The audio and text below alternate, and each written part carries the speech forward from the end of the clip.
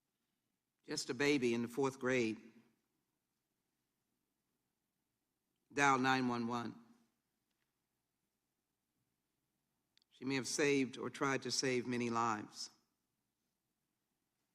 In the pillage, carnage, and death, what was to be a wonderful ending of her 4th year in school. She didn't have that opportunity. Mr. Garza lost his only child.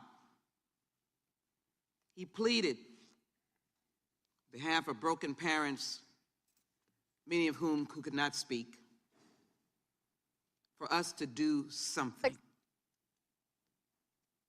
For us to do something. Look at the faces. These are not class graduation pictures. They're dead children. Just like the dead grocery store shoppers in Buffalo, or the people simply seeking a medical appointment in Tulsa. This has been decades of work for many members around this table, including myself. Chairman, H.R. 7910, Protecting Our Kids, is a combination of humanity, courage, decency, and action. I'm holding the Constitution. I don't see a match that's lit the Constitution that has extinguished it. I don't see any elimination of the Second Amendment that needs a constitutional process to even address that question. I asked the NRA, Mr. Wayne LaPierre, meet with us. We're in a crisis of death. We have a war on the children of America. I, for one, cannot stand in a stupor of stupidness. I believe it is crucial that what we did some years ago, sit on the floor of the House when we were in Republican control after Sandy Hook, just to do something. And here we are again.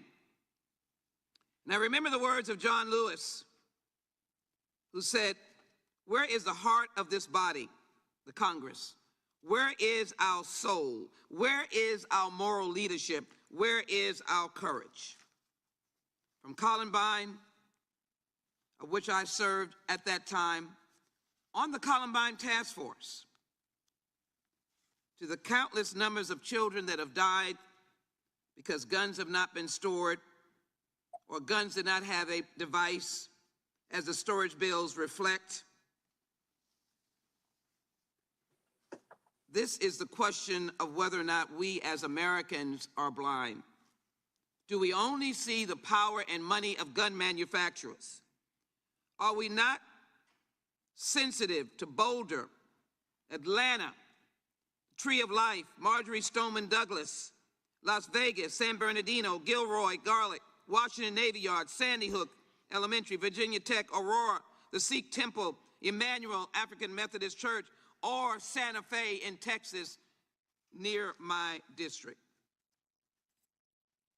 El Paso, if I did not mention it. And so today, I'm reminded of the great and outstanding work of my colleagues. I thank you. You have introduced these bills over and over again, and I'll have an opportunity to discuss how important your legislation is. But we are not finished. The assault weapons ban is a necessity. A 7-week waiting period is a necessity. Actions against manufacturers to give civil liability is a necessity. And countering the cycle of violence is a necessity. I end by simply saying Kimberly Vaughn died in Santa Fe. She was 17 years old. Her mother is still in pain in Texas. And I'm calling on all of you to have a sense of humanity, courage, decency. God knows we need action, for it is a sin and a shame on us. Not this Judiciary Committee, Mr. Nadler, You have done great work on the House and the Senate and then to the President's desk. Shame on us if we can't move legislation now. I yield back. Gentlelady yields back for purposes. All right, everybody, some powerful words from House members in Washington, D.C. right now discussing possible new gun legislation following a series of mass shootings that have happened in the United States really just over the past few weeks. Of course, the mass shooting in Buffalo, New York, the school shooting in Uvalde, Texas, and the latest one happening in Tulsa, Oklahoma, where 4 people were shot inside of a medical center. The gunman also died in that attack. We are expecting an update from the Tulsa Police Department coming up in just a little bit. We, of course, will bring that to you live, raw, and unfiltered as soon as we get that feed. In the meantime, we do want to switch gears and bring you to another story that we have been following here today.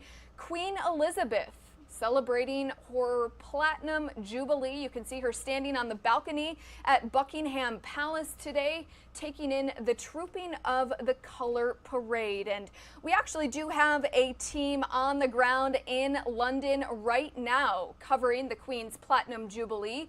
So again, Queen Elizabeth II celebrating her Jubilee, a milestone of 70 years of service as Queen. So let's head out to London, where we have Fox's Alex Hogan live near Buckingham Palace today. Alex, thank you so much for joining us right now. We saw thousands of people there earlier today when the Queen went up to the balcony, giving that historic and sort of famous wave, if you will. Still a huge crowd behind you. Sort of paint a picture of what it was like there today.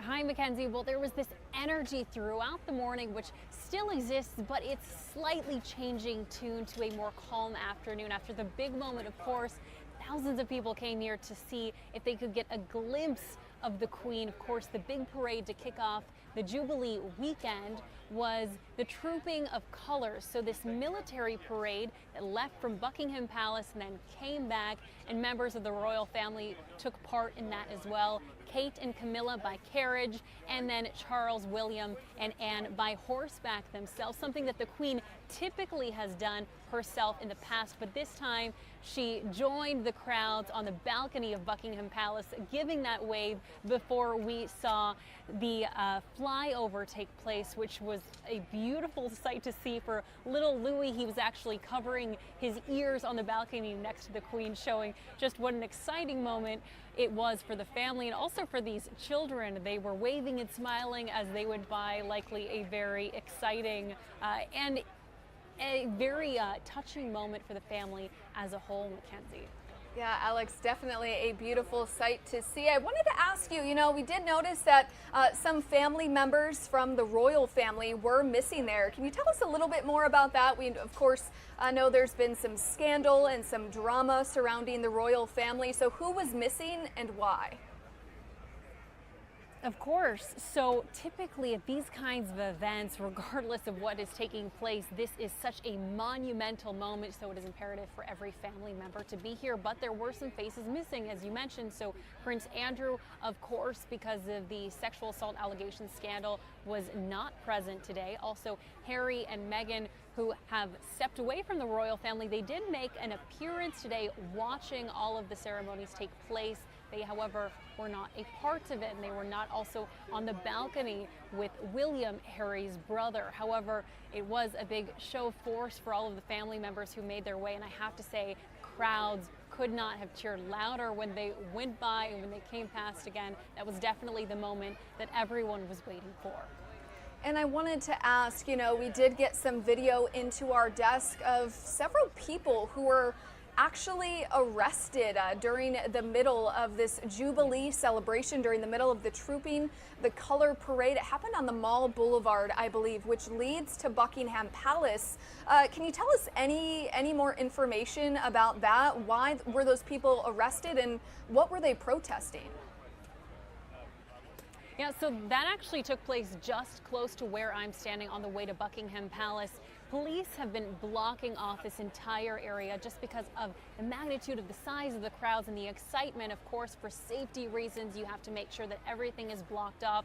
Well, a couple people did manage to get past the gates and actually laid down in front of the marching band, but police were very quick to jump in, grab them so that the parade could go on, and the crowds actually were clapping for the police officers, the men and women who were able to get the show back on the road in order for all of this to resume and for the big moment, which was the Queen stepping out onto the balcony. Now, keep in mind, even though so much has taken place just this morning, this really is just only the beginning of this long holiday weekend. People here will have 2 days off, Thursday, Friday, as well as the weekend, to celebrate the 70 years that the Queen has been on the throne. And this is so remarkable because people realize that this is likely the only time that they will ever see someone go through this massive milestone.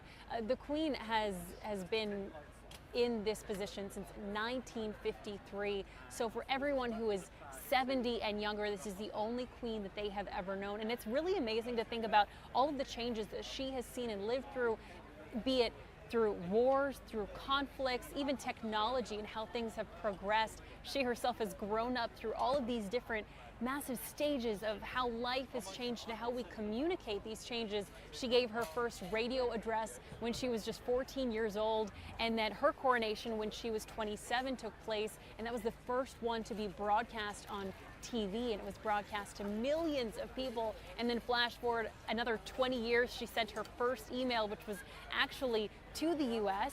Then that was to the State Department, I believe. And then 20 years after that, she's joining social media, where people today are here tagging the Queen, posting all the photos of them celebrating this Jubilee in her honor. So it is a huge celebration that I think everyone here is just so excited to be a part of. Yeah, Alex, you touched on what was going to be my next question, but you know, the possibility, because she is 96 years old, the possibility that this could be the last Jubilee, that people, all of those thousands of people there in the crowd, are really soaking up this historic moment. What was the feel from the crowd? Did you get a chance to speak to anybody about sort of soaking in this moment in time, this history?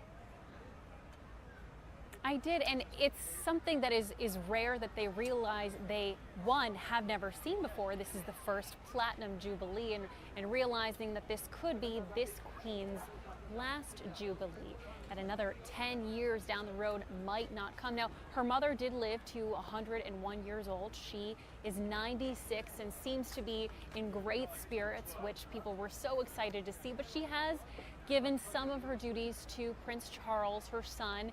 He led the procession today, this military parade that led up to her. Normally, that would be her role to do just that. So she is slightly stepping away from some of those responsibilities, but she has said throughout her reign, and even when she was a princess before she became queen, that it would be her role and her duty to serve the public as long as she lives, and she is doing exactly that. And I think for people who are here today, people who have come not only from the UK, but we've met people from Canada, from the US, I've seen flags from Brazil, South Africa. All of these people are here because it is their time, they think, to pay tribute to her and show their respects for someone who has lived and who has served for so many years. And Alex, finally, I know that, you know, this is just day one of the Queen's Platinum Jubilee. Can you take us through some of the events that we are expecting tomorrow and in the days to come?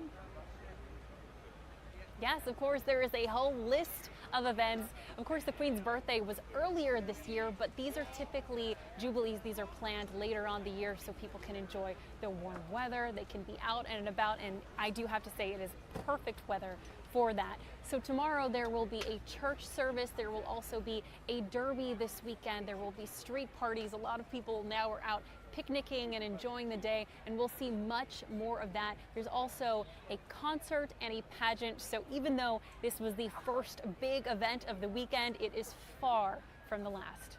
Mackenzie? All right, Fox's Alex Hogan live for us in London, just outside of Buckingham Palace, for Queen Elizabeth II's Platinum Jubilee. Again, just day one of a 4-day sort of festival and celebration. So, Alex, thank you so much. We, of course, appreciate it. Thank you. All right, everybody, we do want to switch gears and bring you back live to Capitol Hill, from London to Washington, D.C., where we currently have the House Judiciary Committee currently discussing gun legislation following a series of mass shootings. Of course, the mass shooting in Buffalo, New York, the one in Uvalde, Texas, where 19 students and 2 teachers were shot and killed just last week. And yesterday, 4 people shot and killed inside of a Tulsa, Oklahoma medical center. So again, we do have lawmakers right now discussing what is called the Protecting Our Kids Act. If passed, this would be legislation that would raise the minimum age to buy semi-automatic rifles from 18 to 21 and could also potentially ban new sales of high-capacity ammunition magazines. South Texas at that time. And it is not a tragedy. It is beyond a tragedy. A tragedy imputes some kind of non-intentional or accidental event. This was beyond that. This was a deliberate, malicious, evil event by this 18-year-old young man. And so it's beyond a tragedy, and it most certainly does need to be addressed and needs to be investigated further. There have been multiple accounts, as there normally would be, from parents, from law enforcement who was on the scene, from Border Patrol agents, the BORTAC unit, et cetera. I hope that we can get to the bottom of exactly what transpired there so we understand it more fully.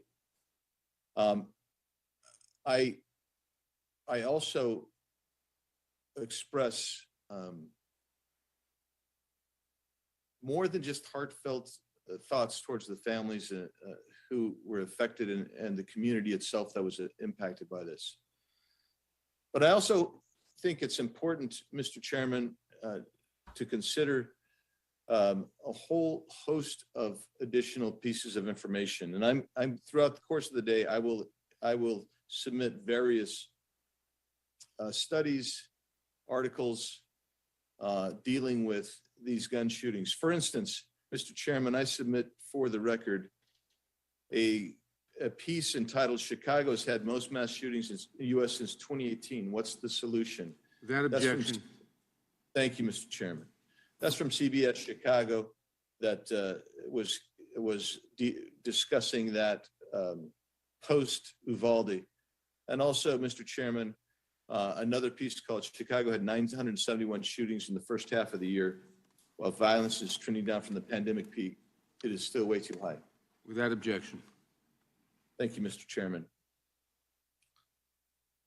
The left and the Democrats' response to virtually every problem is to take more power and control into the national government and take away individual rights or throw taxpayers' money at the problem, sometimes both. That's why they tend to exacerbate virtually every problem without resolution. They misidentify the cause of virtually every effect. The misuse of guns for criminal or even evil purposes is another example. Millions of Americans safely and responsibly own and use guns. Previous Democrat-controlled departments of justice have conservatively estimated that guns are used 1.5 million times per year to save lives. I repeat, the Department of Justice, under Democrat control and leadership, under Democrat administrations, have done their studies and conservatively estimated that guns are used 1.5 million times per year to save lives. Other studies have put that number as high as 2.5 million times per year that a gun is used to save life. Most of the time, the vast majority of the time, it is merely by brandishing a weapon that that stops the violent criminal conduct without having to shoot. The idea that disarming Americans who lawfully, legally own guns, the idea that disarming them will produce a safer, crime-free America is simply not true. I will be going into the Australia studies I will go into the 17 nation international studies as we go throughout this day.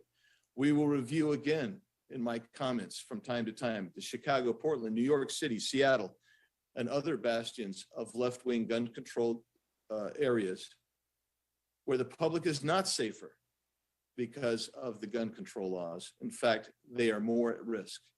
Mr. Chairman, this is an important hearing. I think it's probably premature in relationship and being driven by the response to Uvalde, and I understand that.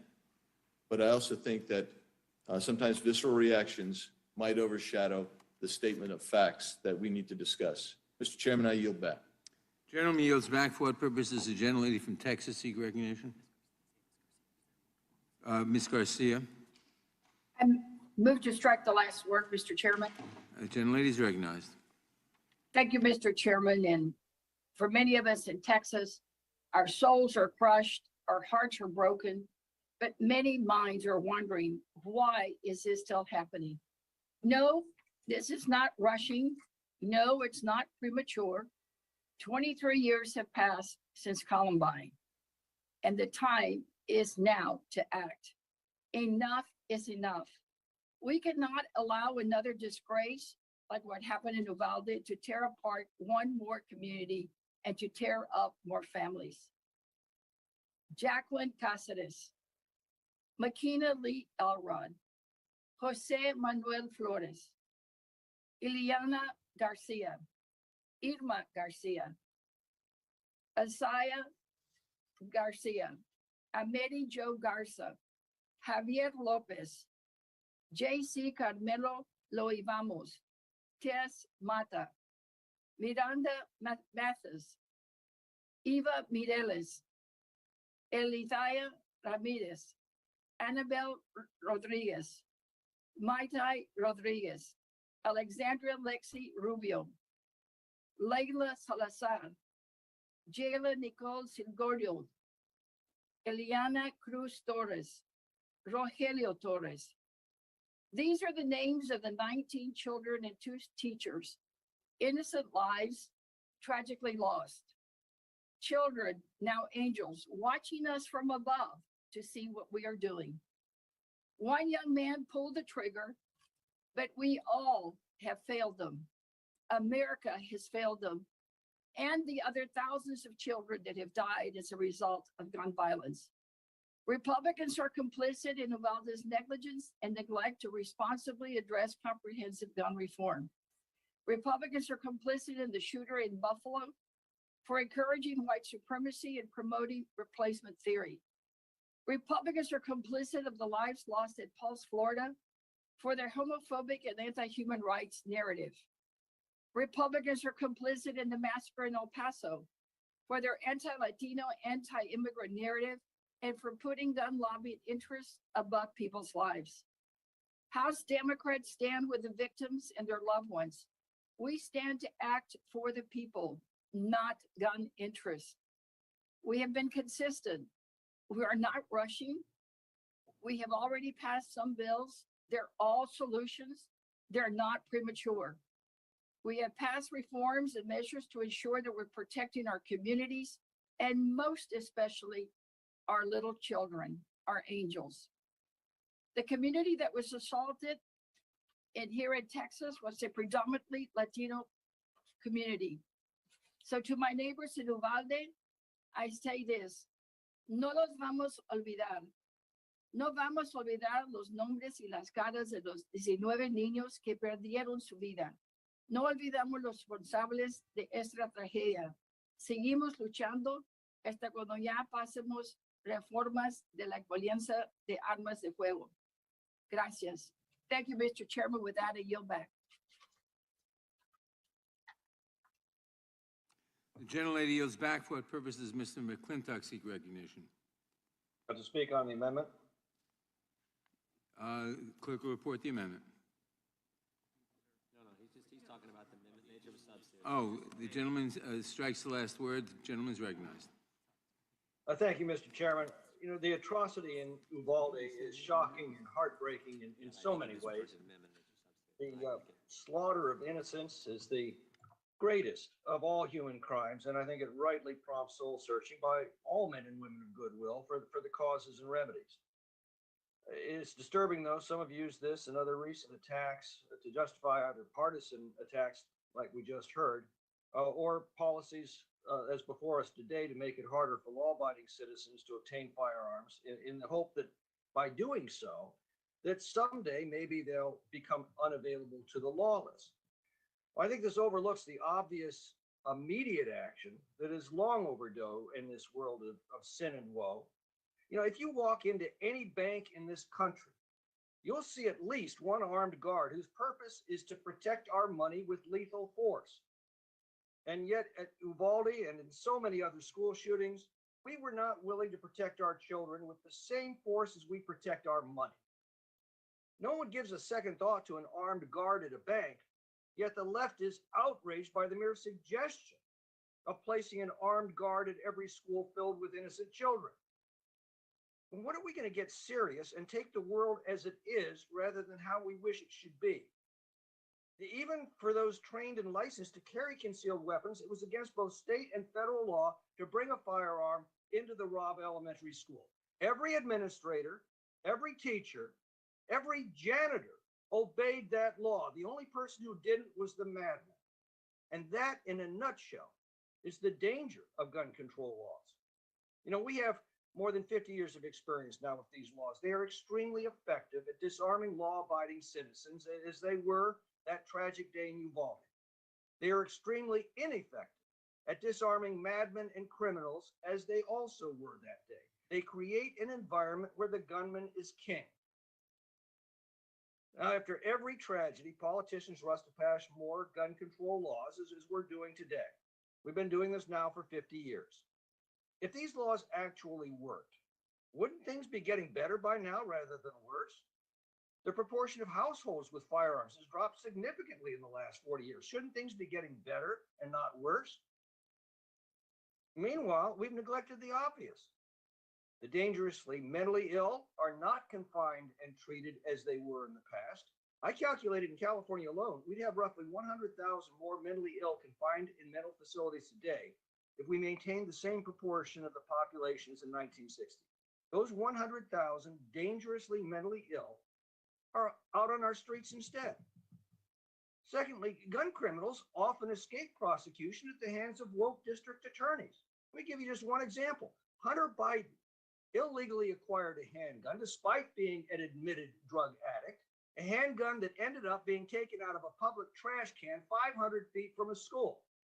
He also lied on his firearms application. Nobody's prosecuting him despite there being no dispute as to the facts. Why not?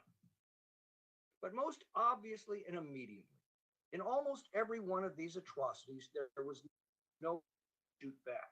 Now, ironically, just such an event happened the very next day in Charleston, West Virginia. A criminal with an AR-15 style rifle approached a graduation party. He fired into the crowd but missed. Moments later, a woman with a concealed weapons permit returned fire and killed him on the spot. You probably haven't heard of that incident because on that occasion, there was a good guy with the freedom to return fire. That freedom was denied at Robb Elementary School. You know, if we could actually banish all guns from all criminals, sign me up. But I suspect that gun laws will be about as effective at keeping guns out of the hands of madmen and terrorists and criminals as our drug laws have been at keeping drugs out of the hands of addicts. The difference is the drug laws don't disarm law-abiding citizens from defending themselves. Gun laws do. The one thing we can do right now, this instant, that will have an immediate effect in stopping such slaughters is to assure that every school has the same protection as your average bank and that every school official with the training and licensing can carry a concealed weapon if they choose. And if we're not willing to take that simple, immediate, and wholly effective step, then we're obviously not serious about stopping these outrages. I yield back. The gentleman yields back. For what purpose does the gentleman from Rhode Island seek recognition? I move to strike the last word. The gentleman is recognized. Mr. Chairman, I want to begin by thanking you for this markup and for bringing this really important piece of legislation to the committee. Guns have become the leading cause of death for American kids. Let that sink in, the leading cause of death. And for those who have said, oh, we're rushing this, more than 311,000 students have experienced gun violence since Columbine. So tell the parents who lost children, tell the family members who saw loved ones slaughtered that we're rushing. The real question is, why has it taken us so long? And there's one reason. We don't have Republican colleagues in the fight with us. We passed 2 bills to strengthen criminal background checks. Our ranking member just described those as radical attempts to take away the Second Amendment to explain Republican inaction in the Senate. That's a bill supported by 90% of the American people. Common sense, as well as closing the Charleston loophole. Enough with these bogus arguments about the Second Amendment. This is about fulfilling our responsibility to keep our constituents safe from gun violence. We have a gun violence epidemic in this country. Over 200 mass shootings, 27 school shootings just this year. And every one of those victims is a child, a sister, a brother, a parent, a loved one of people that we have a responsibility to represent in this country and in this Congress. This set of proposals will significantly reduce gun violence in this country. There's not a single bill we can pass that will eliminate all gun violence. We'd all be for that. But this will make sure that you have to be old enough to have some mature judgment before you can own an assault rifle, that you can't use high-capacity magazines that can slaughter innocents at a quicker pace, that we end gun trafficking and straw purchases that help criminals get guns, that we practice safe storage, eliminate bump stocks, and eliminate ghost guns so you can't secretly produce a gun and then do damage. And the ranking member said, well, these bills punish law-abiding citizens. What one of those bills punishes anyone? And even if you think it's some small burden, it pales in comparison to the burden and the punishment that victims of gun violence have had to experience.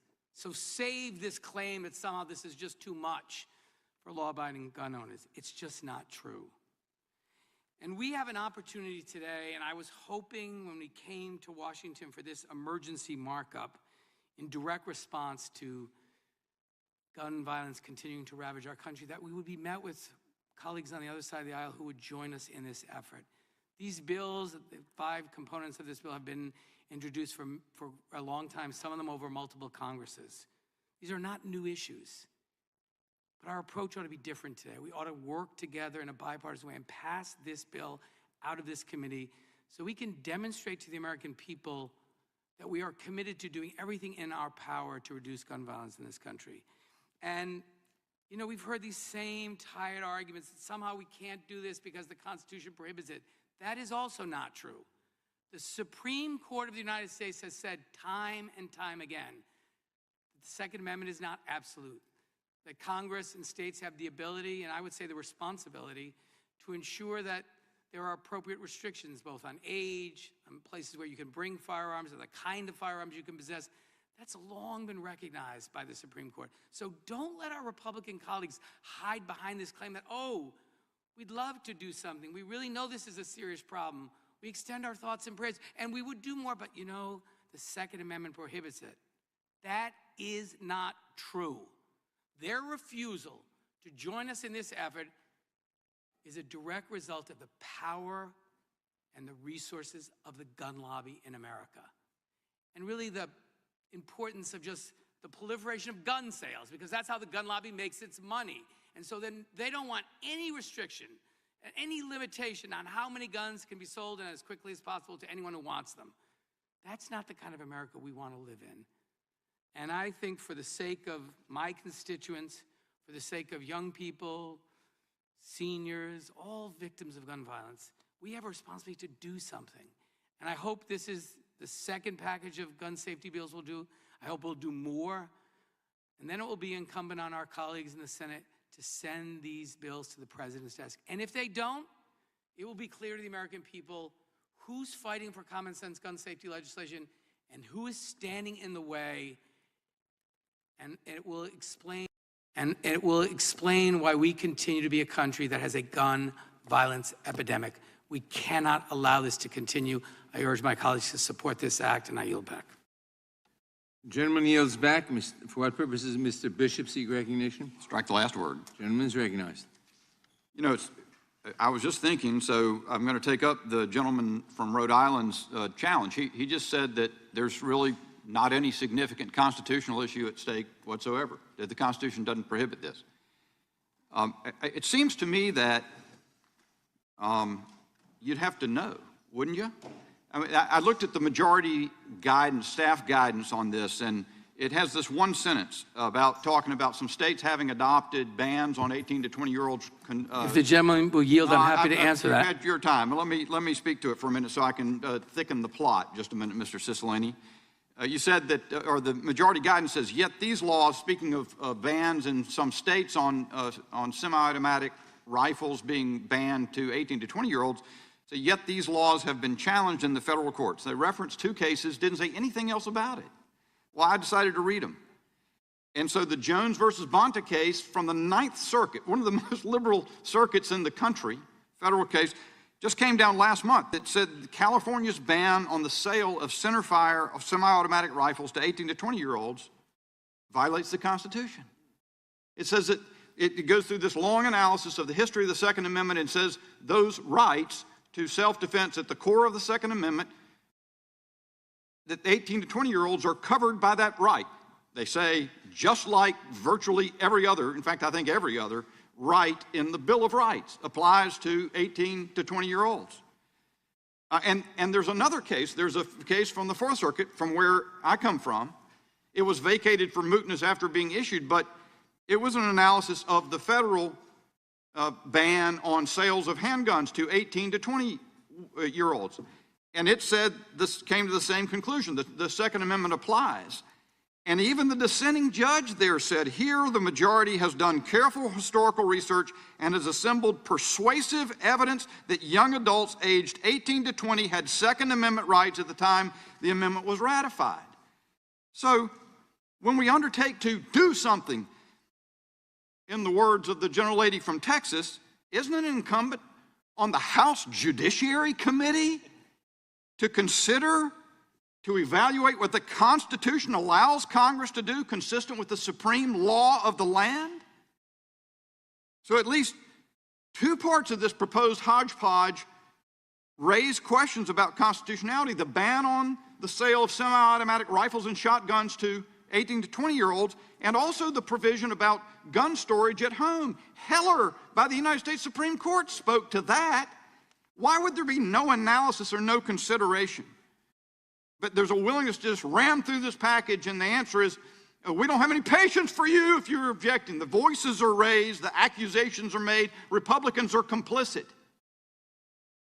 I can tell you this, and let me be clear, you are not going to bully your way into stripping Americans of fundamental rights.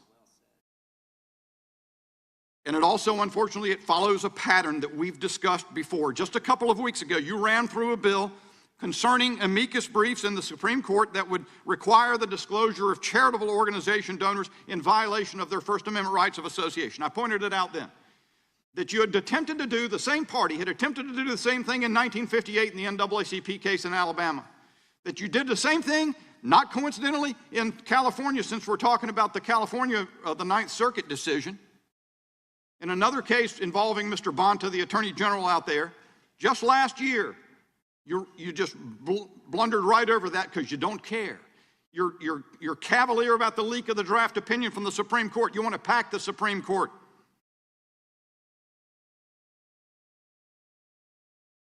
If the gentleman will yield, I'm happy to answer your question. No, I think I've answered the question, but I'd be glad Not to say accurately. You're in the disregard what the 9th Circuit has said the law of the land I'm actually is? bound by the Supreme Court of the United States, and I'd like to read the quote to you if you'll allow me, since you raised the question. Look, I think the issue is what that 9th Circuit case said on the subject. The United States Supreme Court takes precedence over the 9th Circuit. I don't yield. You'll have plenty of time. It's a great quote. Your allies form mobs outside justices' homes. Yeah.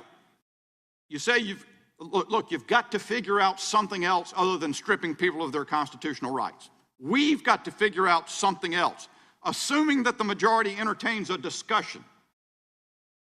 But you cannot, the courts have made it pretty clear, you cannot deprive young adults any more than the remainder of Americans, of their core Second Amendment right to self-defense by the purchase and possession of weapons that are in common use and prevalent. And I'll say one, well, I'm out of time. The gentleman yields back. For what purposes Ms. Dean seek recognition? To strike the last word, Mr. Chairman. Gentleman is recognized. Thank you, Mr. Chairman, and I thank you for calling us to this emergency markup of the Protecting Our Kids Act. It is timely. In fact, we've all been clamoring for this kind of legislation for a very, very long time. I'm stunned by some of the words that we're hearing on the other side of the aisle.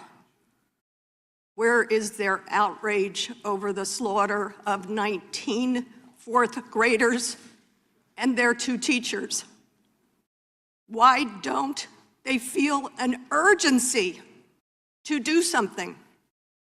I'm reminded of the John Donne poem that ends, "Do not ask for whom the bell tolls.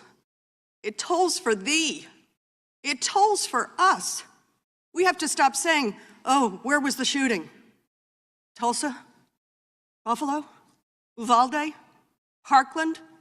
Stop asking for whom the bell tolls. Whose funerals are we watching this week? It tolls for us. Our souls are being drenched out of this society.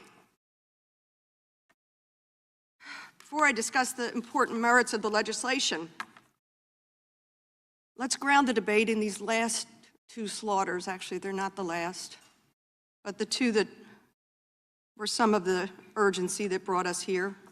On May 14th, 2020, 10 black people were killed in a racist mass shooting, simply shopping for groceries. Roberta Drury, 32. Marcus Morrison, 52. Andre McNeil, 53. Aaron Salter, 55. Geraldine Talley, 62. Celestine Cheney, 65. Hayward Patterson, 67. Catherine Massey, 72. Pearl Young, 77. Ruth Whitfield, 86. It's untimely that we're here. What's untimely is being slaughtered in a supermarket by an 18-year-old with an assault-style weapon that he bought himself too, sort of as a birthday celebration, with hundreds of rounds of ammunition. You're worried about restricting that purchase and that slaughter, and you're not worried about the untimely deaths of 10 black people in a supermarket. And only 10 days later, 19 children and 2 teachers killed, and I know you heard the names, but I'm going to say their first names again. McKenna, Layla, Miranda, Nevaeh, Jose, Xavier, these are all 10 and 11-year-olds, I should be saying. Tess, 10. Roleo, 10. Ellie, 9. Elihana, 10. Annabelle, 10. Jackie, 9. Uzziah, 10. Jace, 10. Mate, 10. Jaliyah, 10. Ameri, 10. Lexi, 10. Alethea, 10. And their teachers, Irma, 48, and Eva, 44.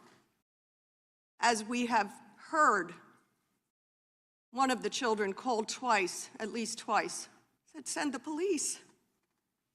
One of the children recounted how she took the blood of her dead friend lying near her and smeared herself with that blood to pretend to be dead. What have we taught our children? This is on our watch. Where is the outrage? I will tell my friends on the other side of the aisle who, for some reason, stand against these common sense measures that would save lives, not all lives, but would save lives, you're way behind the curve. Gun owners, Americans, by and large, want these measures. I don't know what bubble you're living in. I guess surrounded by a powerful gun lobby, trying to hold on to your seats. But America is way ahead of you. The outrage is real. We didn't learn it after Columbine. We didn't learn it after Sandy Hook. Please, God, let us stop the shame on our country, pass these laws, say that an 18-year-old cannot go in and slaughter our children or black people because they don't like black people. Join us. Join us in saving lives. We couldn't have a more important job to do.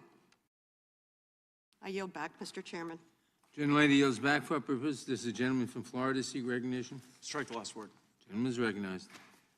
I'll confess I don't know much about the gun lobby that my colleague referenced because I don't meet with any lobbyists. I don't take their donations, and I don't take any donations from any of the political action committees that are for or against any of these measures. But I can speak for law-abiding gun owners who are very concerned about some of the bills that are before us. It is reflexive and it is irresponsible to consider bills while we're still trying to figure out what happened in some of these circumstances that you suggest animated the need for this hearing.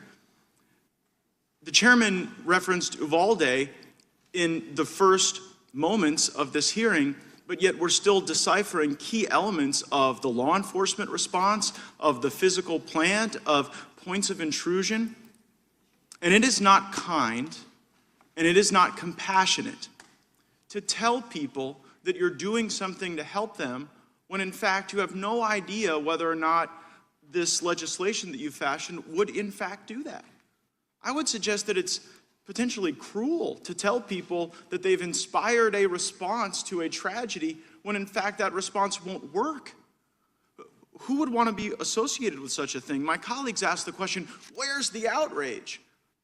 I would observe that perhaps outrage isn't the most responsible and pensive way to write a bill, to address a problem. I heard on Sunday Senator Chris Murphy praise the Florida legislation in response to the violence in Parkland. And while there's a lot in that legislation I didn't like, mainly the gun control, there were provisions that I think we could work on that have made schools safer in Florida. For example, no longer leaving schools as gun-free zones, as soft targets in many cases, has improved the force multiplier for law enforcement. In fact, of Florida's 67 counties, 45 have opted into the Sentinel program we created in our state to get rid of the gun-free zones and to allow former members of our military, former tactical operators, former members of law enforcement to be there for their children to keep them safe so that we don't have to relive these tragedies. There was also more training that was actually required, mandatory, rigorous in Florida. That would be something that we might want to think about and might want to encourage. But it is similarly irresponsible here in the Judiciary Committee for us to just ignore the jurisprudence that's happening around the country. When you have the Ninth Circuit, the Fourth Circuit, developing law around the notion that you can't just deprive someone of their Second Amendment rights who's committed no offense other than not having achieved the age of 21 once they're an American adult. I sort of like Congressman Massey's legislation that maybe everyone who's a voter or on their way to vote ought to have the opportunity to carry a firearm to ensure that they're not subject to any intimidation. I heard my colleague, Mr. Cohen, talk about the need to pass this legislation despite the fact that it will stop law-abiding citizens from being able to exercise their right. And I guess that is the accepted collateral damage. What people need to hear is that stopping law-abiding citizens from exercising their rights is okay, even in a world in which we're not making school shootings less likely because we're not appropriately tailoring the remedy to the problem. We've got all this ghost guns and gun tracking legislation up today.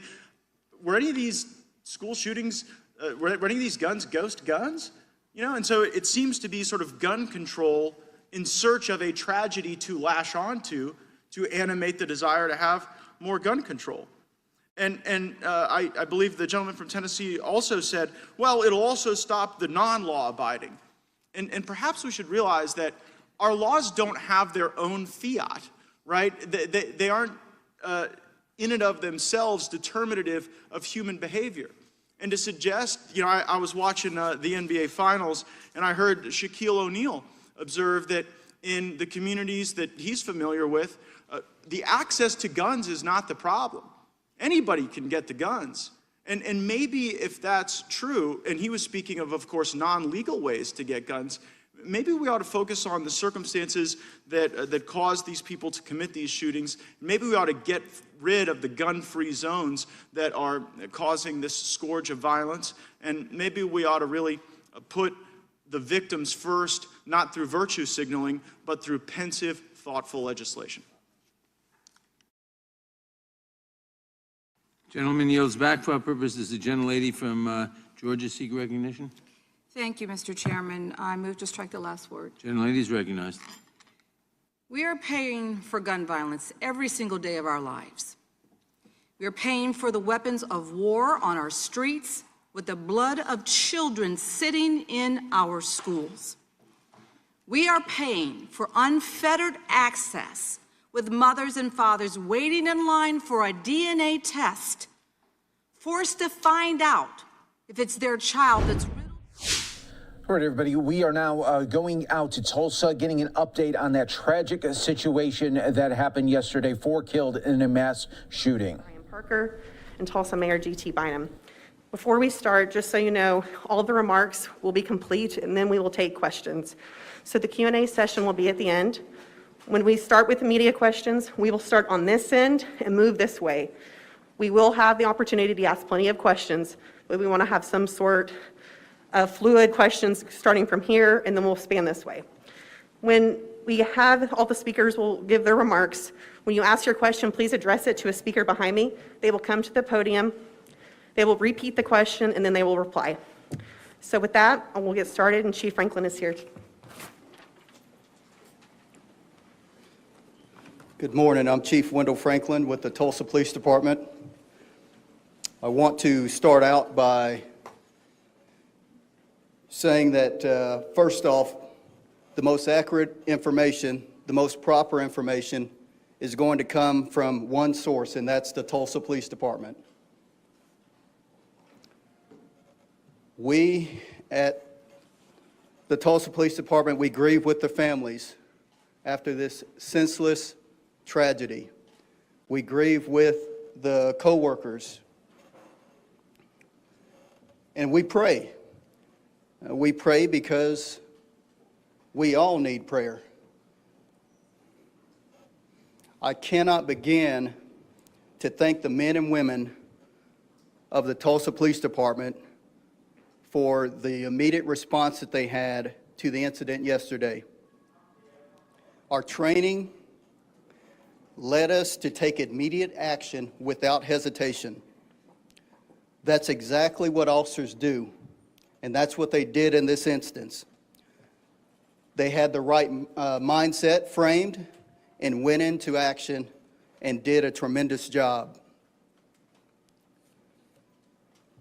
The other first responders that came to the scene, the Tulsa Fire Department, Oklahoma Highway Patrol, Tulsa County Sheriff's Office, the St. Francis Security Team, the Federal Bureau of Investigation, Alcohol, Tobacco, and Firearms, United States Marshal Service, Tribal Police, and other federal and local agencies all responded and descended upon 61st and Yale yesterday.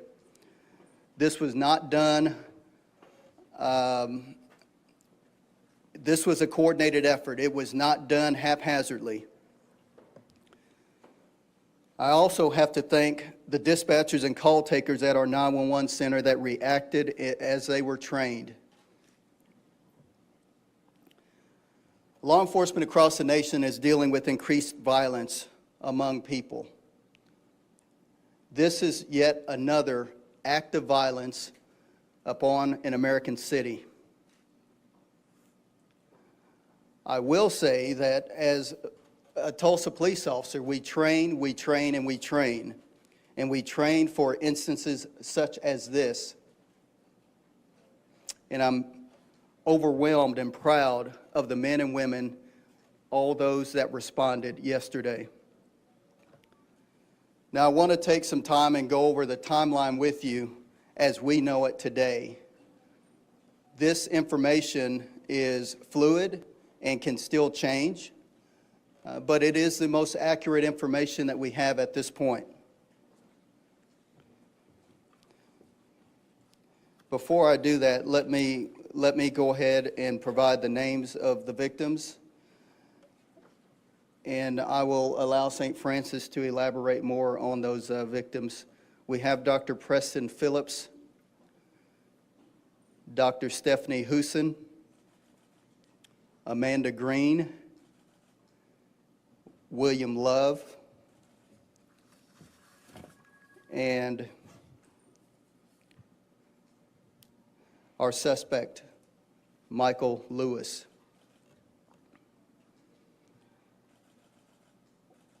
On May 19th, Michael Lewis went into the hospital for a back surgery. The performing physician was Dr. Preston Phillips. Mr. Lewis was released on 5/24, May the 24th.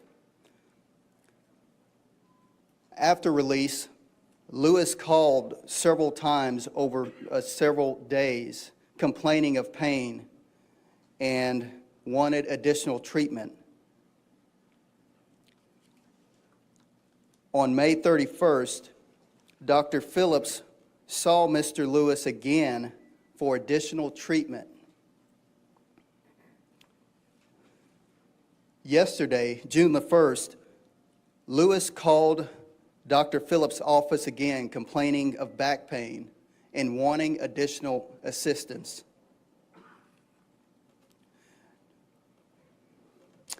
Now, we know through the help of our ATF and their gun tracing that at 2 p.m. on June the 1st, Mr. Lewis purchased a semi-automatic rifle from a local gun store. That semi-automatic rifle was an AR-15 style rifle.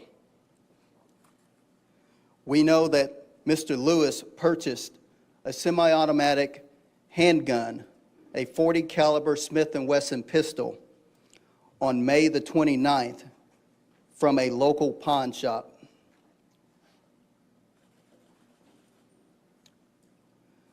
I now want to go into the shooting timeline.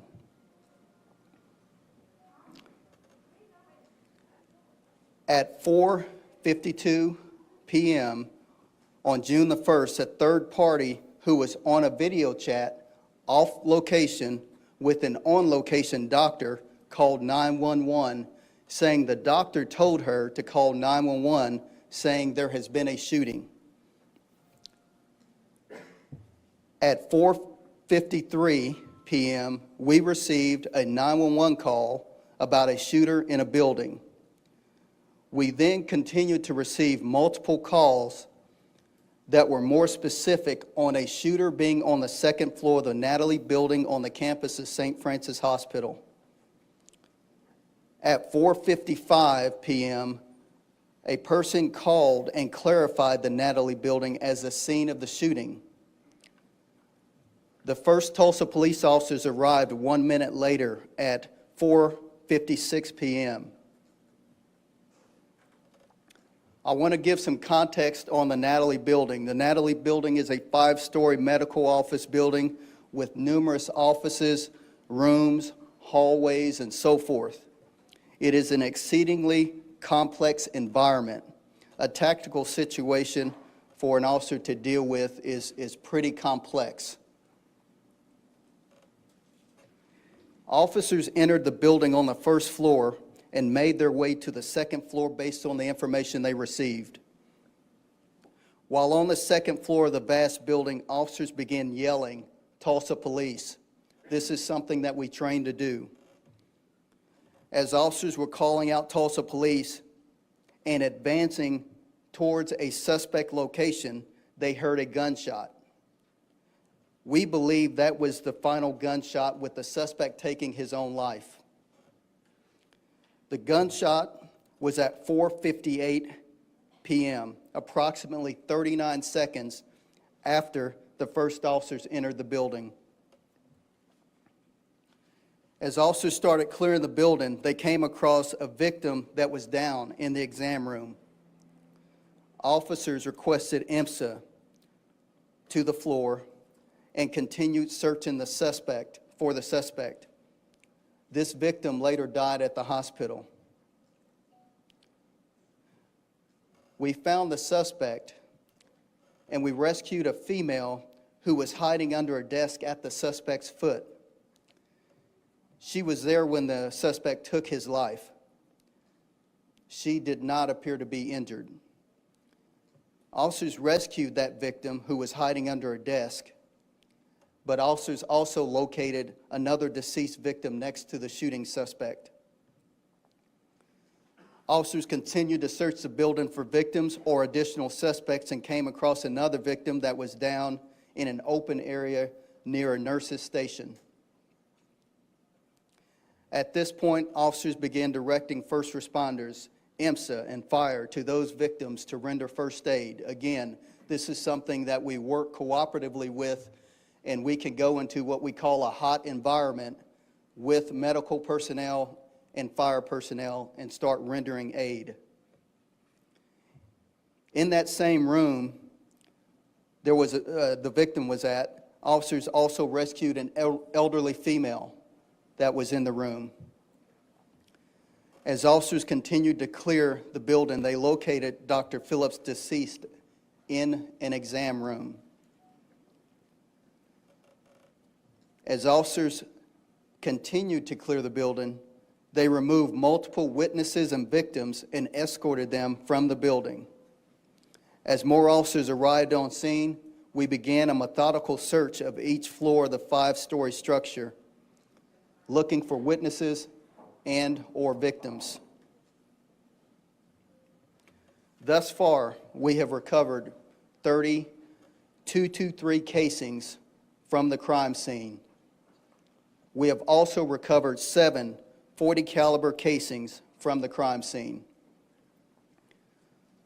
We have also found a letter on the suspect which made it clear that he came in with the intent to kill Dr. Phillips and anyone who got in his way. He blamed Dr. Phillips for the ongoing pain following the surgery. At 5:24 p.m., we received a call from the Cherokee County Sheriff's Office, and that dispatcher told us a woman on the line whose name they did not have called saying that her husband had killed several people at Dr. Phillips' office. This would have been a half hour after the event occurred. We received 2 follow-up phone calls from the Cherokee County Sheriff's Office providing clarifying information. All of this information was after the fact. Once the scene was secure, the Tulsa Police Homicide and Crime Scene detectives began working the scene. They continued work until 3 a.m. this morning. We have now turned that scene back over to the hospital staff at St. Francis. I cannot emphasize enough that we train rigorously over and over and over again for not if, but when, because we have seen the violence that has taken place throughout the United States. And we would be naive not to think that that would not happen in our jurisdiction.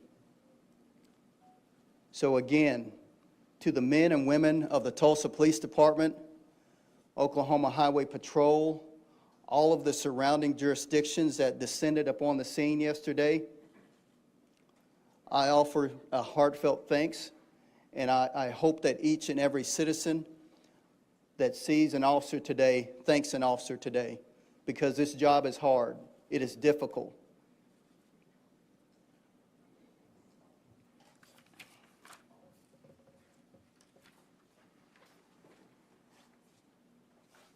Thank you, Chief Franklin. I had an opportunity to walk through the clinic this morning, And I did that for two reasons, one of which so that I could see it for myself, more than just the lobby, which is where I was last night, but also so that I could do one thing, which is I represent over 10,000 people that make up the St. Francis health system, and I prayed over each of the areas where it was clear that someone had laid, including the perpetrator. And I, last night, sent a message to our staff, and I just asked them to do two things, one of which is to ask questions, because there are 1,000 questions that we're gonna need to try to answer over the next couple of days, the next couple of weeks, probably next couple of months. But I also asked them to acknowledge that yesterday will change St. Francis, and it is up to us to not allow this horrible event, this situation, we can't allow that to make us want to turn our back on the reason that we're here. We were all called into this profession. Whether you're a physician or a caregiver or a support staff, we were all called into this profession to care for others and to care for our community. And while it's human nature to want to turn our backs right now, to want to walk away, we can't do that, and we won't do that. And so all I ask is for you to continue to support this organization and this community with your prayers, and know that St. Francis will come out of this even stronger still.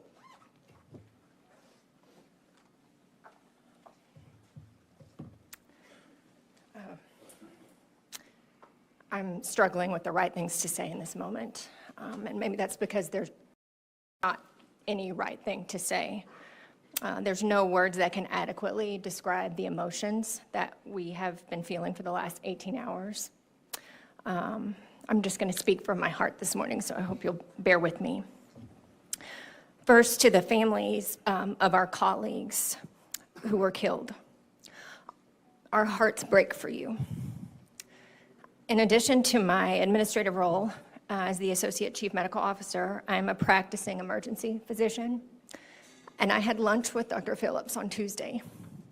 We work really closely with our orthopedic team in the emergency department, and I know that all of my colleagues went into medicine to help people.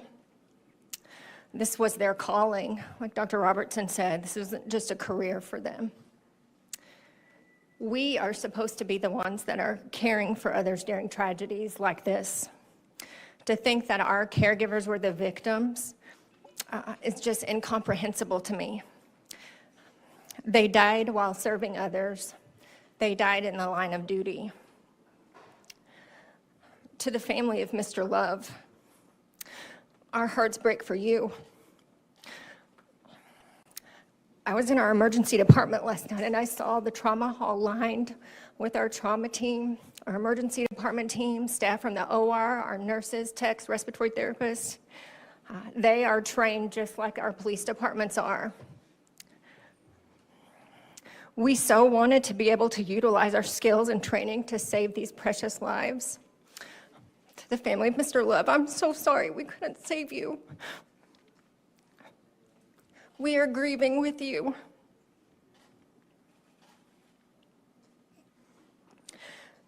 When I woke this morning, I really just wanted this to all be a bad dream, but this is the reality of our world right now.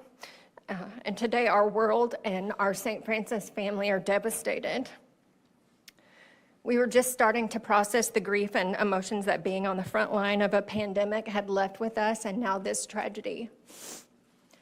But I will reiterate what Cliff said. Our job is to help and heal. And we are here to do our job, even if it's with broken hearts. On behalf of our medical staff, I would like to thank our security team and all of the first responders who, without hesitation or fear, were on scene to do what needed to be done. In the emergency department, we have a special relationship with our first responders. We work very closely with our police department, with IMSA and our other EMS agencies. They are part of the team, and we work with them on a daily basis. So thank you for being here for us in our time of need. Thank you for being here when we needed you. Thank you for all you do to serve our community. We have all asked for prayers, and I will reiterate that. Whatever faith you subscribe to, and even if you don't subscribe to a faith, I will tell you that a prayer is just a solemn request for help. And I think we could all agree that our world needs a little bit of help right now. I want to leave you with the prayer that's been on my heart since last night. Lord, I see a world that's dying, wounded by the master of deceit, groping in the darkness, haunted by the years of past defeat. But then I see you standing near me, shining with compassion in your eyes. Jesus, shine down on us. Let your love shine through us in the night. Lord, we want to be your witness. You can take what's wrong and make it right. Thank you.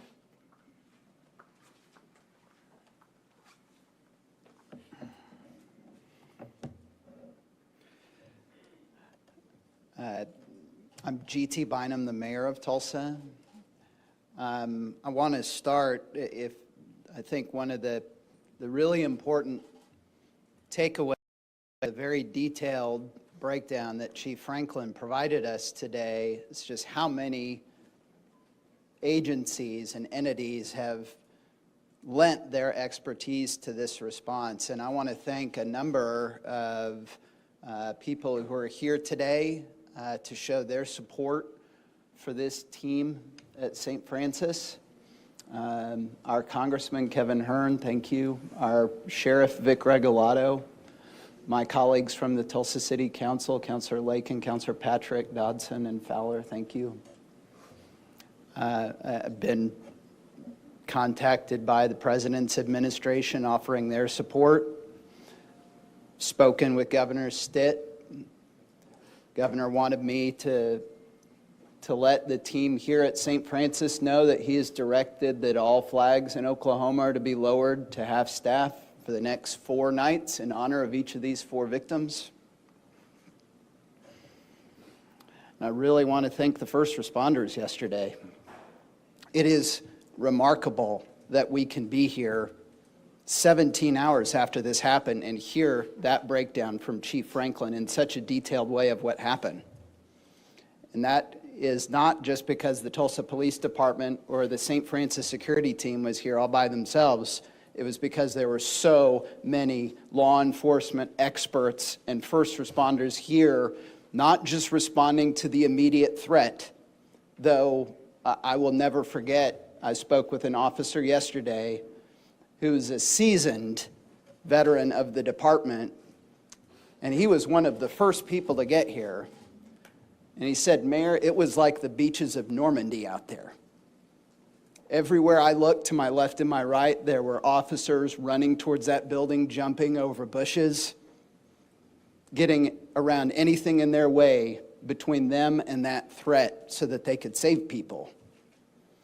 That is the law enforcement community that we have here in Tulsa.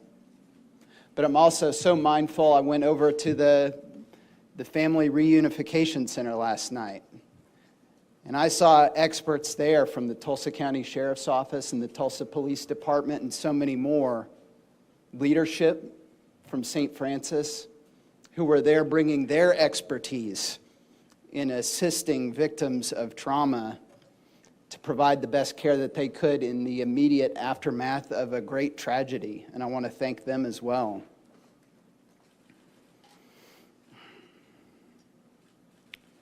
Our focus right now is on grieving. The shooter is dead. The threat that he brought to this campus, that has been ended yesterday. But the days ahead of us and the weeks ahead of us, It is so important for this community to show the team here at St. Francis how much we love you. And I want to thank all of you for coming to work today.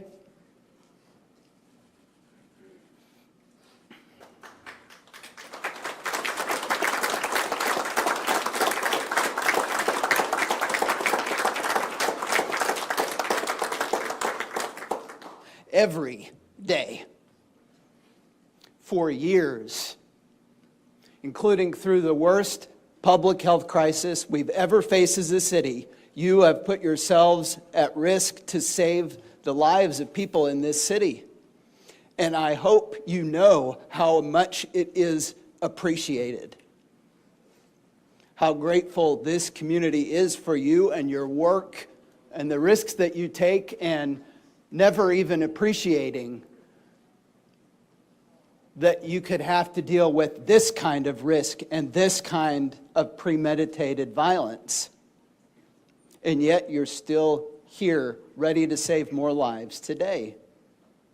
This is a remarkable group of people that work at the St. Francis Health System. And so I want to ask my fellow Tulsans, in the days and weeks ahead, and that's the two things I've been asked the most in the last 17 hours. One, people wanting to know the details of what happened and why it happened. Well, I think thanks to the law enforcement collaborative effort, we have a very clear understanding of that at this point. But even more than that, people want to know what they can do to help. We now know who the victims are. There will be a time to memorialize them and to show our support for their families individually. But we also know that our community needs to rally around the heroes who work at the St. Francis Health System.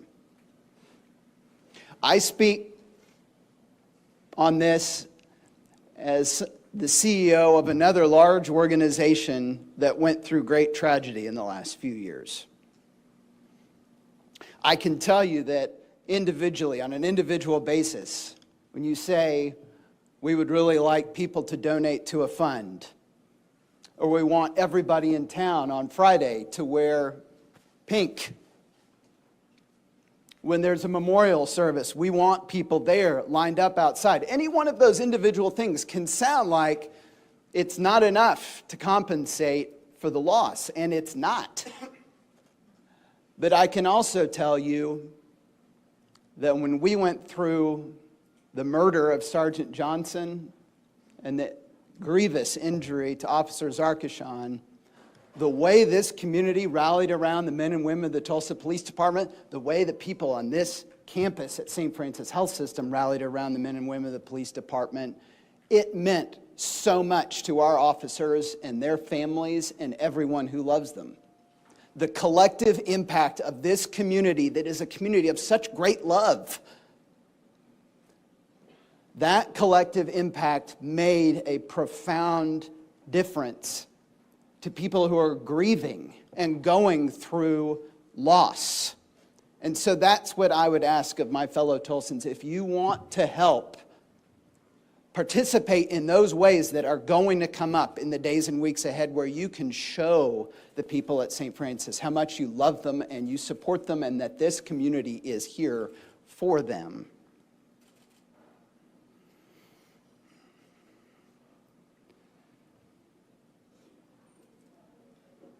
I just want to say, lastly, on behalf of everyone in this community, it isn't enough to tell the team at St. Francis how much we love you and how grateful we are for you. There is nothing that we can say that will make this pain go away. But we will be here with you to walk with you through that process every step of the way. Have no doubt about that. Thank you. We'll be getting questions now. Yes, sir. Yes, Chief, what you're telling us about your men and women and the other law enforcement reassuring, particularly after what happened in Texas. So I just want to say that. Thank you. Secondly, regarding these victims, the physician who this man was apparently angry at, please tell us about the other 3 people. Why? It sounds like another physician, and perhaps 2 civilians, who they were and why they were there. The question is who the other victims were and why they were there. They were there for medical service. The doctor was there providing care. They stood in the way. They stood in the way, and Lewis gunned them down.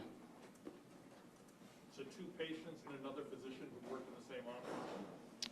So there were 2 physicians, yes. There was a receptionist and there was a patient. Yeah, can we just get the spelling of first and last name of everyone? We'll send that afterward. Yes, Kevin? Chief, could you go through the police department's policy for dealing with an active shooter like this? You instruct your officers to go in no matter what. How do you handle something like this? What are they instructed to do? When that call goes out, the first officers that arrive confirm that there is an active shooter in progress. We then have an activation that occurs through our 911 that alerts every Tulsa police officer on duty and off duty. It alerts our special response team. It alerts our special operations team. It alerts all of our surrounding areas. Everyone responds en masse. We have all trained together. We've all worked together. We know each other's tendencies through that work. So when we get that call, we are going to disregard any safety measures that we might have for ourselves, and we are going to go in the building to deal with the threat. Our philosophy is we will stop the threat, and we will do that by any means necessary. That's exactly what the mindset of these officers were that responded on the scene yesterday, and they performed heroically, in my opinion, and I cannot thank enough the response not only from our locals, but also from the FBI, the United States Marshal Service, the ATF. All of them responded en masse. And if you were out at the scene, you saw every shoulder patch, every patch on the back of the vest from every different jurisdiction surrounding Tulsa. That's how we train. We train together, we respond together, we work with St. Francis Security, and have the director of security for St. Francis is a retired Tulsa police major. So we are always in constant contact and in sync with one another. This was a massive building, which is, again, what we train on. Large buildings, large structures create obstacles for our officers between reinforced doors, between cavernous hallways. The shots echoed in the building. So we train to enter the building. If shots are being fired, we are to move rapidly towards those shots. If shots are not being fired, we are going to be more methodical in our approach as we look for signs, and that's what these officers did. When they first entered the building, they saw broken glass. They saw shell casings. They were following those shell casings around and began yelling, "Tulsa police, Tulsa police."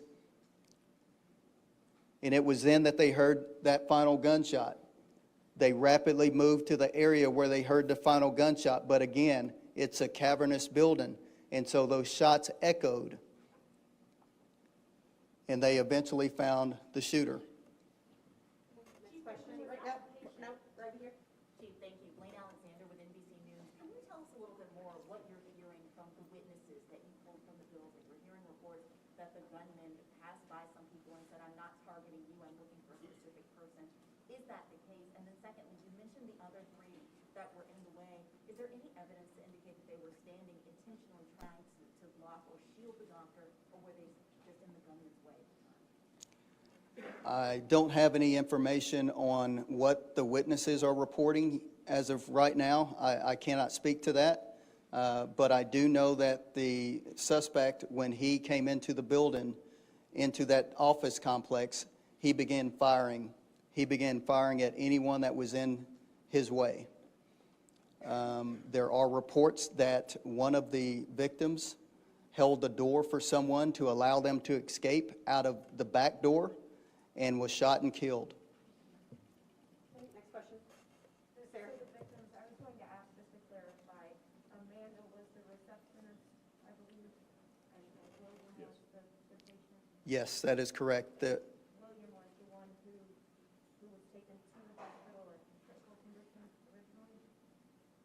Yes. Clarification on that? Amanda was the victim, and she was the receptionist, and the other was a patient and was taken to the hospital and later died.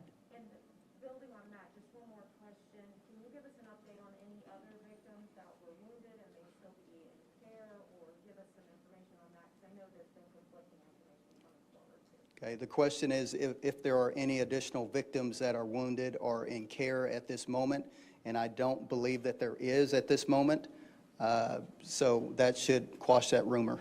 Okay, next. Yes. Can you talk about how the shooter actually got in the building and how he got to the second floor? Did he take an elevator? Did he take stairs? The question is, how did the shooter get to the second floor?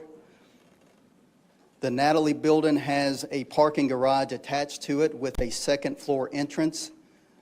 The suspect parked on the second floor of the building and entered through that second floor entryway and worked his way into the building. Any questions? Yep. Yes. Around the same time this happened, we got a release from Muskogee PD about a bomb threat that you guys had tipped them off by. Is that connected to this at all? The question is about a bomb threat that came in through Muskogee Police Department. That did come in. We are still working to determine exactly how that came in. We do know that there was a response in Muskogee towards a bomb call. I believe it was at the suspect's residence, but we are still working through that portion to determine exactly what transpired there. Any questions here? Yes. When we talked before, you said that the gun control measure you support is locking up guns. Yet here we are. It's been a terrible season of gun violence in Tulsa. Do you support even a basic red flag law, any background check, anything like that? The question is on gun legislation and what I support. I will tell you this. I go out and I execute the law. There are legislators that legislate the law, that create the law. And I am more than happy to work with legislators if they want to bend my ear from a law enforcement perspective and ask what we need. I am more than willing to sit down and provide that information to legislators. Thank you, Chief. Next question. Yes, in the back.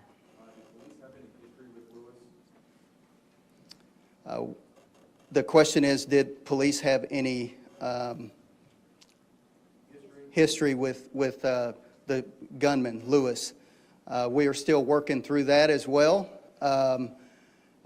He is from Muskogee, and so we are still working through that to determine exactly what his contact with law enforcement may have been. Any questions in here? Yes.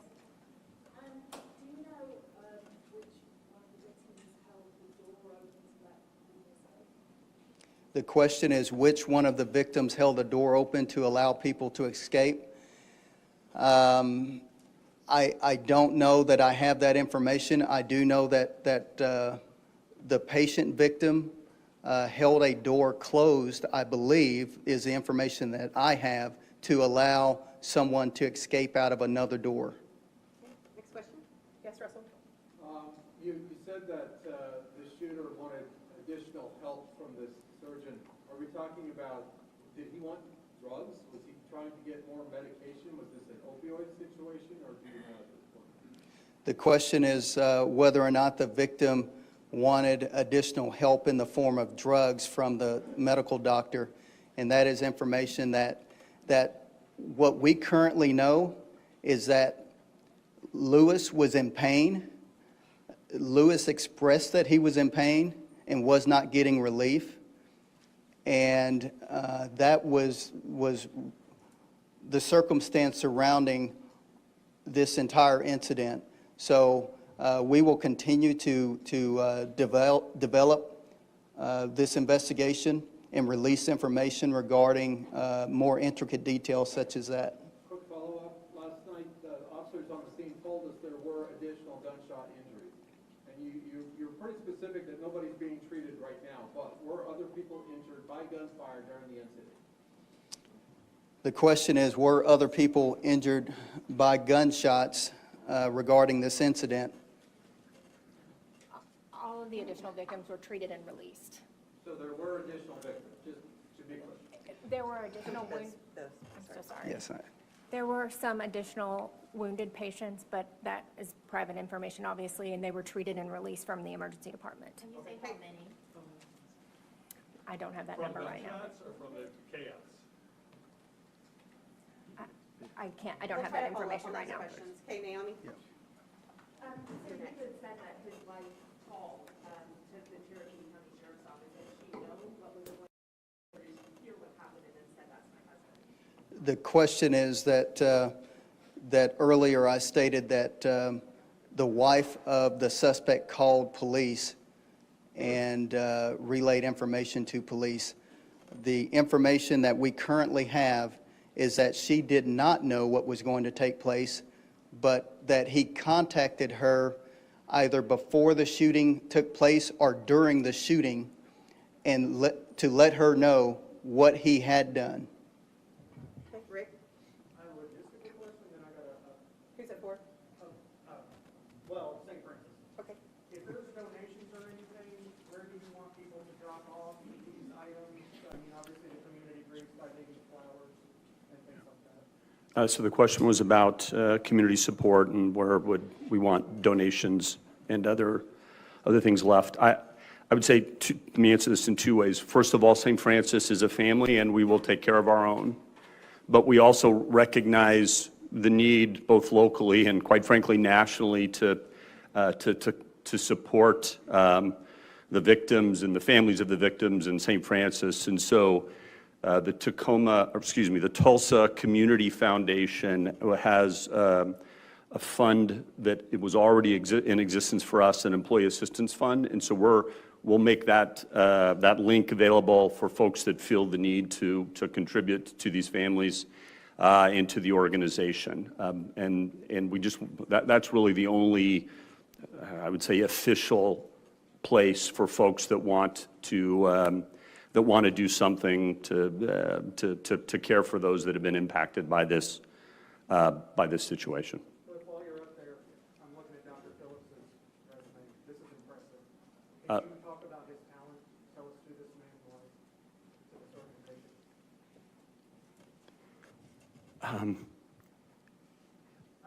No, that's fine. President, Dr. Phillips was the consummate gentleman. He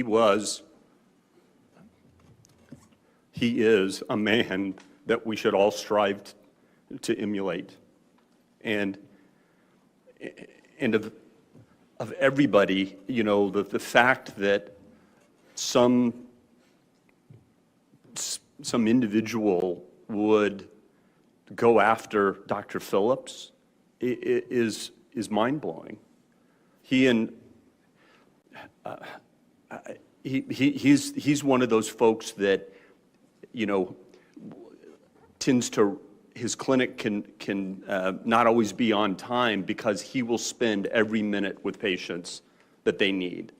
He is one of those doctors that was cut from the cloth of 4 decades ago in terms of how he felt about people and how he felt about his calling. And so not only is it a shock, it is the ultimate loss for St. Francis and for Tulsa. Are there any questions for Dr. Robertson while he's here? Yes. I guess, had Dr. Phillips raised any concern that the suspect was evilness? Did he alert anybody that this might be a possibility that he was concerned about his safety? So the question was, had Dr. Phillips alerted anyone about his concerns, or did he have concerns about his safety or this patient? And not that we're aware of as of today.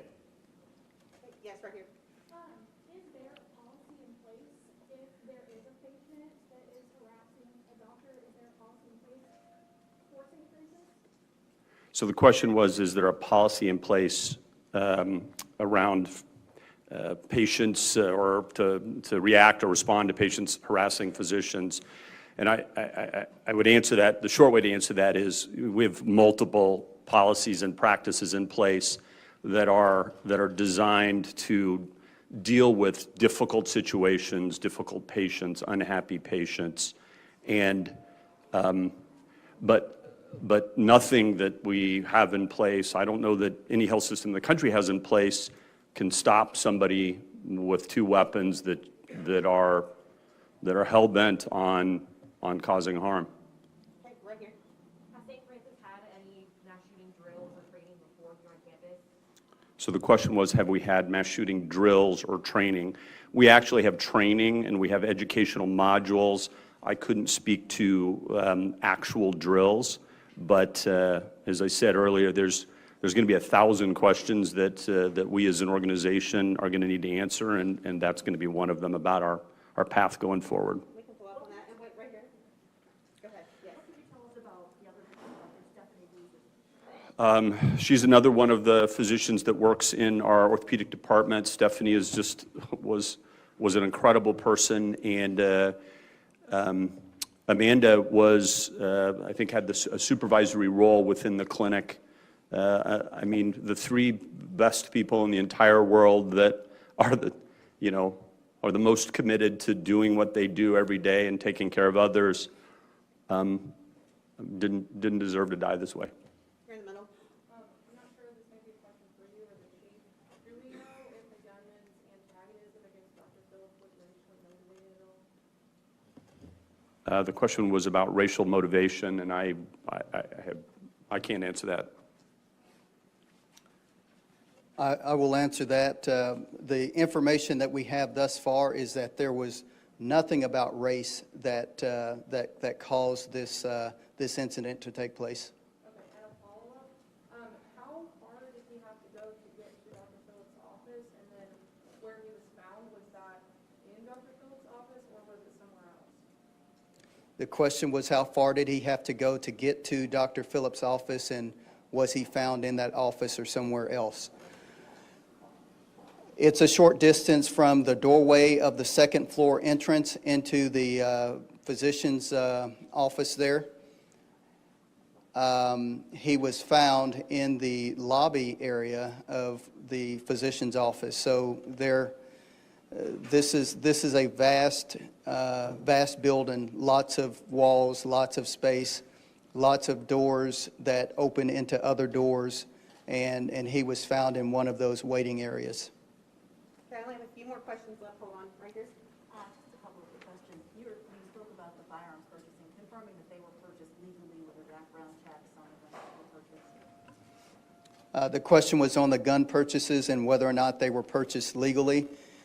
The information that we have at the current time is that they were legally purchased firearms. One purchased an hour and some change before the actual shooting event took place, and the other purchased 3 days before the shooting took place.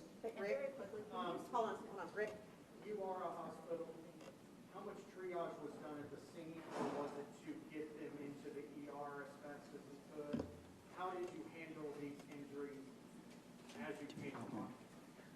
So the answer was about triage. So in conjunction with our emergency medical personnel with IMSA and Tulsa Fire and Rescue, there are protocols in place to triage at the scene.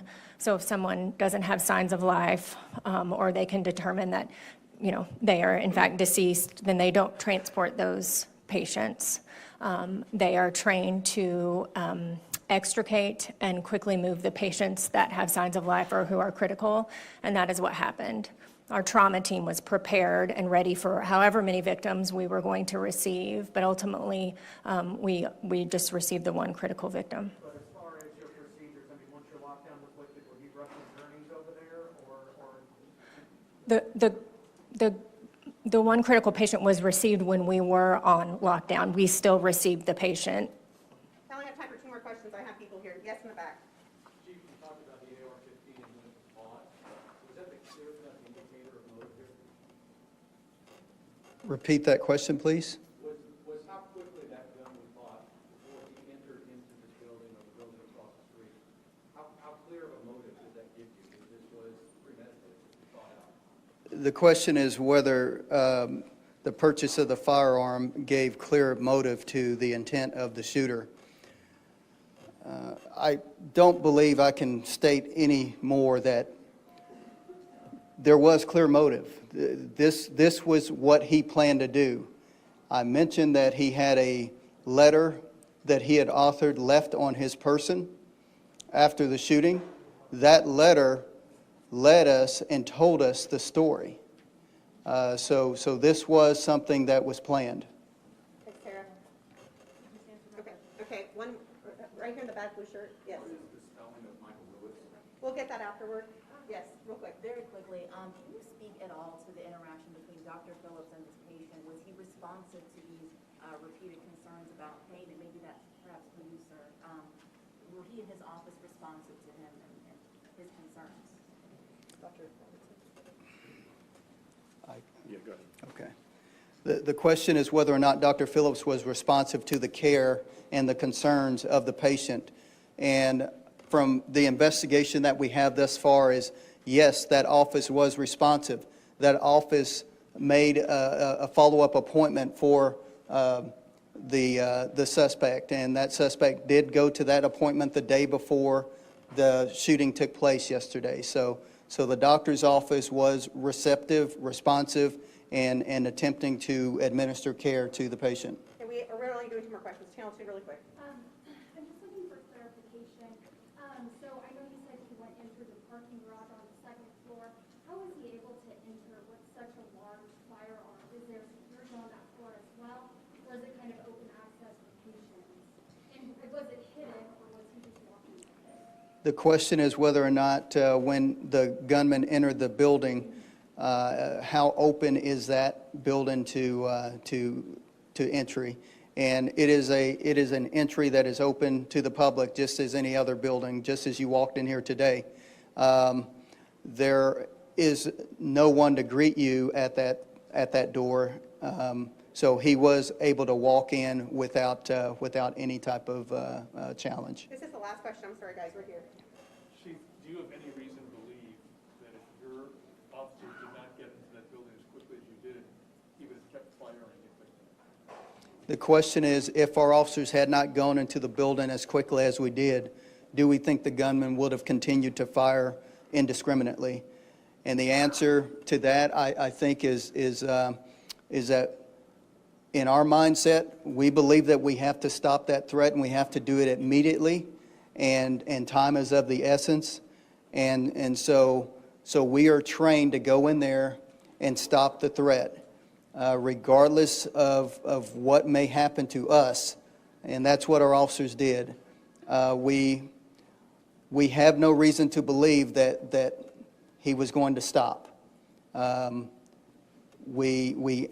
That is the mindset that we have. That's how we operated, and that's what the officers, the initial officers that went into the building, that's exactly what they did. They sought him out, attempting to stop the threat. That concludes our news conference. If you are going to do any one-on-one interviews or anything like that, live setups, it needs to be outside, and we need to clear this area. Thanks, everyone. That was the update there from officials in Tulsa, as it almost went an hour there getting the updates from that tragic situation that played out yesterday. Got a lot of information as well as a timeline of the events that happened there, as police say the suspect had back surgery from the doctor about just last month and was still feeling not the best and in pain. That's according to the police, and decided for some reason to go and shoot that doctor and then killed anyone that was in the way of that doctor. And unfortunately, another physician died, a receptionist, and then a patient later died as well. That patient was found in a closet hiding and then was taken to another hospital where he later died there. So a very sad situation that played out there in Tulsa. Yesterday, we brought you with that live coverage, and today brought you the update right here on Live Now from Fox, everybody. We are going to take a quick 2-minute break here, right here on Live Now from Fox, but I just want to show you some breaking news that happened out in Pennsylvania just a little bit ago. A fire truck crash with another vehicle here head on, but learning that all firefighters are okay. We don't know about the other person that was involved there in that crash there, but this was Skyfox images out of Pennsylvania just moments ago. We are going to take a quick 2-minute break here on Live Now from Fox. We still have going on right now a House committee markup bill on the effort to change gun laws in America. It is expected to get a vote on the House floor sometime next week. This comes really as we as a nation are dealing with mass shootings across the country. So far, just this year, 230 mass shootings in America, and it is only June right now. You're watching Live Now from Fox, everybody. We will take that quick 2-minute break.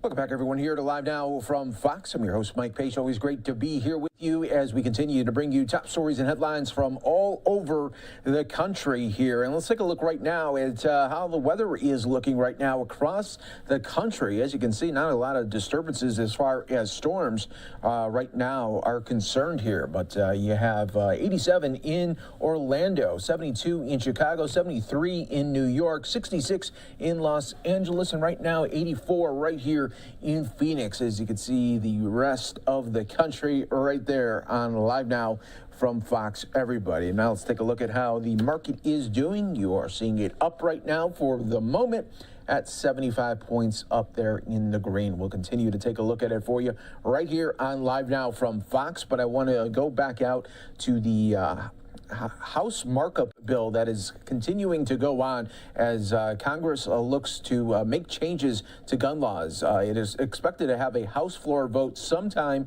next week, and we are going to listen to a little bit of that as we are seeing gun violence across the country at a big rate right now. 230 mass shootings already has happened in this country. Mass shooting is described as 4 or more people dead in a shooting like that. So let's listen right here on Live Now from Fox.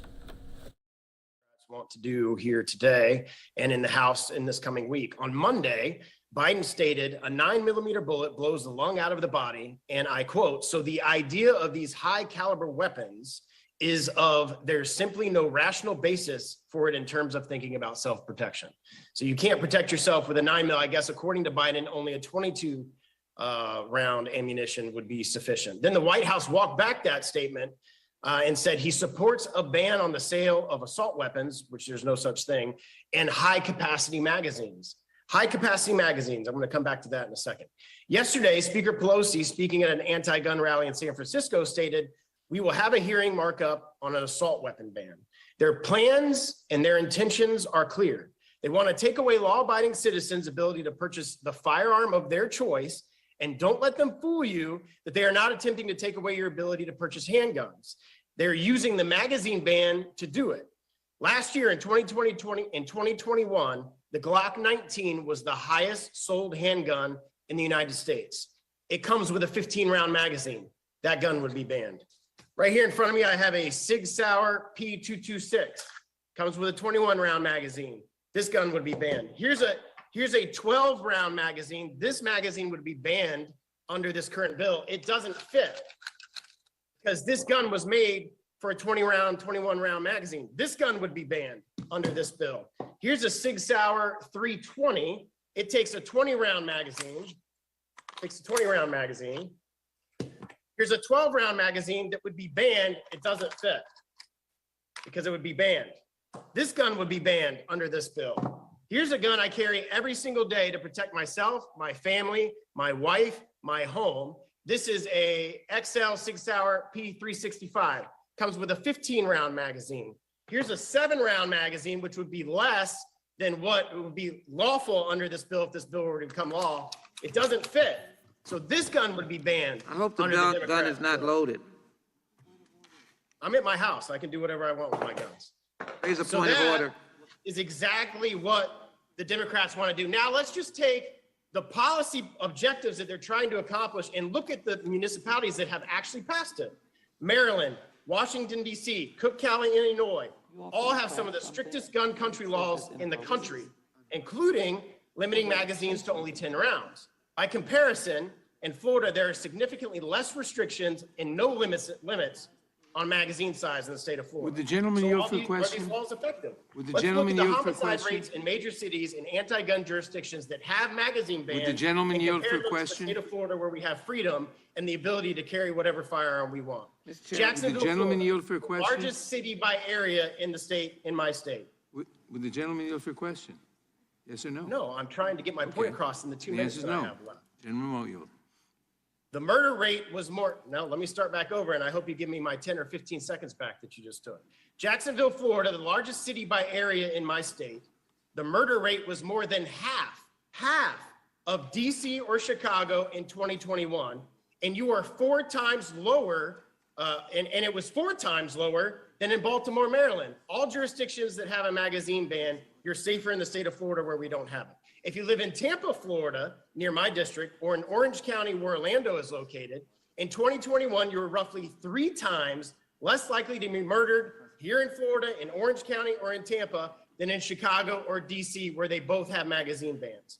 And you are a whopping 5 times less likely to be murdered than in Baltimore, Maryland, than in Tampa, Florida, or Orange County.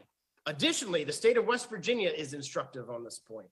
West Virginia has some of the most gun-friendly laws in the country, including permitless carry, no magazine restrictions. For purposes of comparing apples to apples, West Virginia also faces some struggles and has poverty levels comparable to nearby Baltimore and Washington, D.C. Yet someone is 9 times less likely to be murdered in West Virginia than in Baltimore, and approximately 5 times less than in D.C., according to the most recent numbers in those jurisdictions. These anti-gun cities, particularly ones with magazine bans, have some of the highest crime rates in the country, and they are growing worse. These laws do nothing to stop crime, and no one here thinks they will actually stop mass shootings. This is a push to take away your right to carry whatever firearm you please to defend yourself. So I hope our colleagues in the Senate are paying attention. A magazine ban will not allow you to carry these type of handguns because they don't have the capacity to take such a small magazine. I yield back. Gentleman yields back for purposes. The gentleman from Florida seek recognition. I move to strike the last word. Gentleman is recognized. Thank you, Mr. Chairman. Mr. Chairman, I just returned from traveling to visit with other governments in Europe who have been receiving Ukrainian refugees, who have been standing up to Russia. It was an important series of meetings, but every single meeting started with expressions of sympathy and condolences and questions about how it is that the United States continues to have this horrific gun violence problem. I thought it would be important just to respond to some of what we've heard and to make clear what we're actually doing here. First of all, to the ranking member and to Mr. Bishop, I so resent being told that I don't care about the Constitution. We all do, and you know it's not true. Yes, there's a Ninth Circuit decision. There are also other circuits who have come down the other way. And when you refer to Heller, I think it's important to point out the words of Justice Scalia in the Heller decision when he said, like most rights, the right secured by the Second Amendment is not unlimited, who then went on to explain exactly how. So let's at least be clear that what's happening here, first of all, is constitutional. Now let's talk about what we're trying to do. We already passed legislation to require a check of one's background to make sure you don't have a violent history. There's nobody who's watching this who thinks that if you have a violent history, you should be able to buy a firearm. That's just straightforward. That's what we already passed, and that's what the Senate needs to bring up and pass. And look at what's in this bill. Raise the age for purchasing a semi-automatic rifle from 18 to 21. Let's also acknowledge that in America, you can't buy a handgun unless you're 21. That somehow hasn't been brought up today. By the way, you also can't buy a drink and you can't buy tobacco unless you're 21 either, but you can go in and you can buy a semi-automatic assault rifle, which, by the way, for every time someone sits in this meeting and says, well, nothing we're doing here would have prevented this, it's a really important step that we can take. Also, we'll be voting, before we get back to this, we'll be voting on red flag laws, which Florida passed, which have now been used 5,800 times to make sure that people with violent histories don't do harm to themselves or to others. Florida did that. We want federal offenses for gun trafficking and straw purchases because we don't want people to feel that they're able to simply bring guns to cities that don't have restrictions, don't buy them where they don't have restrictions, take them to other cities. We're tough on crime in this committee, right? We all ought to be supportive of cracking down on gun traffickers who put people's lives at risk. Safe storage of firearms. Look, if you have a child in your house, my guess is for every one of my colleagues on this committee who owns a firearm, you store it safely. But shouldn't everyone, if they have a child in their house, have to store their firearm safely? That's what this bill does.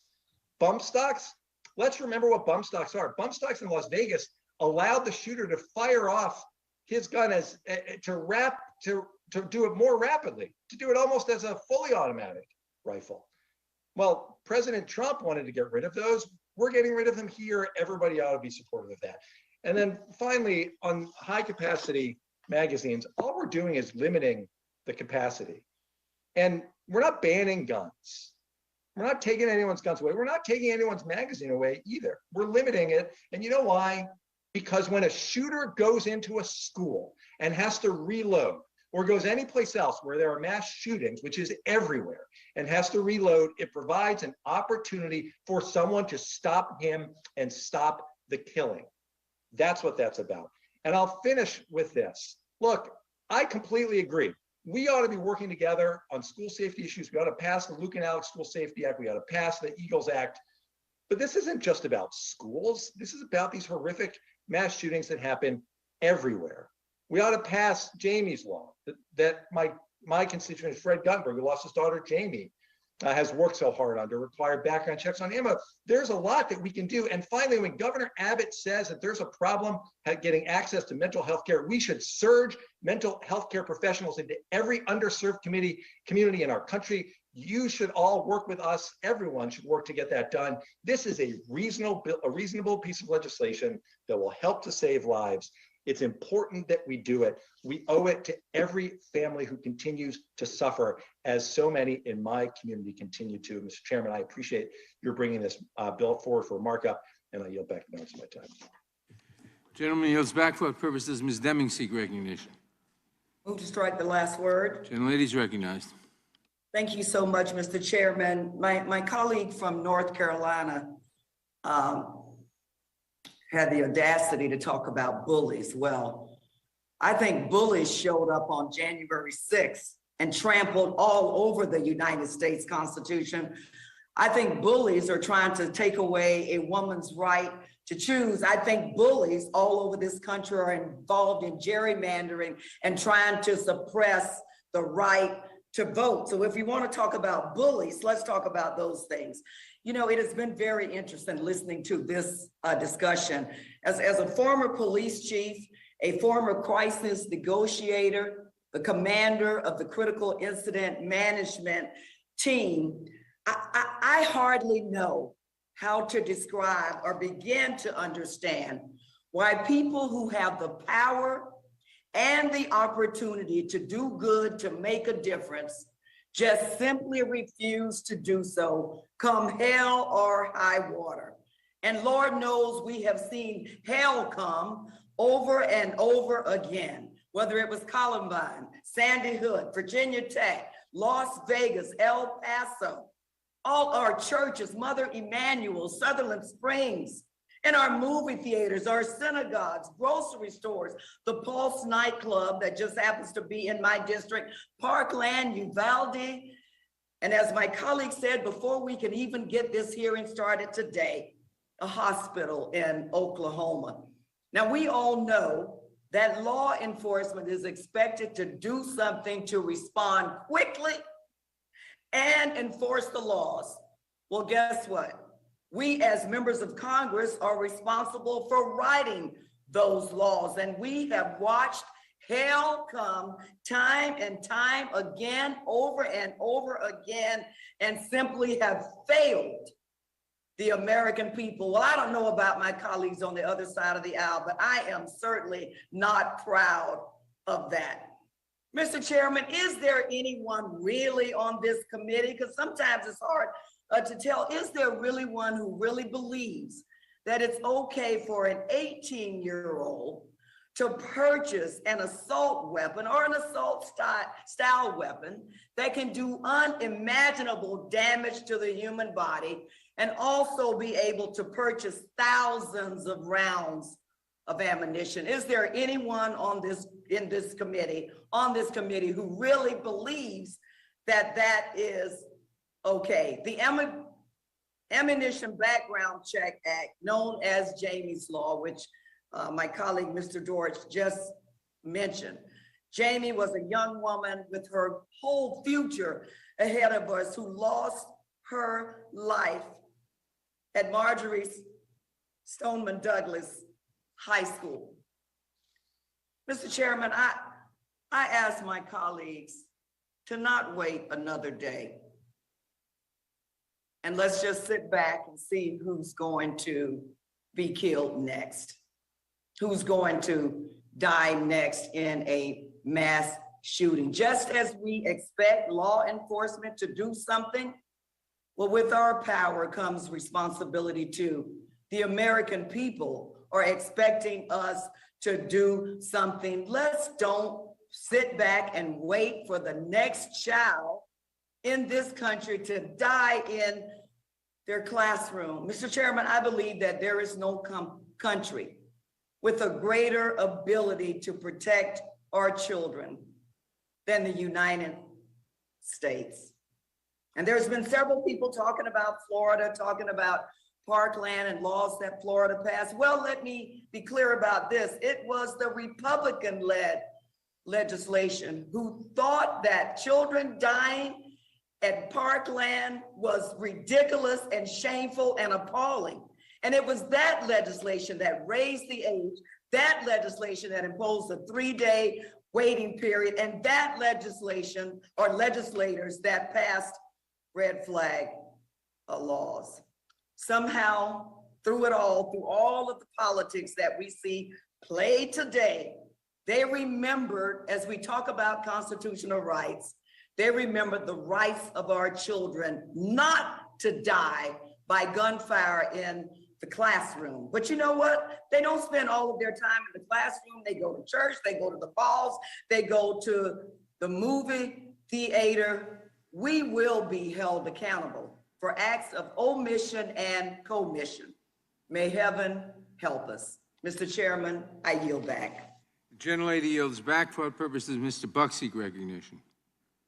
Right, the last word. Gentleman is recognized.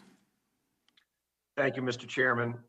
Mr. Chairman, it is terribly sad what's happened in this country in the last few weeks and in the last few years, frankly. I was a federal prosecutor when Columbine happened and was part of a group that went into the school the day after. And what I saw was terrible. I had young children in school, and it impacted me and those with me and frankly, all of America.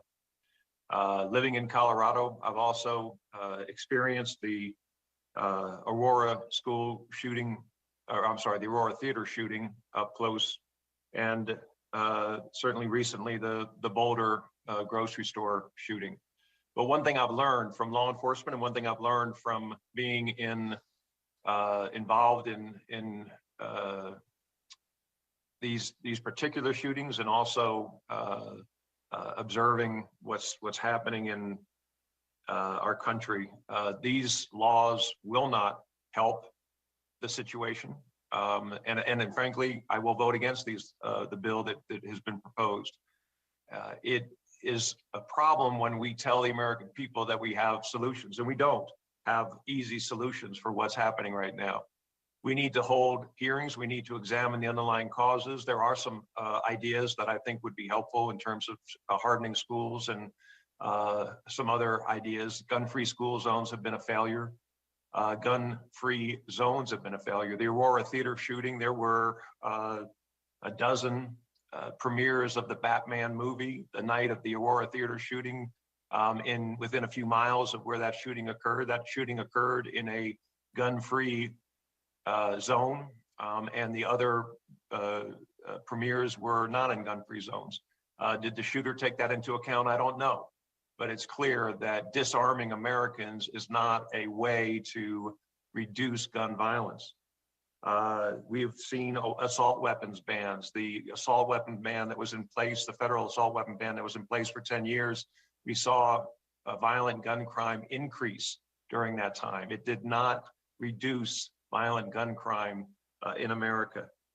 These bills that have been presented, the Safe Storage Act, Ethan's Law, Safe Guns, Safe Kids Act, Closing the Bump Stock, Keep Americans Safe Act, would not have prevented what happened in the last 3 shootings and many other shootings. We have a serious problem involving family, involving drugs, involving mental health in this country. We have gone the wrong direction in the last 40 or 50 years. We have become a less safe society generally. Blaming the gun for what's happening in America is small-minded.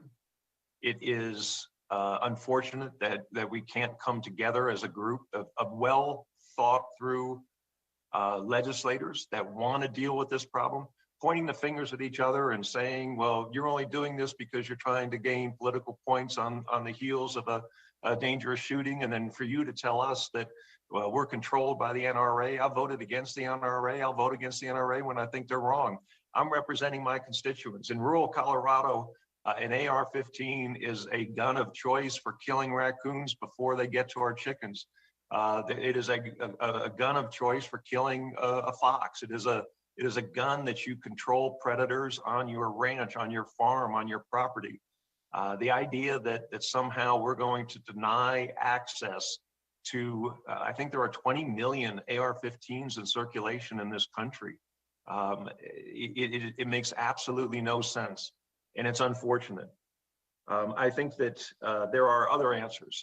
We've certainly in Colorado, we have discussed the possibility of incentivizing veterans who come back from the military or discharged from the military to go into education and teach and be able to carry guns in a school as a teacher, as an administrator, as a coach, trying to help to strengthen our system.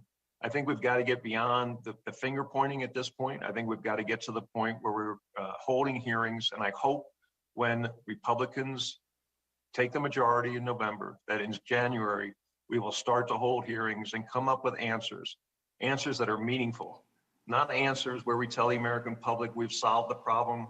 We're going to make sure that there's no guns in schools, so law-abiding citizens don't have guns in schools, but criminals do. We want to make sure that we get to the bottom line of a very complex and very serious problem that this country faces. And I hope we do in the future. It's obvious to me that right now that's not what's intended, and it's sad. And I yield back. Gentleman yields back. For what purposes? The gentleman from California seek recognition. Strike the last word. Gentleman is recognized. 19 kids are dead. 19 children are dead. And so to my Republican colleagues, I ask, who are you here for? Are you here for our kids, or are you here for the killers? Because if you were here for the kids, you would do all you could to protect the next school shooting that's about to happen. And we know what's going to happen in America. You would vote to raise the age on purchasing an assault rifle. You would vote to ban high-capacity magazines. You would vote to require safe storage. And you would vote to address ghost guns, which are ravaging communities across America. But if you're here for the killers, you would do everything to make it easier for the next school shooting to happen. And Mr. Jordan, to say we are trying to dramatically change the country, if trying to make sure that no more kids are put in the ground with a Superman coffin means dramatically change the country, guilty. That's why we're here. Kids are going in the ground today, and you call that trying to dramatically change the country. Why aren't you trying to dramatically change the number of dead kids going into the ground, Mr. Jordan? Who are you here for, the kids or the killers? My Republican colleagues are here for carnival games. They say it's about mental health. Okay, we try and fund mental health, they vote against it. They say it's about schools. We try and fund the schools, fund the teachers. They vote against it. They say it's about policing. $300 million in the American Rescue Plan for community policing. They all voted against it. And they don't want to listen to the police. If they listen to the police, they'd listen to the major cities' chiefs who have called for background checks, red flag laws, banning bump stocks, and banning high-capacity magazines. My favorite, it's about the family. We need to address the family issues in America. But we don't want to help feed a family. We're going to make it harder for kids to live on food stamps. We don't want to help a family learn. We're going to go after teachers in America. We don't want to help kids go to college. We don't want to give them jobs. We're going to vote against the infrastructure and jobs bill. And then they say that laws don't work. But they have no problem crafting laws to take away a woman's right to make her own health care decision. That law must work. They have no problem going after laws to ban drugs. There's plenty of laws on the books to ban drugs. But no, it's all about the person. Laws don't work when you have evil in our country. That's what they tell us. And then they tell us that we're in a country where you have violent video games, mental health problems, schools that can't be secured, and too many gun-free zones. And their solution to that is to put more of the most dangerous weapons into that mix. That's insane. They're also out of touch with the overwhelming majority of gun owners in America. An organization called 97% just put out a poll that said among gun owners, and they only polled gun owners, 86% support background checks, 76% support safe storage, 67% support red flag laws. Those are gun owners. So who are you here for? Our kids or the killers? I'm here for people like Alex Navarro. She's a Moms Demand Action leader in the San Francisco Bay Area. And last week, after I convened a meeting among my constituents and people like Fred Guttenberg and Dr. Joe Saccharin, an emergency room physician at Johns Hopkins, Alex Navarro told my constituents that her 6-year-old daughter, after Uvalde, after seeing the images behind me, said to her, "Mom, what picture are you going to use for me? What picture are you going to use for me?" That's what children are asking their parents across America, because they don't believe they're going to come out alive. What picture are you going to use for me? We're supposed to be the protectors. We're supposed to be here for the kids. And so to my colleagues today who flew in town, came to work, got ready to argue, my question is, why did you come here at all? Why did you come here at all? If you're not here for the children, why don't you go to the funeral of the killer? Because that's the only place where the killer is being celebrated. We're here to get things done and protect our kids. What's your job? I yield back.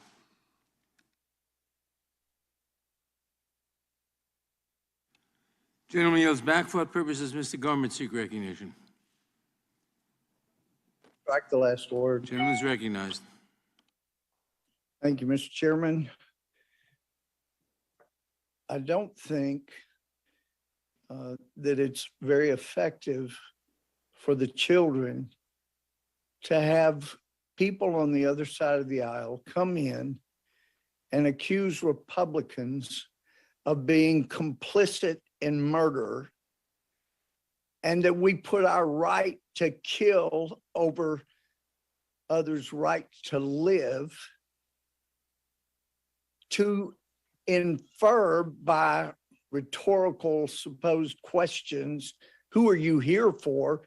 We must be here for the gunman, is an outrage. How dare you? You think we don't have hearts? It's just that when we look at the things that you're doing and you're trying to do to America, we've seen the carnage. I mean, for heaven's sake, let's take example.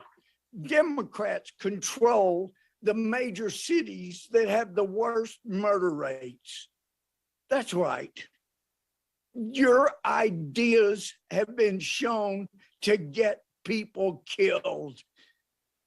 Are you here for the murderers in Chicago, in Philadelphia, in these other major cities, because you're wanting to do nationally what is being done by Democrats in those big cities? We care about people. We care about their lives. And lives have been so trivialized. We care deeply. How dare you? How dare you, you arrogant people, attributing murder to those of us that want to do things to stop it? Because we've seen what your ideas do. They create more murder. Okay, let's look. Rochester, New York. These are cities that set the all-time high homicide rates in 2021. This is what you're shooting for, apparently, figuratively speaking. Rochester, New York, they had a record homicide rate of 80, not that big of a city. Philadelphia, 524 last year. And by the way, all of these are Democrat mayors. Louisville, Kentucky hit a high homicide rate. Baton Rouge, Louisiana, Austin, Texas, Indianapolis, St. Paul, Portland, Albuquerque, Tucson, Columbus, Jackson, Mississippi, Atlanta, New Haven. Those are all Democrat ideas. They control. They've done so many of the things that Democrats in this committee want to do. We're not alleging you don't care. We're just telling you that your ideas have gotten people killed, not saved lives, for heaven's sake. And then you want to be arrogant and accuse us of murder and of not caring? We care. And if you could just possibly get off any kind of arrogant stepladder that allows you to look down on us and look back historically. Thomas Jefferson was not at the Constitutional Convention, but he said in a letter, if I could change one thing, it would be to require bills to be on file for a year before they're voted on, because he understood the mistakes that are made when you rush and make big decisions out of emotion. That's what we're trying to prevent so that we can save lives and keep people from being killed.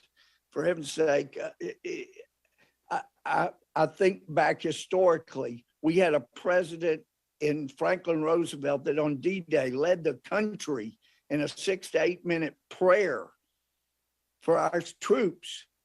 And now we had a president come on after Uvalde, and he used God's name in vain. Most of us would consider it. It was used as an interjection, not as a source from whom to beg for wisdom, like this country did for most of our history. Since the 60s, we really started having these mass shootings. Perhaps there was something in the 60s, maybe some Supreme Court decisions that gave rise to people being taught in school, it's whatever you think feels good. Well, it's time to get common sense back and to look historically about where people are being murdered in record rates, and don't repeat that like the Democrats are trying to do. Let's do common sense things that will save lives. I'm out of time, so you'll back. Gentleman yields back for purposes. Ms. Scanlon seek recognition. Mr. Chairman, I move to strike the last word. Gentlelady is recognized. I do want to respond first to Mr. Gomer, and I'm sorry that he and many of his colleagues didn't think it was important enough to be here today. But I did want to respond to his allegation that Philadelphia's homicide rate the gentlelady yield, no, I will so not. I can explain I will why not I yield. couldn't get there when my The plane. gentlelady does not Time yield. is mine. The gentlelady does not yield. The time is hers. I waited for I wanted hours. to Gentlelady respond. does not yield. I wanted to respond to Mr. Gomert's allegation that Philadelphia's homicide rate is the fault of Democratic leadership in that city. Apparently, he doesn't understand that the Commonwealth's Republican legislature, for decades, has blocked city leadership from passing the types of common sense gun safety laws we are considering today. So to the broader question, like most Americans, I am sickened and sick to death of the gun carnage we experience in this country every single day. I will not sit idly by watching preventable tragedies play out over and over again, day after day, year after year. Whether the children and teachers slaughtered in Texas last week, the community members murdered in Tulsa last night or Buffalo the week before, or the more than a dozen people gunned down in Philadelphia during the Memorial Day weekend. In cities and towns across the country, we are mourning too many people whose lives have been cut short, including children whose lives had barely begun. We are not helpless here. We can change this. We can pass gun violence prevention laws that are constitutional and save lives. All it takes is political courage, a willingness to put Americans' lives above gunmaker profits. Over 2 decades ago, after the Columbine shooting, I rejected helplessness and hopelessness to organize members of my community to join the Million Mom March here in DC. Since then, I've supported groups like Moms Demand Action for Gun Safety and Ceasefire PA, and candidates who are willing to advocate for gun safety laws. And in 2018, I came to Congress along with many of my colleagues, sent here by our constituents to pass common sense gun violence prevention legislation. And I'm not alone. The majority of my constituents and fellow Americans have decided enough is enough as well. They are demanding action from federal and state lawmakers. Gun violence is a big, multifaceted problem, but doing nothing is not a solution. The profits of gun manufacturers cannot be worth more than the lives of our children, our neighbors, our teachers, our doctors, our seniors. The Protecting Our Kids Act will address some of the key enabling conditions for gun violence and make changes that are constitutional, that will make America safer, and that are supported by law enforcement. This is not about repealing the Second Amendment or taking away the guns of responsible gun owners. I want to echo Mr. Deutsch in reminding our colleagues of Justice Scalia's opinion in Heller, in which he said that like the other rights secured by the Bill of Rights, the right secured by the Second Amendment is not without limits. Or as other justices have noted, the Constitution is not a suicide pact. This bill before us is not about being pro-gun or anti-gun. It's about desperately needing to stop gun violence. To my colleagues who oppose each and every common sense gun safety measure, do not insult Americans, our children, our teachers, or the memory of all those we have lost by offering thoughts and prayers with no action. Year after year, decade after decade, as the Bible tells us, faith without works is dead, and we are here to work. Do not insult Americans by offering hollow solutions like turning schools into armed fortresses when you won't spend the money to remove asbestos or lead from those schools. Do not insult Americans by advocating to arm teachers and guidance counselors and librarians when many of our schools don't have enough money to hire guidance counselors or librarians or enough teachers. And do not insult Americans by saying that fortifying schools is the solution when our children and the rest of us have to face the prospect of gunfire on the way to or from school and work, or the supermarket, or the hospital, or the movie theater, or our churches, mosques, and synagogues. I refuse to tell our children there's nothing we can do, that they must be sacrificial lambs to a twisted theory of armed Second Amendment liberty that is decoupled from personal responsibility. Our children know as well as we do that something can be done. We know it in our guts. Our children deserve to learn and grow in safety, and we have the power to give our kids a more hopeful and bright future. This weekend, America's National Youth Poet Laureate, Amanda Gorman, offered us a hymn in which she says, "May we choose our children over chaos. May another innocent never be lost." Mr. Chair, I yield back. Gentlelady yields back. For what purpose does Mr. Johnson of Louisiana seek recognition? Thank you. Move to strike the last word. Gentleman is recognized. Thank you, Mr. Chairman. We've heard some really outrageous and even very revealing things today. Mr. Jones said several minutes ago that we Democrats are seeking to abolish the filibuster and expand and pack the Supreme Court. We'll do anything necessary, he said, and that's what we know this is about. On Monday, President Joe Biden looked into a camera and said that he wants to ban 9mm handguns. This is one of the most widely purchased and used handguns by the citizens, law-abiding citizens of this country. In 2018, retired liberal Supreme Court Justice John Paul Stevens called for the repeal of the Second Amendment. And in recent days, liberals in Hollywood and even on Capitol Hill have started to echo that drumbeat once again. Our colleagues have made some outrageous claims here in this hearing today, been listening since it started. They claim, for example, that raising the purchasing age for semi-automatic rifles and shotguns to 21 will reduce school shootings. But as has been noted, this action has already been ruled unconstitutional by the liberal U.S. Court of Appeals for the Ninth Circuit, no less, when they struck down a California law imposing similar restrictions on gun purchases for 18 to 20-year-olds. Would the gentleman yield Today, for a moment? I will not yield. Today, they've claimed that Republicans don't care about gun violence. We've heard this breathlessly over and over and over, and that's just outrageous.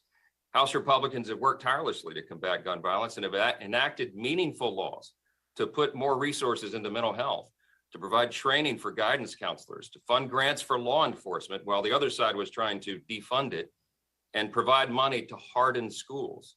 As has been noted today, President Biden apparently is not in favor of that idea. And that just seems crazy to anyone who looks at it objectively. Today, Democrats have claimed that gun-free school zones promote school safety, but arming teachers and school administrators would mean well-trained adults would be at the ready to protect themselves and the innocent children in their care. The depraved shooter in Buffalo a few weeks ago wrote in his manifesto, quote, "Areas where carrying a concealed weapon or outlawed or prohibited may be good areas of attack." Yeah, obviously. And of course, tragically, the elementary school in Uvalde banned people from carrying firearms. Yesterday, I interviewed for my podcast, Pastor YJ Jimenez. He's a pastor there on the ground who is ministering to the people of that West Texas community who have suffered from such unspeakable loss. His calming presence and clear conviction in national interviews has captured the attention of millions of Americans because he has spoken to the root causes for all this modern violence and bloodshed. America has a heart problem, he said, and he's exactly right. As Mr. Buck noted a few moments ago, what we're seeing right now is the results of decades of decline with the secularization of American society, the open assault on religion and morality and absolutes, and the breakdown of law and order. We're seeing the results of all this on young people in clinical settings, in the culture at large, and of course in our schools. And it's an inevitable result of decisions that we've made in this culture. Yesterday, a New York Times survey was published that found that 94% of school administrators today say that students are suffering from anxiety and depression, and 88% report that students are having trouble managing their emotions. You know, Thoreau said there are thousands hacking at the branches of evil, the one who is striking at the root.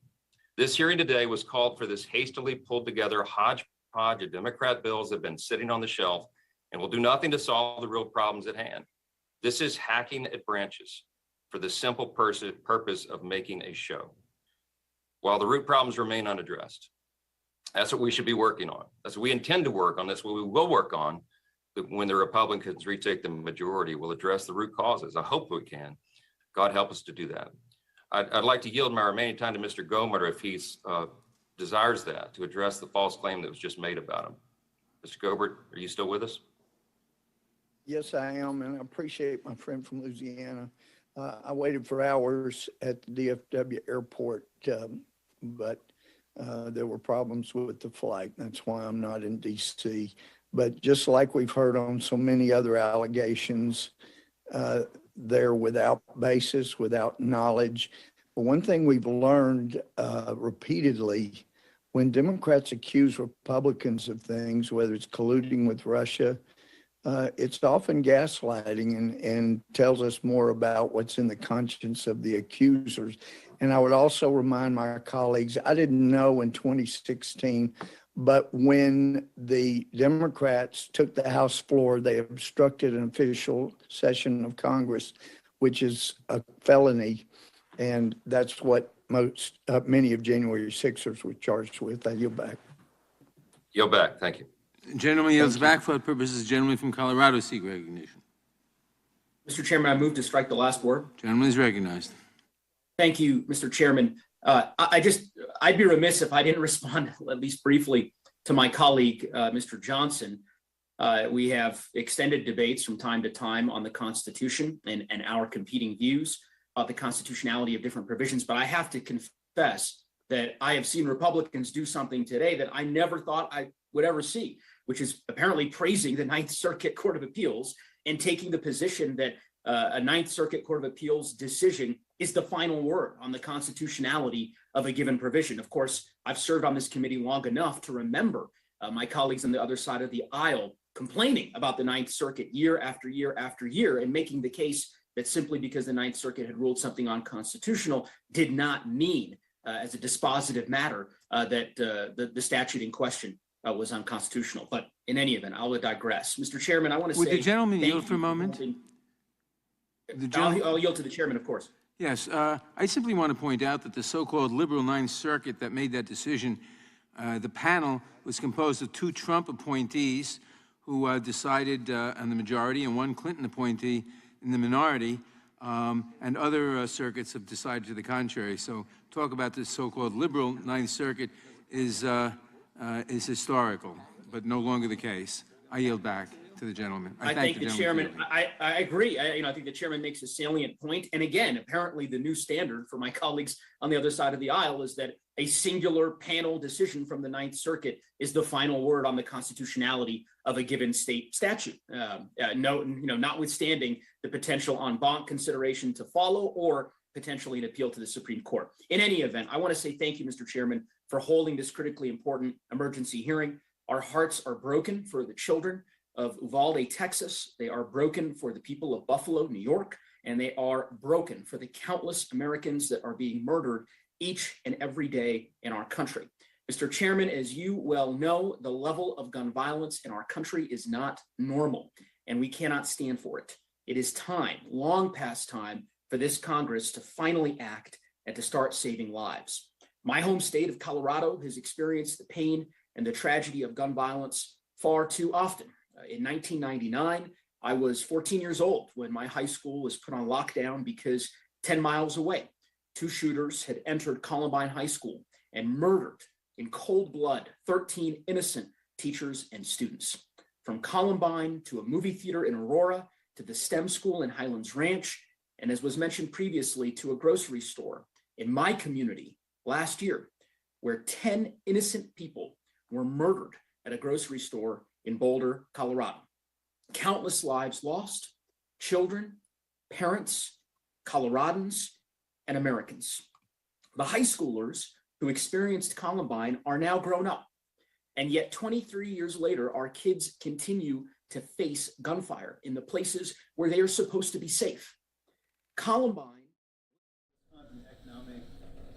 You're watching Live Now from Fox, everybody. We appreciate you joining us here today as we are entering a new hour, and we'll have top stories and headlines, of course, right here on Live Now from Fox. Welcome, everyone, here. I'm your host, Mike Page. Thanks so much for joining us here today. What is setting up to be another busy day, bringing you top stories, headlines from all over the country. We do have some news that we want to bring to you. A programming note that later this evening, 7:30 Eastern, President Biden will be making an address to the nation on the gun violence that we have been seeing pop up across the country. Of course, we will have full coverage for you on that right here, 7:30 Eastern. Just wanted to bring that to your attention right here. In the meantime, I want to show you what the Dow is looking at right now. You are seeing it surge up there, 200 points in the green after it started the day out in the red. But we are going to go to our first live event here of this hour, taking you out to Philadelphia, where a former police officer is doing this news conference, and it all has to do about a situation that happened back in 2020. The former officer was shot by a suspect, and that defendant was originally charged with attempted murder, aggravated assault, and related gun charges. Now the district attorney's office has offered that defendant a plea deal, which will release him from custody in a short amount of time. And now that former police officer will be suing the DA and others. So let's listen right here on Live Now from Fox on that right here. Always live, raw, and unfiltered for you. What's that say for the community that's out there? If you're going to shoot at a cop, what's going to happen in each of these neighborhoods? And what happened this past weekend with 44 people that have been shot, 15 people dead, is a direct result of his sweetheart deals and the lack of responsibility being held in that office and the lack of accountability by these criminals on the street. And with that, I'm going to turn it over to Officer Keller for his remarks. While on patrol in the 12th District on December 22nd, 2020, myself and my partner responded to a radio call for a domestic that turned into a person with a gun. Due to the nature of a firearm possibly being on scene, myself and my partner attempted to take the male into custody. He backed away, and the next thing I heard was a gunshot. My partner disarmed the offender and handed me the gun, which I made safe. He was placed into custody without either of us firing our weapons, and the entire incident was captured on our body-worn camera. I suffered gunpowder burns on my neck, face, and ear, as well as having hearing loss. Throughout this whole court process, myself and my partner have not had a voice other than briefly testifying at the preliminary hearing. Charges were attempted murder, ag assault on a law enforcement officer, and weapons charges. The attempted murder charge was eventually dropped even after my body cam was played in open court. For months, myself and my partner were not contacted by the DA's office until 1 week ago. I was notified that a plea deal was made. This plea deal was 4 to 8 years plus 3 years of probation. I was never once considered or gave any input on what I thought would be an appropriate plea deal. This deal is being made to a violent offender armed with a ghost gun who tried to murder myself, a uniformed police officer. This deal is disrespectful to myself, my family, my partner, and to all the hardworking law enforcement officers in this city. I asked for the DA's office to do their job, seek justice for their victims. I asked for the DA's office to hold this violent offender accountable for his actions. I want this case to go to trial so I can testify and show the court how close I was to losing my life that night. Thank you. Can you walk us through that moment? What happened? Like, how far were you from the suspect? Kind of walk me through how that played out. When he fired at me, I was inches away from him. So he pulled a gun. He shot at me through his pants pocket. Did this incident cause you to leave the police department in terms of, because you were introduced as a former police officer, or was it unrelated? I'm still a police officer, just with a different agency, but I'd be lying if I said if this wasn't a factor. Officer Keller, are you able to say what the body camera video shows, and is that the only video at this point, or is there surveillance video as well? I believe there was Ring doorbell camera of us approaching, but that, I believe, captures the outside. But pretty much what I stated is the entire thing that was captured on a body-worn camera. You never see the gun pulled out necessarily, you just see it fired through his... My body cam captures myself, or my partner handing it to me making it safe. But he doesn't pull it out and point it at you? He shoots at me through his pants pocket. What do you think would be an anything other than 4 to 8 years. I think, Chris, what you want is for the voice to be held. This is, we're focusing on this because he's a police officer, okay? He was shot at as a police officer. So what would you, the regular average person in the community, what does that say to them? The folks that are out there in the neighborhoods, it's summertime. There's no accountability out there. 44 people shot last weekend, all right? 44 people shot, 15 people dead. I think they're fed up with the prayer services, with the post-press conferences, with all the stuff that's going on. They want police in the communities. They want police that are going to be boots on the ground, and they want this police to be supported. And I'm hearing it from everywhere, from Northeast to West Philadelphia, and we see a direct result of the sweetheart deals right here that's being caught right here on body camera. All right, 4 to 8 years for shooting a Philadelphia police officer. He should be pissed. The 6,000 police officers should be pissed, but the people that are out there in the community should be really upset about what's happening and nothing being done. Did the DA drop the attempted murder charge, or was that tossed by the judge in the preliminary hearing? It was the judge. They had a motion to quash. So I guess my question is why is the ire not at the judge, who was the one who made the call that this wasn't attempted murder? The ire is the fact that this was picked by DA Larry Krasner and done behind the folks and the staff in the DA's office as a one-on-one deal. And I don't know with who, but it was done that way. Are you guys also upset that the judge took that attempted murder charge away? I think, not speaking for Patrick, but if he went in front of the judge tomorrow and was able to tell his side of the story, or in front of a jury, I think we would be seeing a lot more than 4 to 8 years, which this guy could possibly be on the street in the next couple months doing the same thing all over again.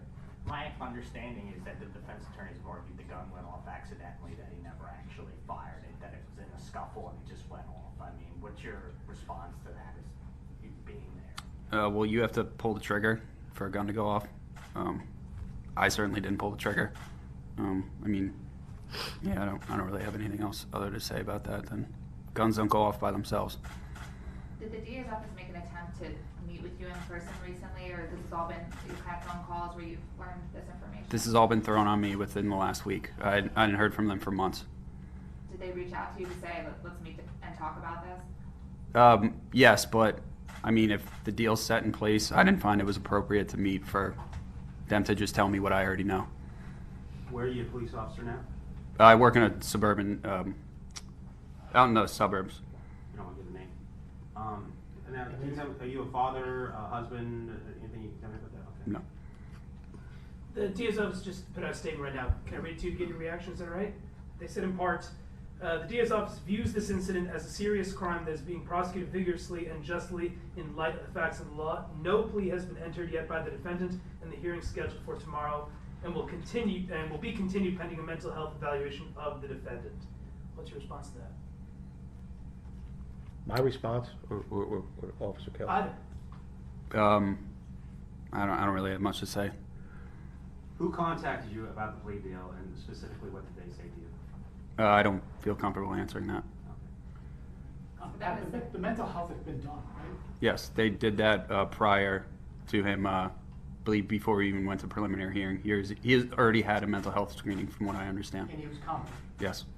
That was months and months ago, or a year ago, or longer. 2 years ago. I wouldn't be confident in any statement that the DA's office puts out through his spokesperson or him personally.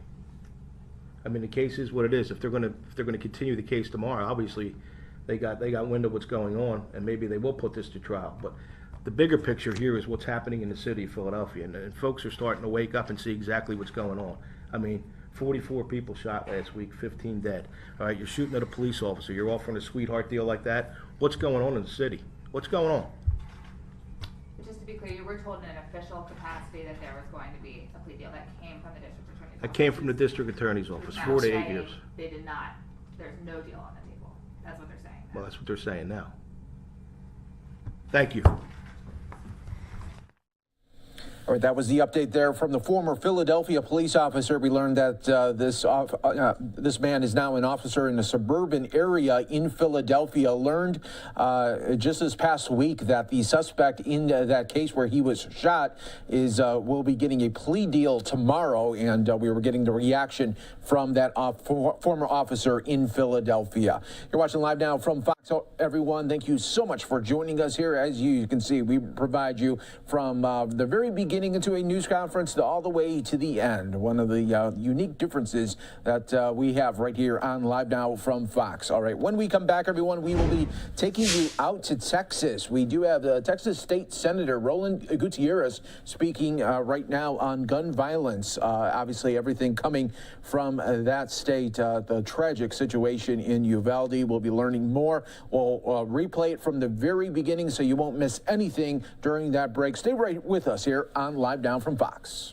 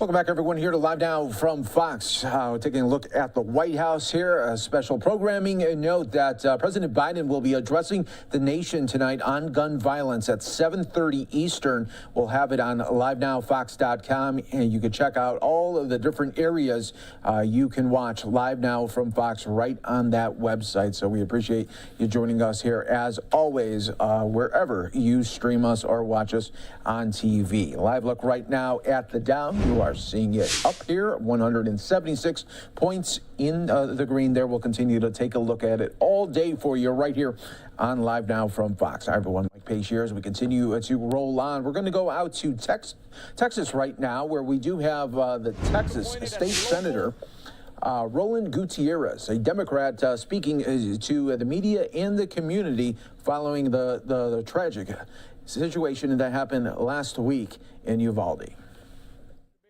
As does every law enforcement unit that was at that property, at that school.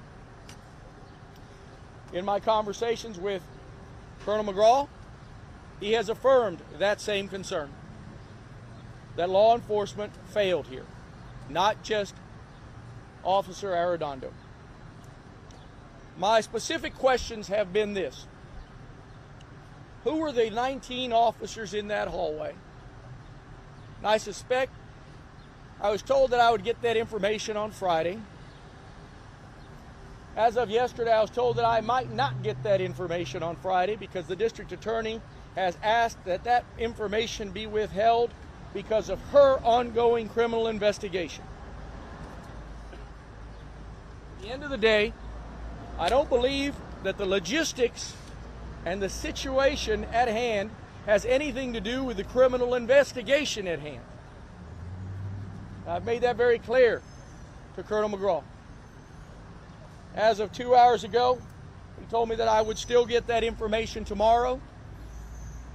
Once I get that report, I will submit it to your news agencies so that you could know which 19 officers were in that hallway and what officers were outside. I have also asked for radio transmission reports, but I doubt that those will be forthcoming anytime soon. I've taken upon myself, and I think that this will change your understanding a little bit about some of the circumstances. And the fact is, we haven't been told this.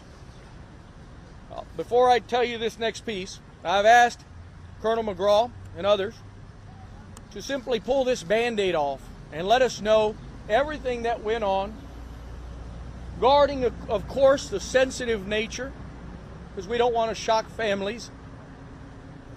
But we need to know what law enforcement was doing, what radio procedures were followed or what not followed, who were the 911 operators and such. And so here's what I know about 911. We were told last week that Officer Arredondo was the recipient of 911 calls. And I believe you could nod in the affirmative if that's your understanding. That he was the incident commander, and I heard in one of these conferences that he was the sole recipient of 911 calls. According to the Commission on State Emergency Communications, who monitors all 911 agencies throughout this state, the only 911 responders in this community, or the call centers, if you will, they're called public safety answering points. In this instance, it was Uvalde Police. They do not, and the state authority does not know who Uvalde Police was communicating the 911 calls to. What we do know is that the 911 calls were not being communicated to the so-called incident commander, Officer Arredondo. They were being communicated to a Uvalde police officer, and the state agency that I have spoken to has not told me who that is. From that point, Uvalde PD has 17 different dispatches that they would make to a list of 17 contacts. The state authority does not have that list, but DPS is one of the people on that list. My last remaining question on 911 calls is who is receiving the 911 calls from the little boys and girls? Is it just PD or is it these other entities? I was told that it was just PD. I think that that's an important point. Listen, I'm not blaming the Uvalde PD. I'm not blaming the ISD cops or the troopers or anybody singularly. Let me correct that. There is blame enough here to go around. There was human error and there was system error. Systemically, some of you have asked for radio transmissions. Systemically, we live in rural Texas, where different counties and different entities contract with different radio companies, and we don't have them talking to one another on one uniform system. That's an absence of leadership. It starts at the top. It starts with the legislature. Everybody's to blame for what went on, including Greg Abbott in a very big way. On some level, even including me, who didn't yell loud enough. I'll hold for any questions that you might have.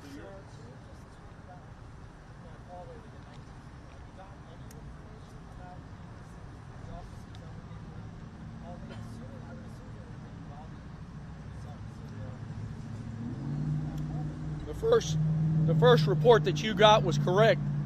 There were 7 officers distributed between Uvalde PD and ISD. But I don't recall if it was 4 of one and 3 of the other. My biggest concern was at 12:03 when there was 19 officers for 45 minutes in a hallway that didn't do anything. My subsequent question was how many DPS officers, and last week I was told 2. As of this week, I've been told that in that period of time, there was between 2 and 13 officers fluctuating in and out. I expect this report tomorrow, and I hope I get it after this communication to you, that will shed light on exactly what agencies are here at that time. You got to understand that as a policymaker, I have particular concerns with a policy that has spent $4 billion along our border. Has spent a lot of time and effort taking immigrants down to a facility where no one knows where they are, where they sit in jail for 6 months at a time, 7 months at a time, while Texas taxpayers are paying for them. We have our own little mini Guantanamo Bay. And yet all that law enforcement that's here to give tickets and gather up those folks didn't adequately perform. And I love my state troopers, I really do. I think that the guys that I know are really great people, and as a body, I think that they're a body that really cares. Steve McCraw and I have shared a lot of tears together on the phone. We have all failed. There's been a lot of failure here.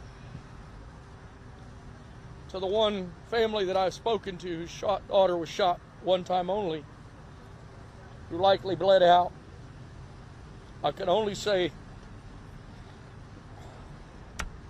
we are sorry. But before I answer the next question, I suspect, and I urge you, to not allow these people to hide behind a district attorney investigation on procedural matters. Do not allow anybody, do not allow this governor to hide behind the local district attorney on these procedural failures, on these policy failures, under the guise that we're looking at a criminal investigation. You keep this story going because we need change. Yes, sir.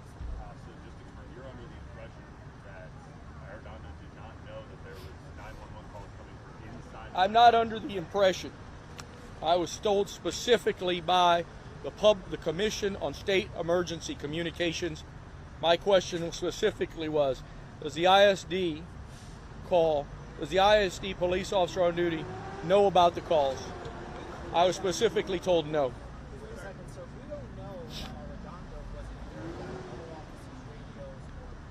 I have no doubts that Arredondo was the so-called incident commander. I have no doubts about that. I'm telling you that he did not have privy, and I'm not covering him, by the way.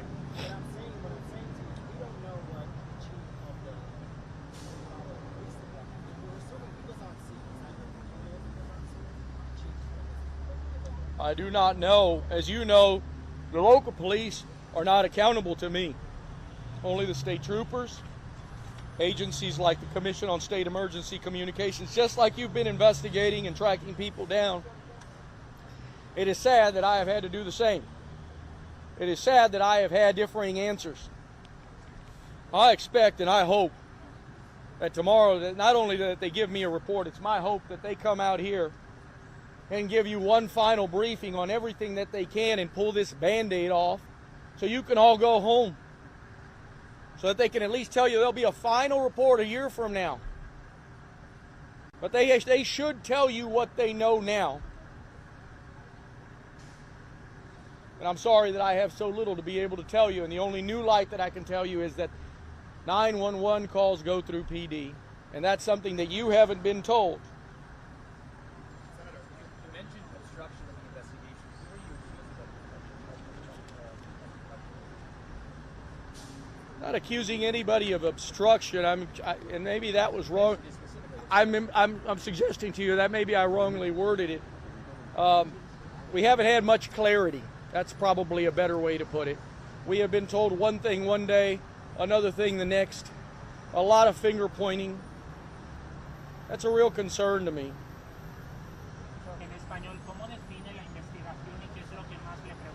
Esta investigación ha sido una investigación basada en errores humanos y errores de sistema. We are listening right here to the Texas State Senator Gutierrez giving an update to not only members of the media, but the community that is hoping just for even just a little bit more information as we continue to wait for more details from the police on really the timeline of this investigation into that tragedy that happened last week. Let's pause for a quick 2-minute break. Stay right here with us. We'll be right back with it.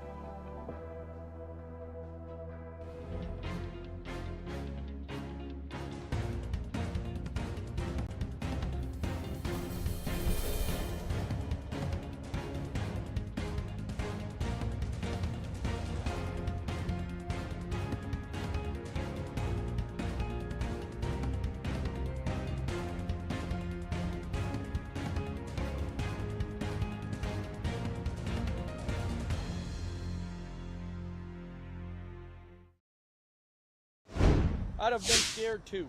I want to know specifically who was receiving the 911 calls. And now the new news is that it wasn't the ISD cop, it was the PD cop. And that's the new news that I have, which has opened up a whole lot more for you. I know there was a question over here first. You talked about how Republican constituents have said that they want the minimum wage to buy an AR-15 to increase. Have you talked to your Senate colleagues, Republican colleagues, is there an appetite for that? I've asked to a few of my colleagues, and a few of them have anonymously told me that that makes sense and that's something that we need to do. I've asked a few of my Republican colleagues, and they have called me wishing their condolences, and they've said that they don't want to be mentioned, they want to be remaining anonymous, but they say that raising the age limit makes sense. Of course it does, along with a host of other things. What are your thoughts about the committee makeup that Dan Patrick chose and how you were not on that committee and so on Democrats? Listen, I spoke for 2 hours with the Lieutenant Governor yesterday. He has assured me that I'll have access and I'll be able to ask all the questions that I want. I do think, if this is a specific request of the governor, then shame on the governor. If those members are the specific members that he chose, at the end of the day, it is a slap in the face to the Latinos of this community, to everybody in this community. It is a slap in the face to the people of El Paso, and it is a slap in the face to the people of Santa Fe. Senator, question? And those were the remarks there from the Texas State Senator. He's hoping to get some sort of update tomorrow, and he says that if he does from DPS that he will be addressing the media with that. We'll probably hear from him either way, though, and of course we'll bring it to you right here on Live Now from Fox. Everybody, we always appreciate you joining us here today. I'm your host, Mike Page, as we bring you, again, these top stories, live feeds from all over the country. And in just a little bit, we are expecting Vice President Kamala Harris. She will be announcing that the U.S. Department of Education's plan to cancel $5.8 billion in federal student loans for borrowers who attended Corinthian colleges. And let's listen as we wait for the VP. The Corinthian schools for cheating students by making false claims about placement rates, among many other things. Her name was Kamala Harris. The next year, she came to see me at the Consumer Financial Protection Bureau and urged us to bring a similar lawsuit nationwide. She was persuasive, and we did bring that case. In the wake of our investigations, Corinthian's whole house of cards collapsed and the schools closed. We were left to consider how to pick up the pieces for those who had been wronged. Over the years, federal student aid has reviewed many thousands of individual fraud claims. Today, we rest on that evidence to impose a group discharge for all students who attended Corinthian schools from 1995 until they closed.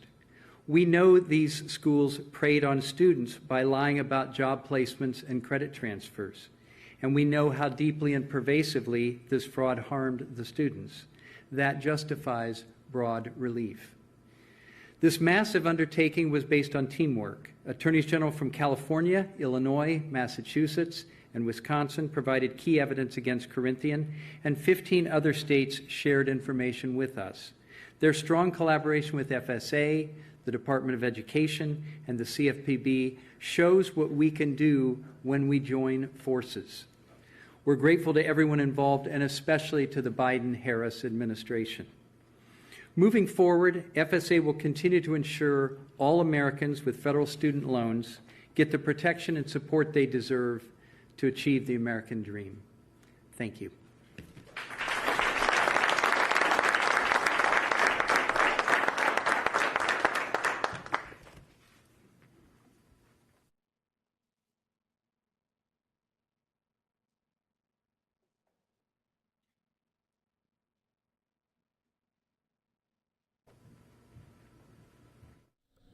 All right, looks like there might be a small delay there for the vice president. We will get back to that a little bit later here on Live Now from Fox, keeping an eye on that again. $5.8 billion in federal.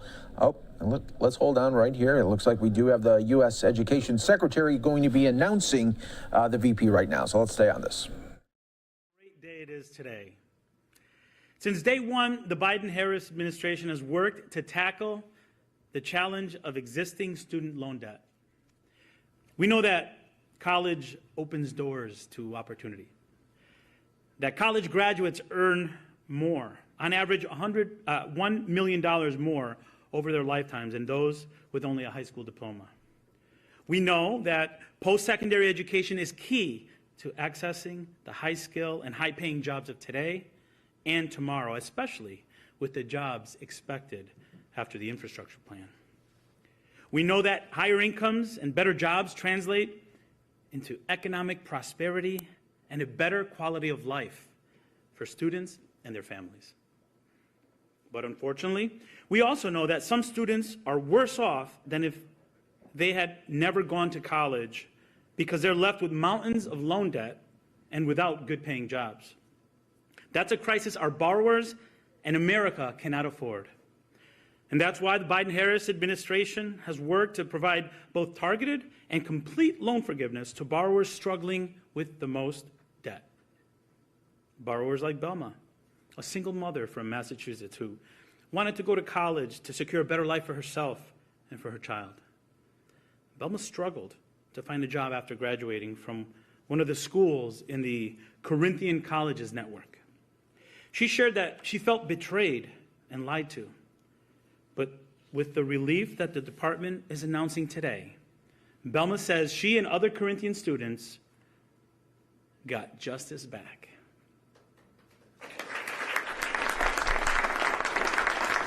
But that's not all we're doing. The department is also working on enacting lasting policies. Policies that make repayment more affordable. Policies that discharge the complete debt of borrowers who are entitled to relief. Policies that provide greater protections for students and taxpayers against unaffordable debt.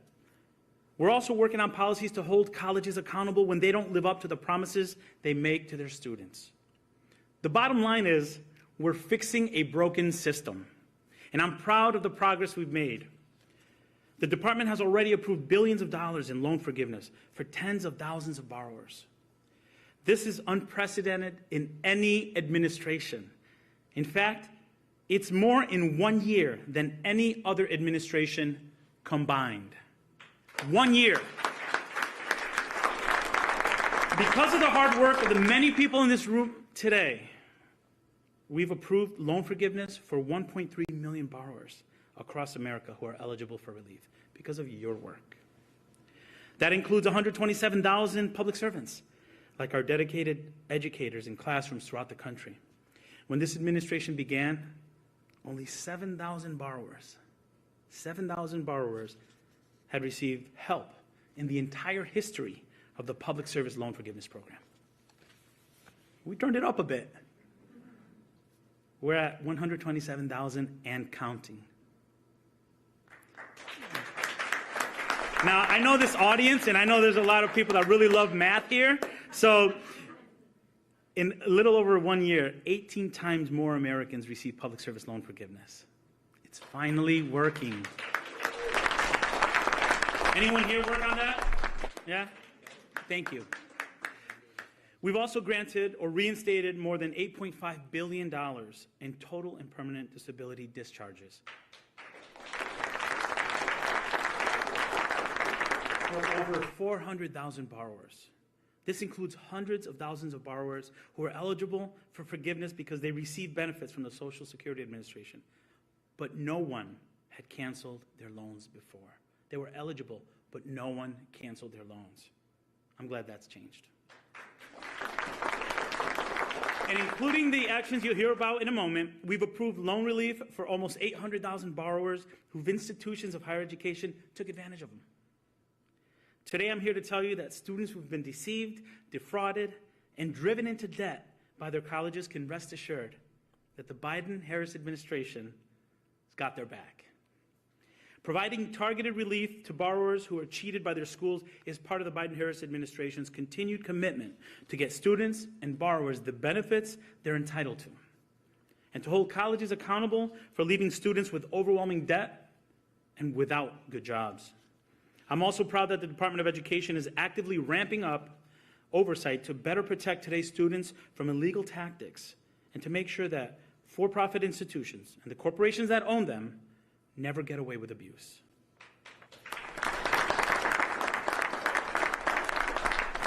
We are changing how these predators do business. Let this be a notice to any institution who think they can prey on our students. At the department, we're putting students first, not for-profit businesses. And we are just warming up. You'll hear more about this in a moment from our Vice President Kamala Harris, who I'm so happy she's here. I'm thrilled. She, as a former Attorney General, knows a lot firsthand about carrying out this work and the positive impact it can have on people. She's been fighting for this for a long time. Then Attorney General Harris's lawsuit against Corinthian played a key role in the Department of Education's work to approve loan discharges for borrowers harmed by Corinthian's wrongdoing. As a result of then Attorney General Harris's lawsuit, Corinthian had to declare bankruptcy. Her work as an AG ensured hundreds of thousands of borrowers could receive help and protected so many others by getting bad actors out of the business. So now, it is my pleasure to turn it over to a true champion for students. Make sure she can hear you, our Vice President, Kamala Harris.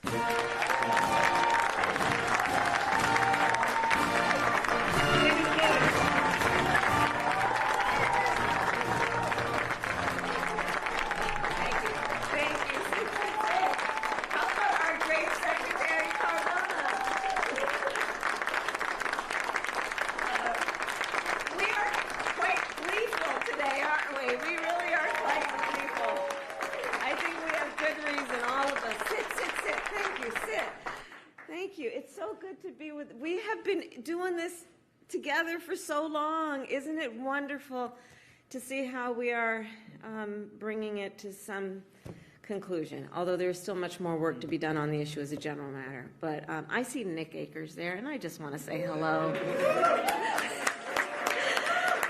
Nick was in my office in the California Department of Justice and worked so hard. And Nick, it's just so great to see you. Thank you. Thank you. Thank you. Can we please?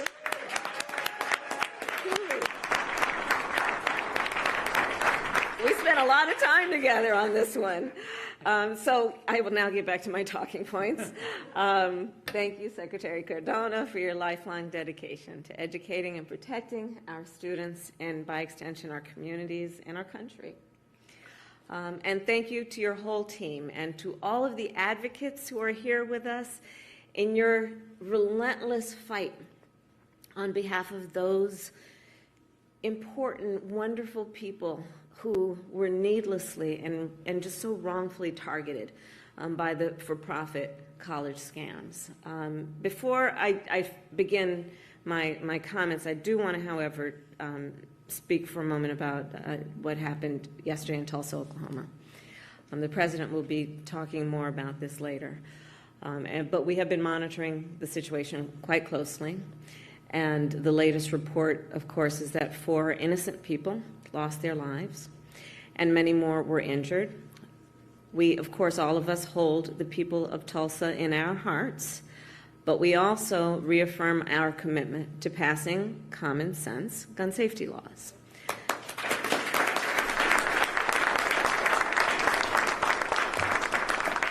And I don't have to tell anybody in this room, but President Biden has taken more executive action to combat gun violence than any other president at this point in their administration. But we cannot, as an administration or those of us who are here, address this alone. No more excuses. Thoughts and prayers are important, but not enough. We need Congress to act. And so with that, I will turn to the topic at hand, but I know that we all feel similarly about the importance of leaders leading on issues like this. So today, we are here to mark a milestone. It is a milestone in a journey so many of us have been traveling for quite some time, a journey for justice for everyone who was defrauded by Corinthian colleges. Students who simply wanted to better their prospects in life and instead found themselves taken advantage of by a scam that took their money and gave them nothing in return except heartache. I first became involved, as many of you know, in the fight to stop Corinthian nearly a decade ago. As Attorney General of California, I led the California Department of Justice, and we sued Corinthian. And we won, because our investigation discovered that Corinthian had engaged in false and deceptive advertising. They promoted programs that they did not offer. They penalized their telemarketers if the telemarketers revealed the truth to prospective students. Their ads falsely promised students that if they attended certain programs, they would be guaranteed a job after graduation, raising the hopes of people who worked so hard for the bit of money they had to pay to get in these programs. Our investigation revealed that some of the degrees from Corinthian were so worthless that they didn't help a single student get a job. Moreover, the company went through great lengths to inflate its job placement numbers to mislead prospective students. For example, in 2011, they paid a temporary employment agency to hire graduates for short-term jobs.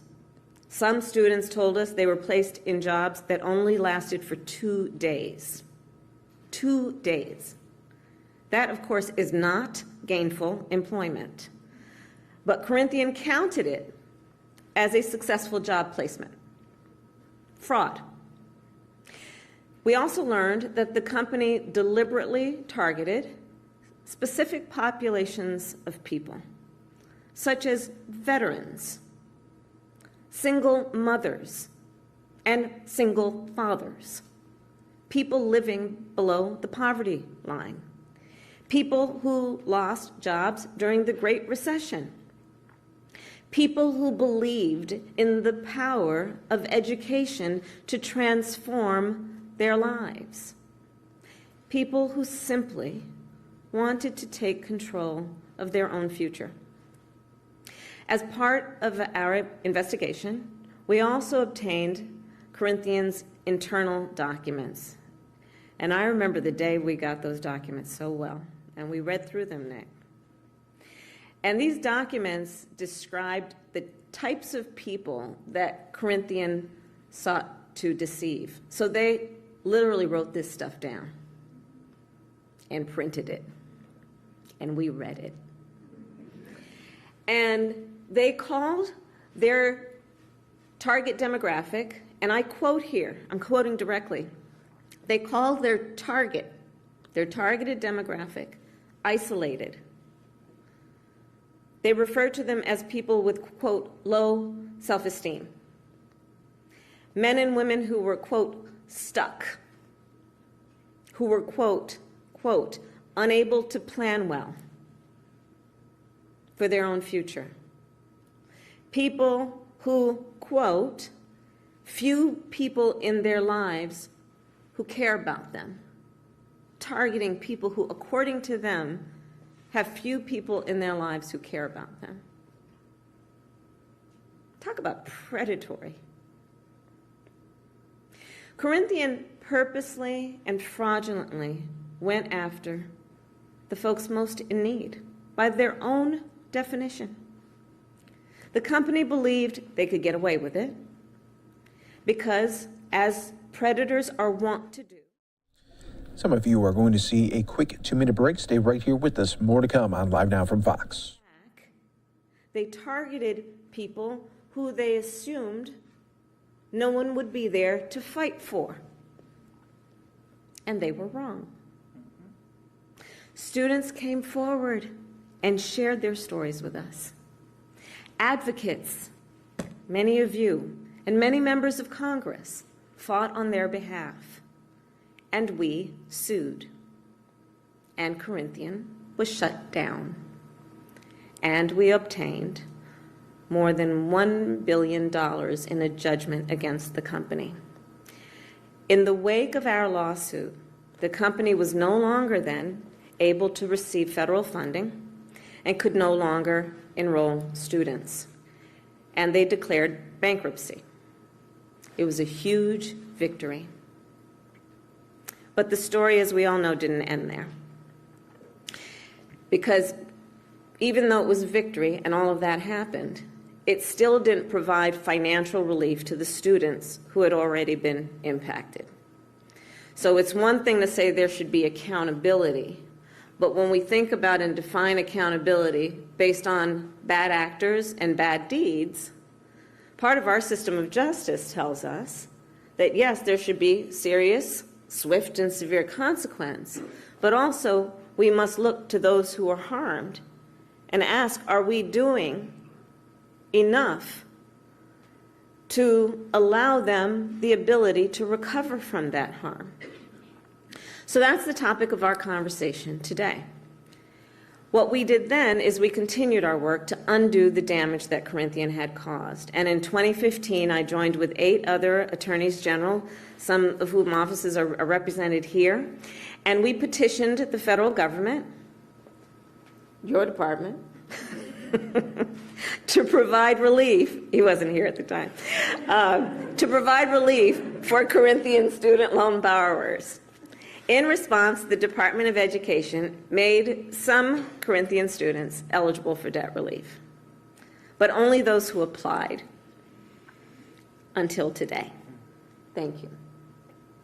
So I am proud to announce, together with the leaders on this stage, that the Department of Education will cancel all remaining federal student loans for former Corinthian students.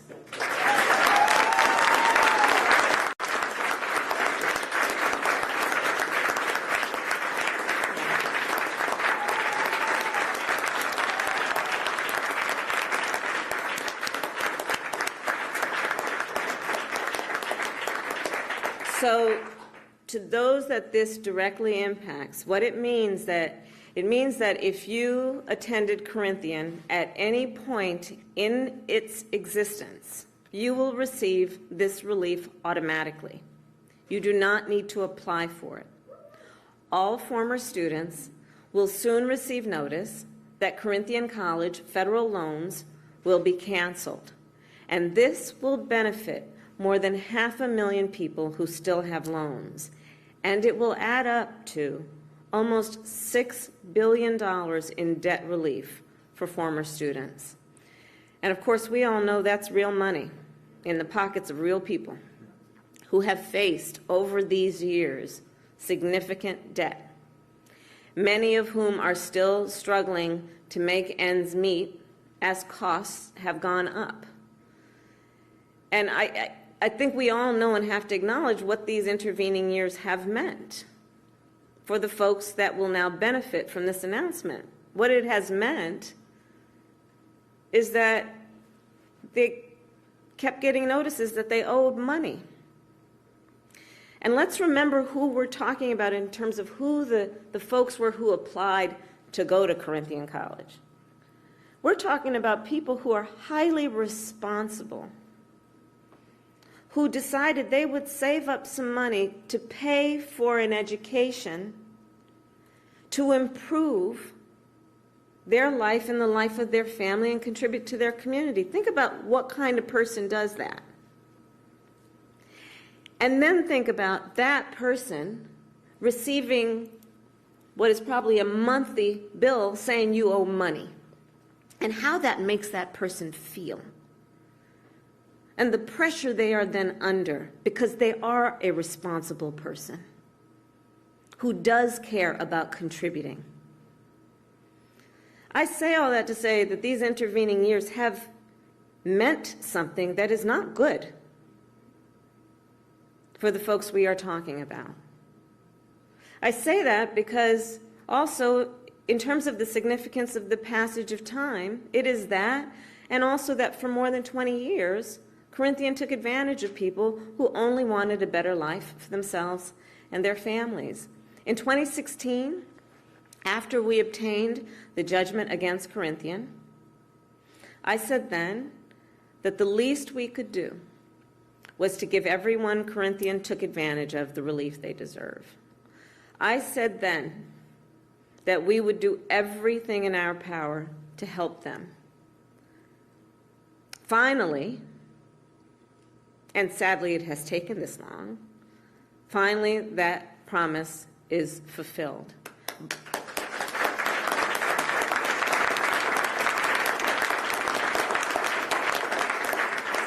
So, in closing, I will say where I started, I will say it again. Thank you all. Thank you for all of you who helped us deliver justice. Thank you for all of you who could have, on the day that we got the judgment and got partial relief for the students, could have declared a victory and walked away on to the next thing. But you didn't stop and you didn't give up. And because of your hard work and your dedication, we're where we are today. Also knowing that as a nation, we still have a lot more work to do on these issues. Thank you all very much.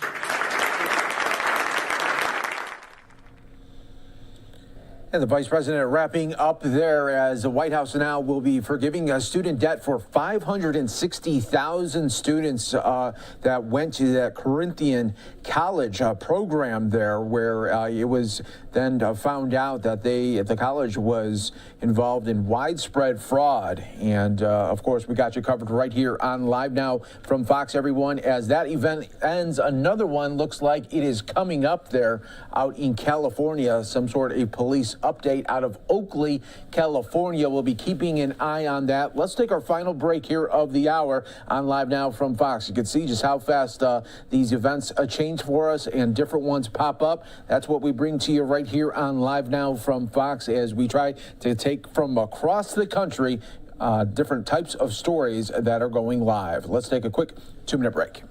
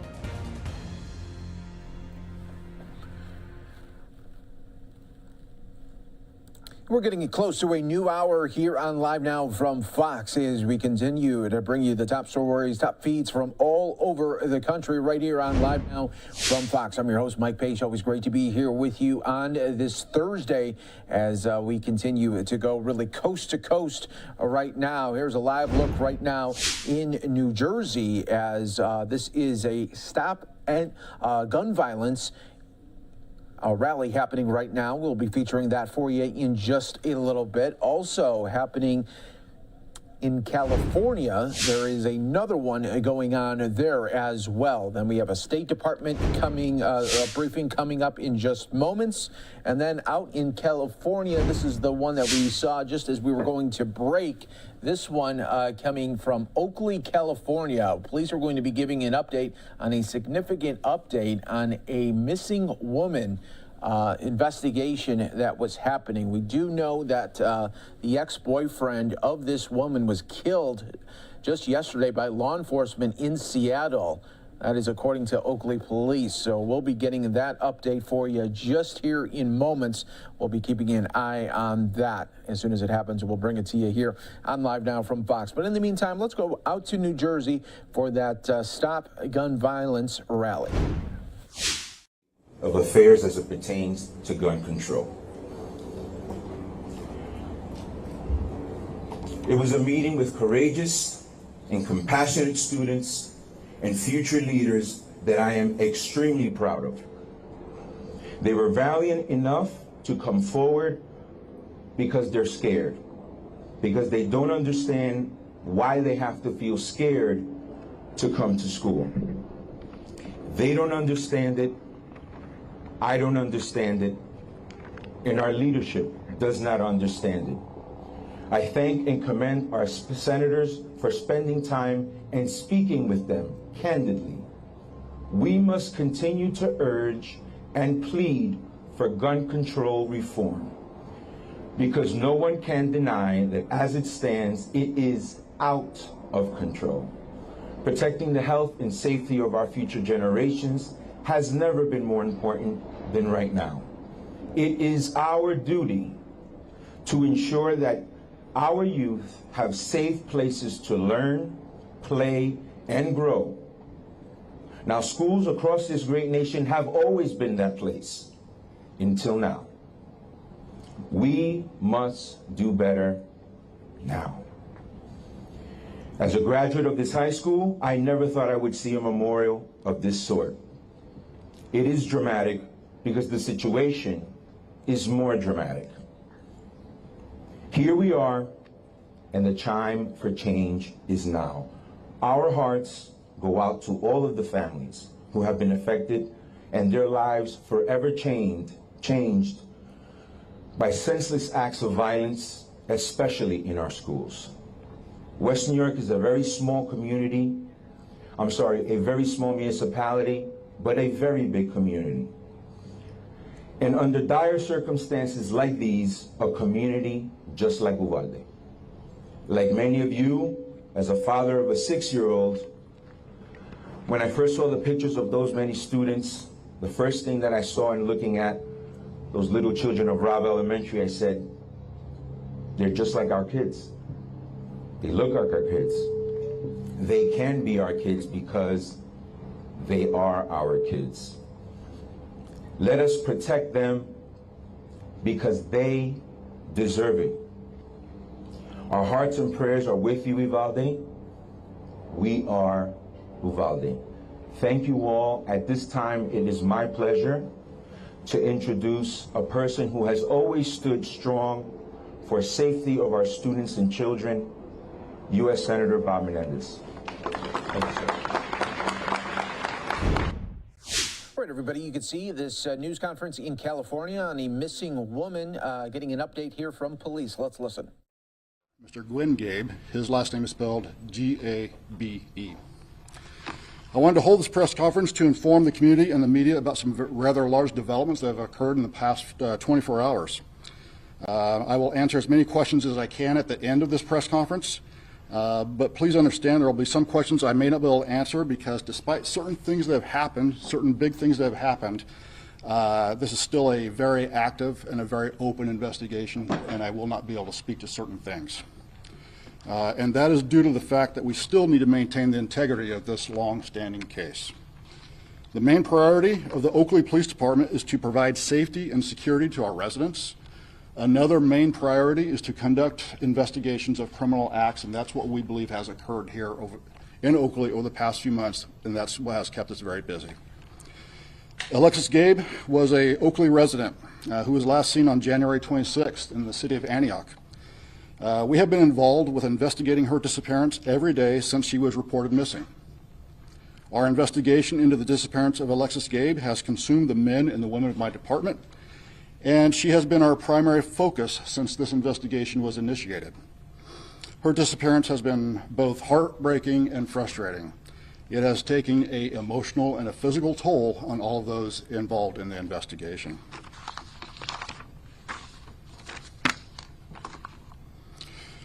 Our investigation is not going to end with this press conference today. We still have a lot of work to do. Our search for Alexis has been a very vigorous one. We have literally searched for her via land, sea, and air. We will continue to do so as we get information that indicates we should do that. Due to the information that has been yielded during our long and intensive investigation, I must announce at this point that we believe that Alexis Gabe is the victim of a homicide. We believe that homicide occurred in the city of Antioch.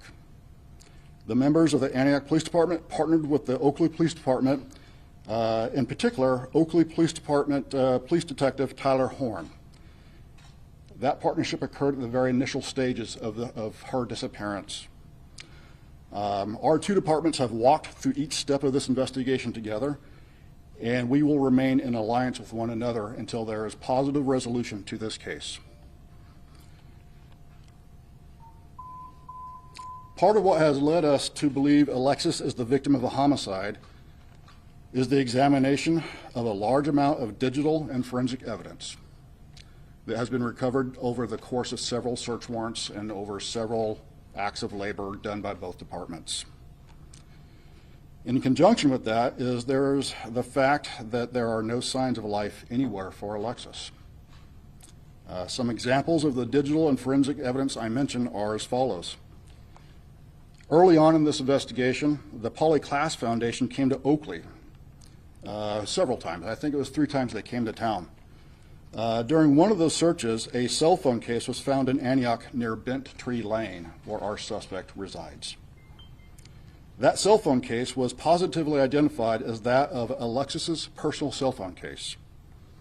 That case was examined, and it was found to have the DNA of Marshall Jones inside of it. As I previously stated, this cell phone case was located near Marshall Jones' residence, and it was an empty case without a telephone attached to it. Some digital evidence came in the form of thousands of phone records. Digital evidence also came in the form of the image of Marshall Jones being captured on several surveillance cameras, which led him on a path from where Alexis's vehicle was dumped in Oakley to his home on Bent Tree Lane on the evening of January 26, 2022. Further digital evidence was the fact that Alexis's vehicle was equipped with a GPS system. An examination of that system showed a direct path leading that vehicle from Marshall Jones' house to where it was dumped in Oakley on the night of January 26, 2022. And that dump location was a fairly well-known location by now. It was at the intersection of Trenton and Carrington Road here in Oakley. Our joint investigation has led us to believe Alexis's ex-boyfriend, a man full name of Marshall Curtis Jones, a 27-year-old male and a resident of Antioch, killed Alexis at his home on or about January 26, 2022. Marshall Jones has been very uncooperative during our joint investigation, and he has refused to speak with us several times. This has done nothing but prolong our investigation. We presented a case to the District Attorney's Office seeking criminal charges against Marshall Jones for the homicide of Alexis Gabe. Last week, the District Attorney's Office did file the criminal charge of murder against Marshall Jones, and an arrest warrant for Marshall Jones was also issued. Both of these actions were taken due to the amount of evidence and detail that our joint investigation yielded, and we were able to present that to the district attorney for that filing. The fact that we believe the homicide occurred in the city of Antioch does make the Antioch Police Department the primary agency for that aspect of the case. Due to the nature and how this investigation was conducted, we were able to determine the whereabouts of Marshall Jones for a majority of the time during this investigation. We factually know Marshall left California and went to the state of Washington within days of the disappearance of Alexis Gabe.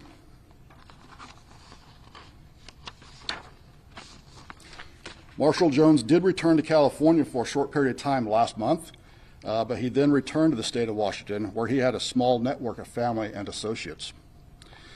Yesterday, detectives from the Antioch and Oakley Police Departments were in Washington.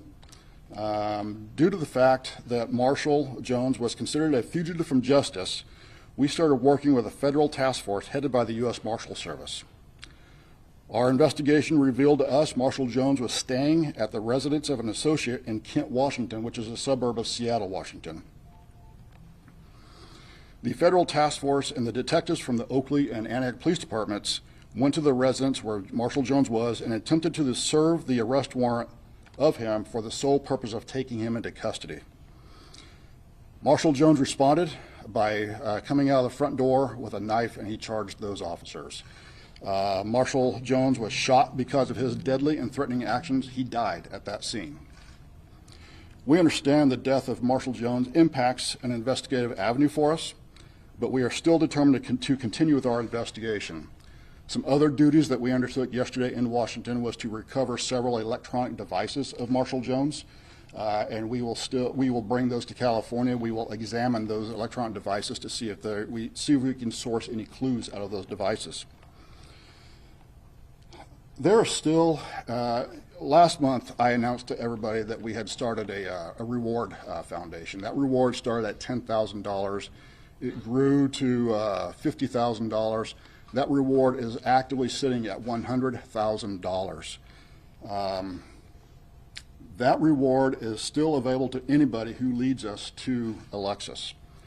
To repeat, we do understand the death of Marshall Jones is not what we had hoped for. But we do hope somebody who has knowledge of Alexis's whereabouts will now feel more empowered to come forward without having to feel a negative response from Marshall Jones.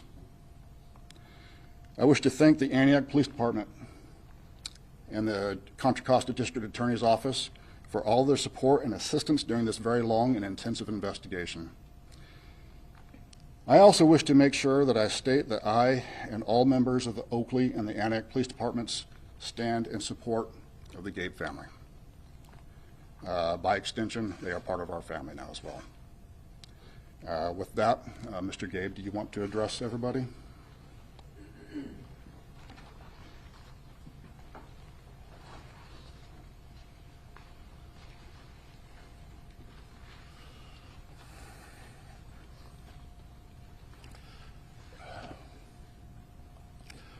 What happened to Marshall was tragic and unexpected. My wife cried so hard last night upon hearing of his passing. He was our daughter's first love.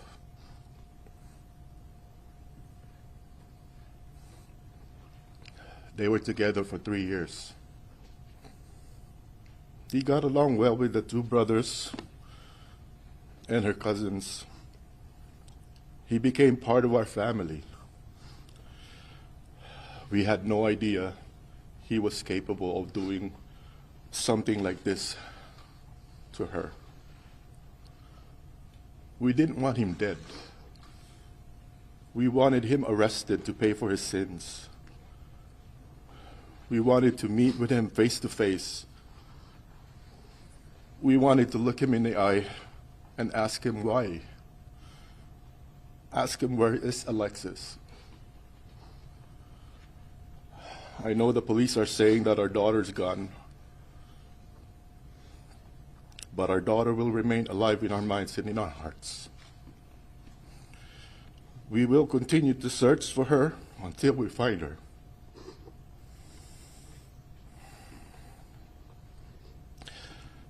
I'd like to say thank you to the hard work and dedication given by these members of law enforcement, especially to Detective Tyler Horn, who's still in Washington, Lieutenant Logan Cartwright, Chief Paul Beard, and the rest of the team at Oakley Police Department. Also, Detective Stenger and his team at Antioch Police Department. To everyone who assisted these guys in Washington, thank you so much. Oakley and Antioch PD have been working on this case for 4 months straight, nonstop. They've invested so much and they deserve all the credit. I'm saying this just in case someone tries to schedule another press conference and takes full credit of what went down yesterday and the last 4 months. Thank you so much.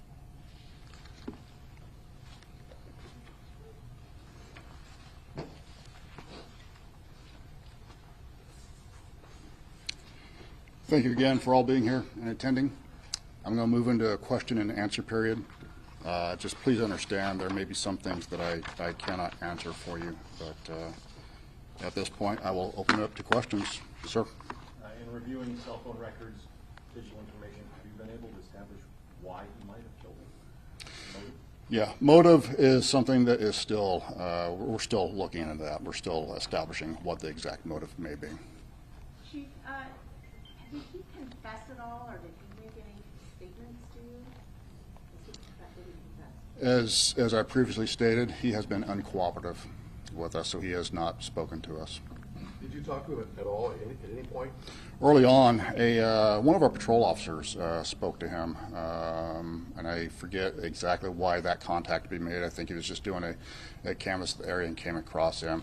I'm not going to remember what the verbiage was between the two of them. Chief, it sounds like you guys had some strong evidence. You've been working on this case for 4 months. Can you help us understand why it took so long to issue an arrest warrant? Were there some obstacles, some big obstacles in the way? The largest obstacle was the degree of difficulty in this case.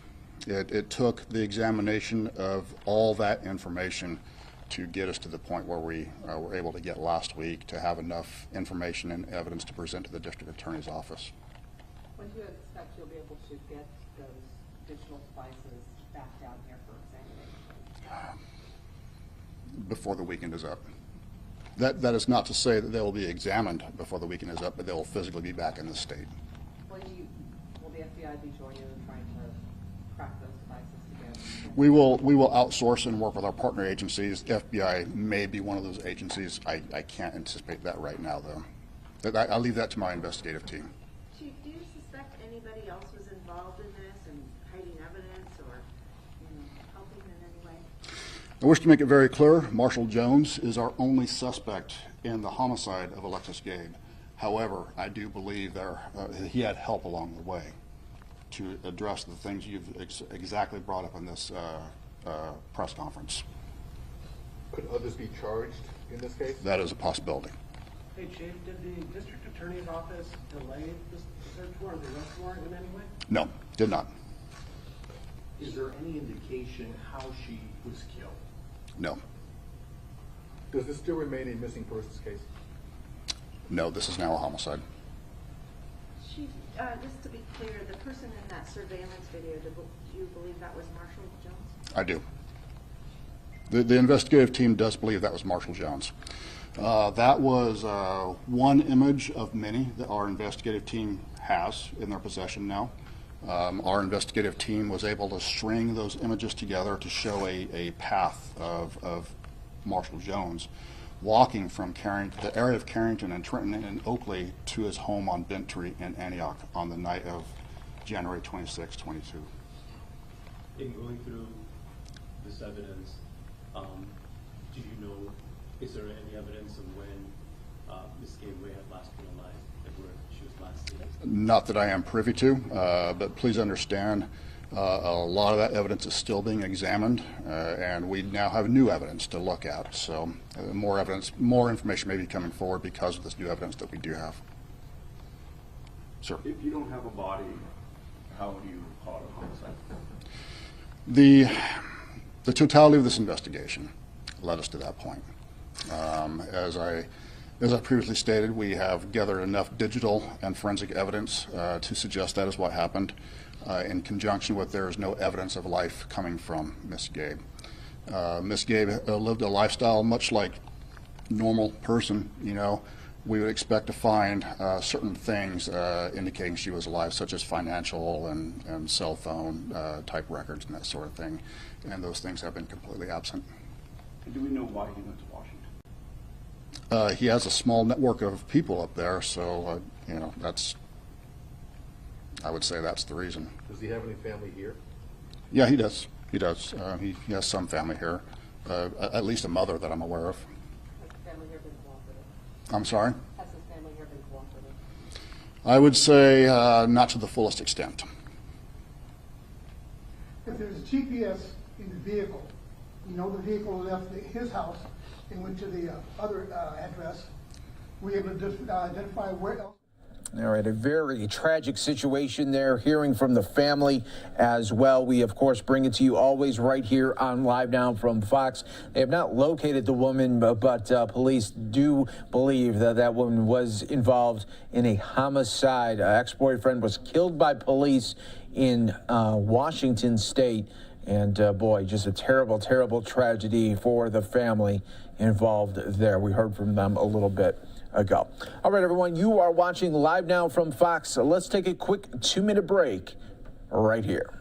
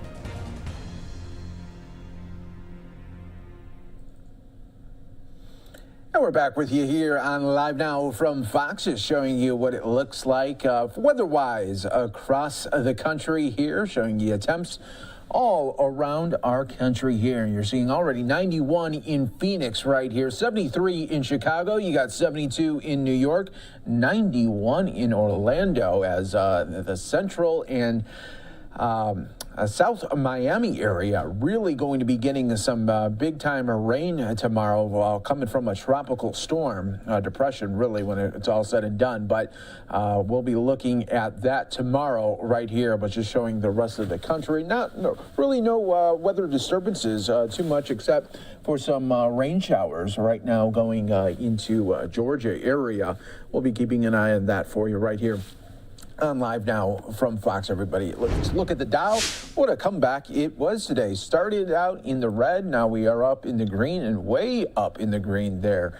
More than 250 points right here on Live Now from Fox. In just a moment, everybody, we'll be taking you out to Ohio, Middleton, Ohio to be exact. That's where Ohio Representative Thomas Hall will be holding a news conference to talk about the state legislature approving his legislation involving training for teachers who want to carry firearms. The Senate and House both passed the proposal, which honors the number of hours an educator is required to train if they want to carry a weapon in school there. So we will be definitely keeping an eye on that for you. As soon as it gets going, we'll bring it to you right here on Live Now from Fox, everybody. In the meantime, I do want to go out to New Jersey, getting an update, not an update really, but more of a rally to end gun violence. Let's listen to that right here on Live Now from Fox. State of affairs as it pertains to gun control. It was a meeting with courageous and compassionate students and future leaders that I am extremely proud of. They were valiant enough to come forward because they're scared, because they don't understand why they have to feel scared to come to school. They don't understand it. I don't understand it. And our leadership does not understand it. I thank and commend our senators for spending time and speaking with them candidly. We must continue to urge and plead for gun control reform, because no one can deny that as it stands, it is out of control. Protecting the health and safety of our future generations has never been more important than right now. It is our duty to ensure that our youth have safe places to learn, play, and grow. Now, schools across this great nation have always been that place until now.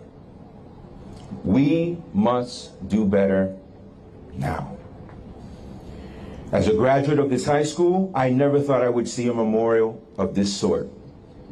It is dramatic because the situation is more dramatic.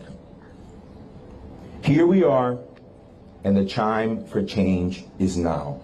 Our hearts go out to all of the families who have been affected and their lives forever changed by senseless acts of violence, especially in our schools. West New York is a very small community, a very small municipality, but a very big community. And under dire circumstances like these, a community just like Uvalde. Like many of you, as a father of a 6-year-old, when I first saw the pictures of those many students, the first thing that I saw in looking at those little children of Robb Elementary, I said, they're just like our kids. They look like our kids. They can be our kids because they are our kids. Let us protect them because they deserve it. Our hearts and prayers are with you, Uvalde.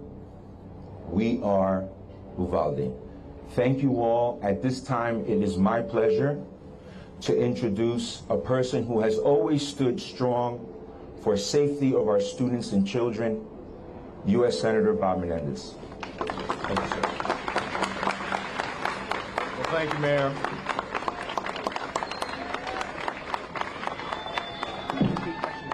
Well, thank you, Mayor.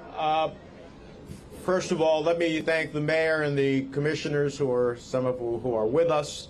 Let me thank the West New York School District, the superintendent, the Board of Education members, the principal, and the teaching staff here who have joined us. Let me thank the students who are exhibiting, those that we had the privilege of meeting with inside as part of the representatives of the student body, who I think had such incredibly riveting and tough questions that exhibit the nature of what we're trying to overcome.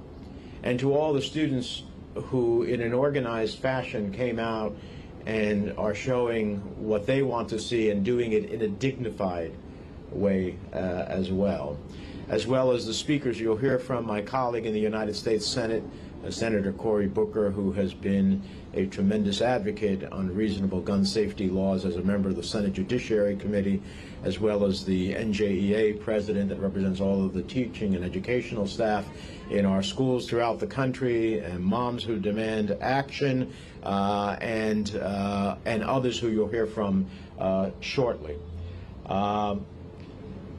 And we also have some of our public officials here. We have the mayor of Weehawken has joined us, Mayor Turner, the mayor of Bayonne has joined us, Mayor Davis, the sheriff of Hudson County is part of our law enforcement protection, the Sheriff Shalari. We appreciate him as well. As we meet together, just last night, gun violence tore through multiple communities. At a medical facility in Tulsa, Oklahoma, 4 people were killed by a gunman and 2 were injured in shootings in Pennsylvania near a Walmart and outside a high school in Los Angeles. And while we pray for the families of the victims and those impacted by these horrific shootings, we're all here today because no more families need to go through what the families in Tulsa and Uvalde and so many others are going through today. Just before this event started, Senator Booker and I had the opportunity to meet with some of the students who are part of the peer mediation group here at Memorial High School. And I want to thank them, and I want to say to them, thank you for using your voice to speak for those who are no longer with us, represented by the memorial classroom of 21 empty desks, 1 for each of the 19 children in Uvalde and the 2 teachers who were senselessly taken from us.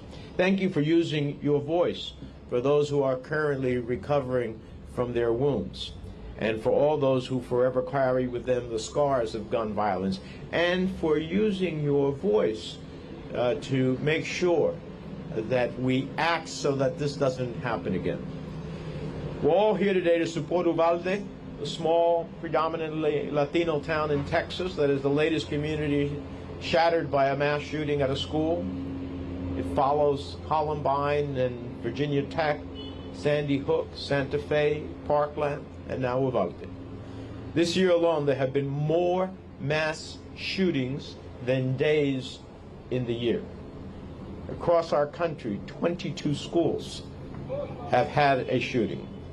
And just 10 days after the senseless murder of 10 Americans in a Buffalo supermarket, 2 teachers and 19 children were killed in cold blood in their classrooms.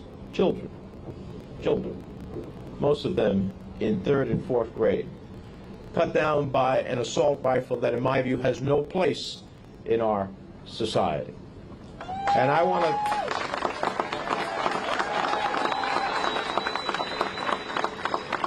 But because sometimes we get desensitized by numbers, I want to say their names. Alexandria Anilla Rubio, 10 years old. Alicia Ramirez, 10 years old. Amere Jo Garza, 10 years old.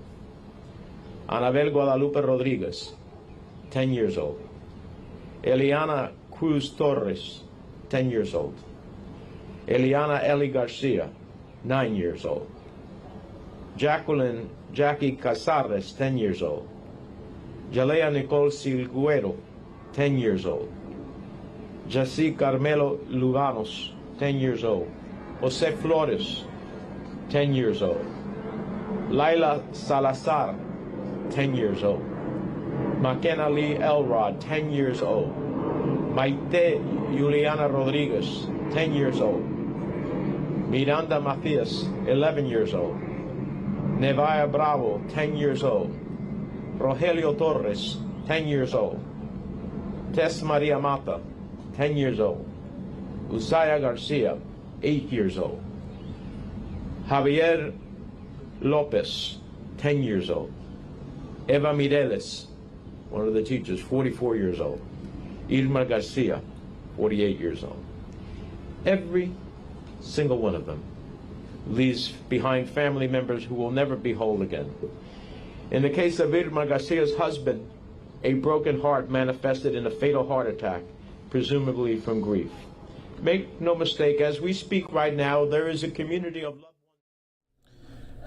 All right, everybody, we are going to take a quick 2-minute break here on Live Now from Fox. When we come back, we'll take you out to Ohio, where they will be talking about legislation there to, if teachers want it, they can be armed in school. So we'll be listening to that right here on Live Now from Fox.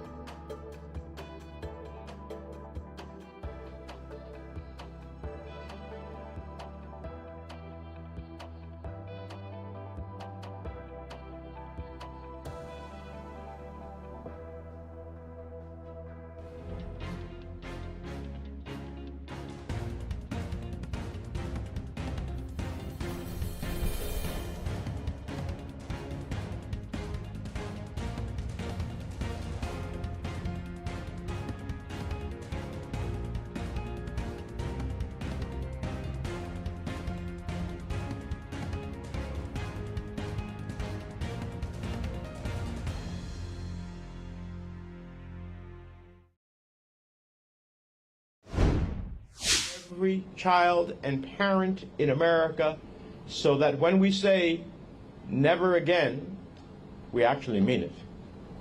So I'll end up with this. Outside of Robb Elementary School in Uvalde, there is a sign. It says welcome, and then underneath it, it says bienvenido. As I have thought about what to say today, this image has haunted me in my brain. That bilingual sign, alongside with the images of little kids holding honor roll certificates,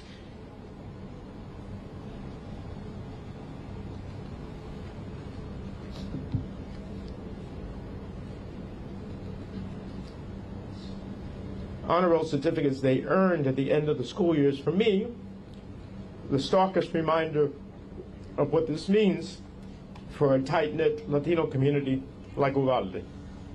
And as I read the list of names, I can't help but think of my own family. I'll never forget the day when my daughter Alicia and my son Rob, who's here with us, came home safely from high school the day of the Columbine massacre. And now, as a grandfather of 3 girls, I'm terrified to think about the risks they could face. I have 3 granddaughters, Evangelina, Ophelia, and Olivia. They are younger than the kids we mourned today, but their names are so familiar. How will we explain to them why the Senate took no action after 10 black Americans lost their lives grocery shopping? After 19 Latino children and 2 Latino teachers lost their lives going to school? What kind of nation are we leaving behind for them? ¿Hasta cuándo? ¿Hasta cuándo? Déjeme cerrar ahora con unas palabras en español para nuestros hermanos en la prensa hispana. Estamos reunidos hoy simplemente para reclamar la seguridad de todos nuestros hijos y todas nuestras familias.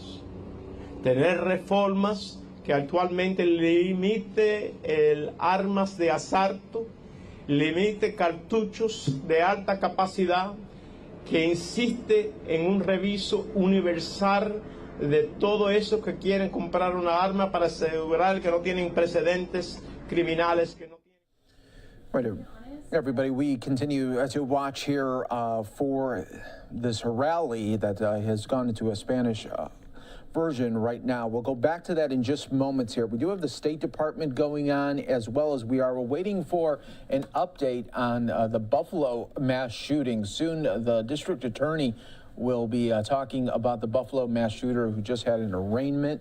We'll be waiting for that right here on Live Now from Fox. But let's take another quick 2-minute break.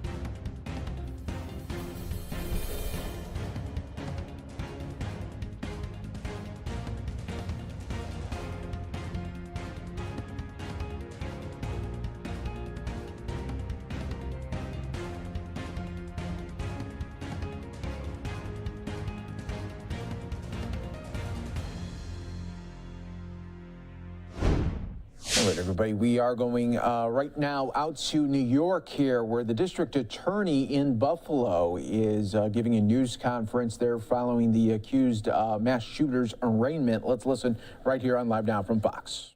They are the chief of my major crimes unit, John Ferroletto. They are Assistant District Attorney Ryan Haggerty, Assistant District Attorney Justin Caldwell, and I've got a fifth too, Assistant District Attorney Noha Elnakib. They will be my prosecution team, and they are standing behind me here right this afternoon. I want to thank them for all the work that they've done so far. I want to thank them for, and my entire office, for moving this case rather swiftly and getting everything done in a proper fashion so that we can be here right now to announce an indictment in this matter. Before I talk about the indictment, let me give you a brief procedural history of what has gone on so far and what has led us to where we're at today. As you know, the defendant was arrested within hours after the alleged incident back on May 14th. He was arrested on one count of murder in the first degree. The reason why murder in the first degree was chosen as the arresting charge was because the probable cause that we had at that time, right then and there, linked to the murder in the first degree right away. Obviously, there were other charges that potentially could have been charged and arrested at that time. But as I said before, All we needed was one charge to hold him and arrest him and to get him off the street and to get him in custody. And so we just happened to choose the charge that had the probable cause staring us right in the face. And that was a murder in the first degree charge. So that was the charge that was initially filed and arrested. As you know, there was a felony hearing date that was scheduled for the following Thursday.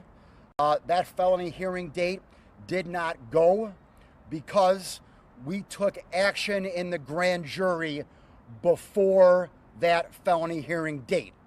And once you take any action in a grand jury, that immediately divests the case from city court, which it was arraigned in, and now city court no longer has jurisdiction over the matter at all because we took action in that grand jury. Now, the action that we took in the grand jury was just, again, one charge. It was not complete at that time. It did not have to be complete at that time. We completed the investigation at later dates. And once the grand jury came to conclusion and the investigation was done, the full indictment was reported out yesterday, and the defendant was arraigned this afternoon. He was arraigned on 25 counts of a violation of New York State penal law. The highest charge is domestic act of terrorism motivated by hate in the first degree. This is a relatively new charge in New York State. It's only been on the books since November 1st of 2020. It is the first time in the history of New York State that this domestic terrorism charge motivated by hate in the first degree has been filed. That charge only has one sentence if, in fact, the defendant is found guilty of that charge, and that is life without parole. There is no minimum, there is no maximum. That is the only punishment on that charge. In addition to that charge, he has been charged with 10 counts of murder in the first degree.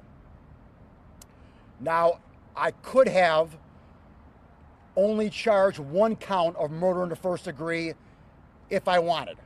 That could have satisfied all 10 victims and just had one count. But I chose not to do that. I chose to charge 10 individual counts of murder in the first degree. Again, the legal theory behind murder in the first degree is that 2 or more people died. Obviously, we had 2 or more allegedly in this case right here. And so, like I said, I could have just charged one count and satisfied all 10 in the murder in the first degree charge, but I chose not to. I chose to charge 10 separate accounts to list by name the 10 victims, because they deserve to be listed by name.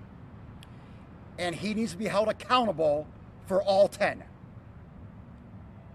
That is why I chose to file 10 separate counts of murder in the first degree. He was then charged with 10 counts of murder in the second degree with a hate crime attached to it. As I've said before, a hate crime in New York State is not an actual separate charge. The way it works in New York State is that you have a foundational charge, whether it's assault, murder, whatever it may be. You have a foundational charge, and then you enhance it with the hate crime. So that is what has been done. I charged also 10 counts of murder in the second degree with a hate crime on all 10 counts for all 10 individuals. And by adding on the hate crime charge, that also elevates it to the same level as murder in the first degree. So at the end of the day, the murder in the first degree and the murder in the second degree are all the same level. You may ask, what was the need of doing that? Why couldn't you just charge the 10 counts of murder in the first degree and leave it alone? Again, I could have done that, but I felt it was important to the community, to the victims, to charge everything that allegedly occurred on this date. And that is why I chose to charge murder in the second degree motivated by hate as well. I then charged 3 counts, and he was indicted on 3 counts of attempted murder. We have 3 individuals who survived. For those 3 individuals who survived, the attempted murder charge has been filed, along with the hate crime on top of that. I will note that 2 of the 3 victims who survived were white. They were not African American. I can still charge a hate crime on the attempted murder for 2 white people as well, because of his alleged intent. And so I did. And then the final charge is a weapons charge, criminal possession of a weapon in the second degree. The weapons charge is due to the modification of the weapon.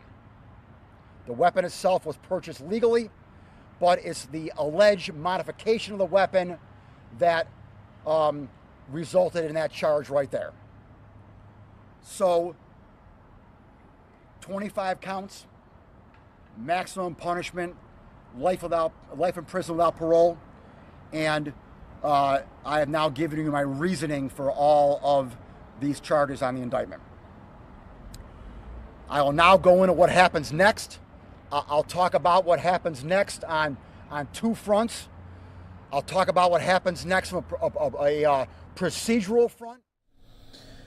All right, some of you will be seeing a quick 2-minute break. It'll be our final one here of the hour as we're learning new information here from the district attorney. They're charging that suspect there with 10 counts of murder there, along with domestic terrorism motivated by hate. Over a month out, that gives us time now to turn all the discovery over to the defense team. I will note that I've already given the defense team a copy of the indictment. They asked for it yesterday, and I most graciously obliged that and gave them a copy of the indictment. And then now we have a month to turn over all the discovery and to give them all the evidence. From a communication front, this is the last time you will hear from me or from anyone in my office. That is not unusual. After a arraignment on the indictment, I never speak until the matter is concluded. That has been my MO for the past 5.5 years. I'm not going to change that now. But on top of not changing my normal MO, I have formally agreed to that as well. As everyone knows, the defense team filed a week or so ago an order, a gag order against me, so that I could be precluded from talking about this case. The defense attorneys and I and the judge came to a resolution and agreement that I'd be able to talk today about the charges, about the indictment, about the elements of the crime, about the procedural nature of what's happening next. But I agreed not to talk about the evidence or talk about any facts of the case at all. So I will honor my agreement. I told the judge that I wouldn't do that anyway in open court. I gave the judge my word. I gave the defense attorneys my word as well, and my word is golden. I really don't need an order, quite frankly. If I say I'm going to do something and I give you my word, I'm going to do it. So I will not be talking about any facts of the case here right now. I will not be talking about any evidence at all. I will not even get cute. I could probably get cute and have the police department or FBI talk about evidence or talk about the facts of the case and have me sit over here and be quiet. I could probably get around the gag order doing that. But you know what? I'm not gonna do that. I'm not gonna get cute at all. So they will not be talking about the facts or evidence either. I will note that, and I said it in open court, I'm obviously a little miffed by the gag order, to tell you the truth. I clearly did nothing wrong before today in speaking about this case. I was accused of making two statements. One had to do with the mental health process that occurred here, where I made a comment that once the defense team pulled their request to have a forensic, that it was a moot point. I clearly was talking about it being a moot point for the felony hearing, and only for the felony hearing. I clearly established that. I clearly said that. I was not in any manner saying it was a moot point going forward indefinitely. If I implied that, I am sorry. But I know I did not imply that. I know I did not say that. And on top of that, I explained it was only for the felony hearing. So I'm not sure how there was any confusion there, but I'm a big man. If there was, I apologize. The second argument that they made was that I talked about some potential misconduct that was uncharged. Again, I did not do that. I mentioned other potential charges that were in the penal law that we were looking at potentially. I use the word potentially like probably 1,000 times. The reason why I did that is because, as you know, I got some criticism for only charging the murder in the first degree. People were questioning me and criticizing me, well, why didn't you charge the hate crime right away? I was even called out by a reporter, who's not here today, at the press conference we had on Saturday night there after the shooting, that why didn't you charge the hate crime right away? So I had to explain, obviously, that the reason why I didn't charge the hate crime right away is because we had to keep doing the investigation more. The murder in the first degree charge was staring me right in the face. Now, one could make the argument the hate crime was staring you in the face as well. I recognize that, but the hate crime is more nuanced. The hate crime is an enhancement to an underlying charge. And so there's more to that. And I want to make sure I had my I's dotted and T's crossed before I added on more charges.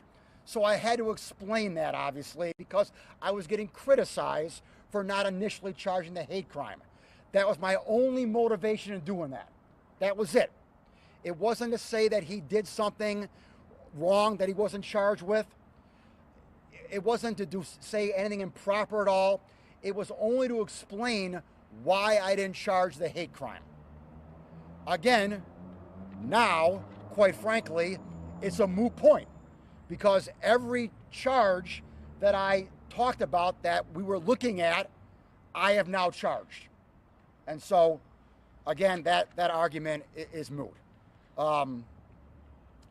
I have clearly said from day one that this defendant is innocent until proven guilty. I repeat that right now. This indictment are just allegations. He has not been found guilty of anything. He is innocent until proven guilty. Everything right here in front of us right now are just accusations and allegations. And I will do my darndest to ensure he gets a fair trial. And anyone who implies that he's not going to get a fair trial, that I somehow have prejudiced him having a fair trial is ridiculous. I've said it in front of the cameras before, and I've said it again today. How these are just accusations, and he is innocent right now. So I think that that's now been cleared up. Again, after today, I'm not going to talk anyway, so I've given my word, and we move forward. We move forward now with the prosecution. I kind of want to generally give some thank yous here, and then I want to give some specifics. Obviously, all of law enforcement, from the Sheriff's Department to the State Police to the ATF to the U.S. Attorney's Office, have been just extremely helpful in getting us to where we're at today. I can't thank the FBI enough. The special agent in charge, Steve Bologna here from the FBI, him and Director Ray in D.C. have done everything to assist us. We are total partners in this prosecution. The evidence that they've collected and the work that they've done to help me out. And it's that partnership with the FBI that I have going back years and years that has fostered that sense of relationship and partnership that we have got, here today. And this should be a model nationwide as to how local law enforcement and federal law enforcement can work together in a state prosecution. And that is what we've done, Steve, and I can't thank you enough, or Director Ray. Director Ray also... You're watching Live Now from Fox, everybody. So that was the DA talking about the new charges against that suspect that is accused of killing 10 people in that supermarket mass shooting last month. Of course, we got you always covered right here on Live Now from Fox. Let's go out to another event right here at the White House as part of the White House briefing. Soon we will be hearing from the White House Secretary. For kids under 5. And what parents and pediatricians and Americans should be expecting in the coming weeks. So as you all know, the FDA is currently working through a rigorous and independent scientific process. As part of that, the FDA's advisory committee, VRBPAC, will be meeting on June 14th and 15th. They will review the data submitted by Pfizer and Moderna for their vaccines, and we expect an FDA decision shortly after the advisory committee meeting. And we look forward to this process playing out. Now, as you all know, because we've been through this many times, the FDA authorization is not the final step in the process. Before vaccinations can begin, CDC must also issue its recommendations. If the FDA authorizes the vaccines, the CDC will have its advisory committee meetings, and ultimately the CDC director will make her recommendations. And we expect the CDC to make its dates for its advisory committee meetings public very, very soon. So let's talk about what we know at this moment. We know that many, many parents are eager to vaccinate their youngest kids. And it's important to do this right. And that's what this process has been all about. So as I talk through the process today, I want to be very clear that I am not here to prejudge the outcome of the process. But the administration is hard at work planning all sorts of scenarios based on whatever the outcome is from the process that's playing out. We've been working very closely with states, with local health departments, with pediatricians, family physicians, other healthcare providers, and pharmacies to get ready. We started with the playbook we've used for rollout of vaccines for other age groups. At the same time, we're building this program to meet the specific needs of this specific age group. We expect that the vast majority of these kids will be vaccinated by their primary care providers. Now, if and when FDA authorizes a vaccine, we'll move from planning to execution. So let me highlight a few things of what that will look like. Now, the good news is we have plenty of supply of both Pfizer and Moderna vaccines to start our vaccination program. And we are going to make 10 million doses available to states, pharmacies, and community health centers and federal entities to order initially. Starting tomorrow, states can begin to place their orders. We have asked states to distribute the initial tranche of doses to their highest priority sites, including those serving the highest risk children and hardest to reach areas.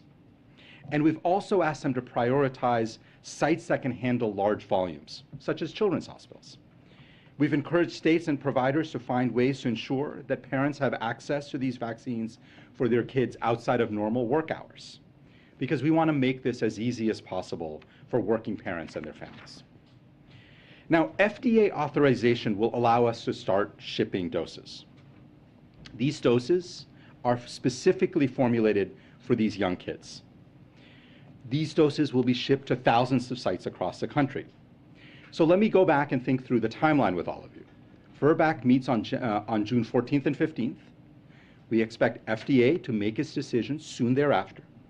Once FDA has authorized, if they have authorized vaccines, we can begin shipping.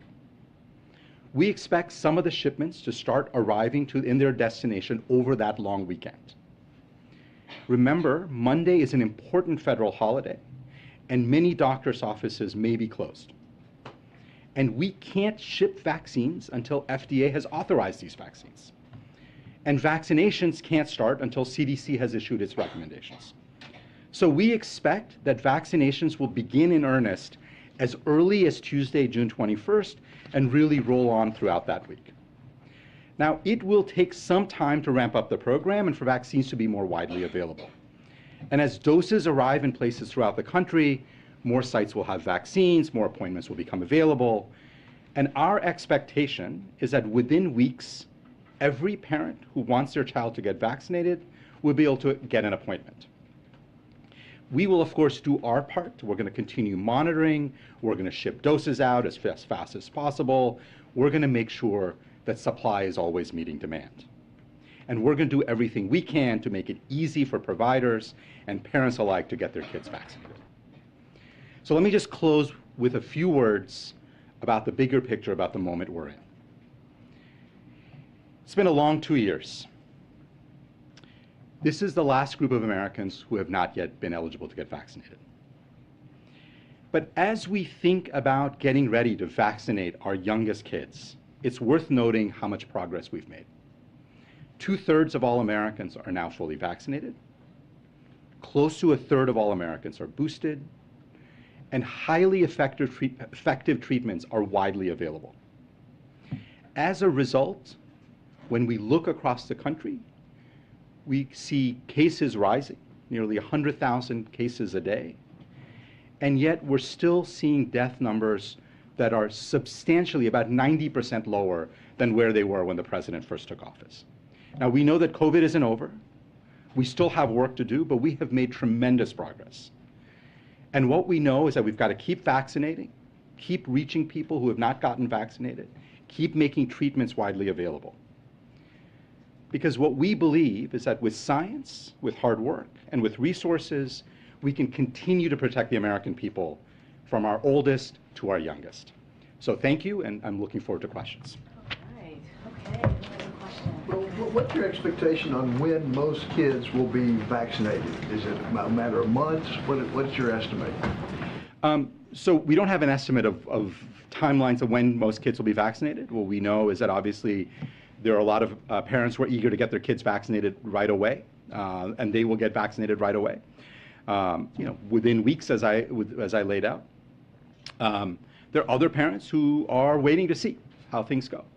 And I think what we have seen in the past is that they will come on board as they see their friends and family getting their kids vaccinated. So I think this is a process that's going to take some time, but we want to make sure that we always have adequate supply and access for parents when they want their kids vaccinated. So I think you are well aware about how much frustration and anger there's been from parents of young children. The fact we were talking about second boosters for much of the population before even this first one was available.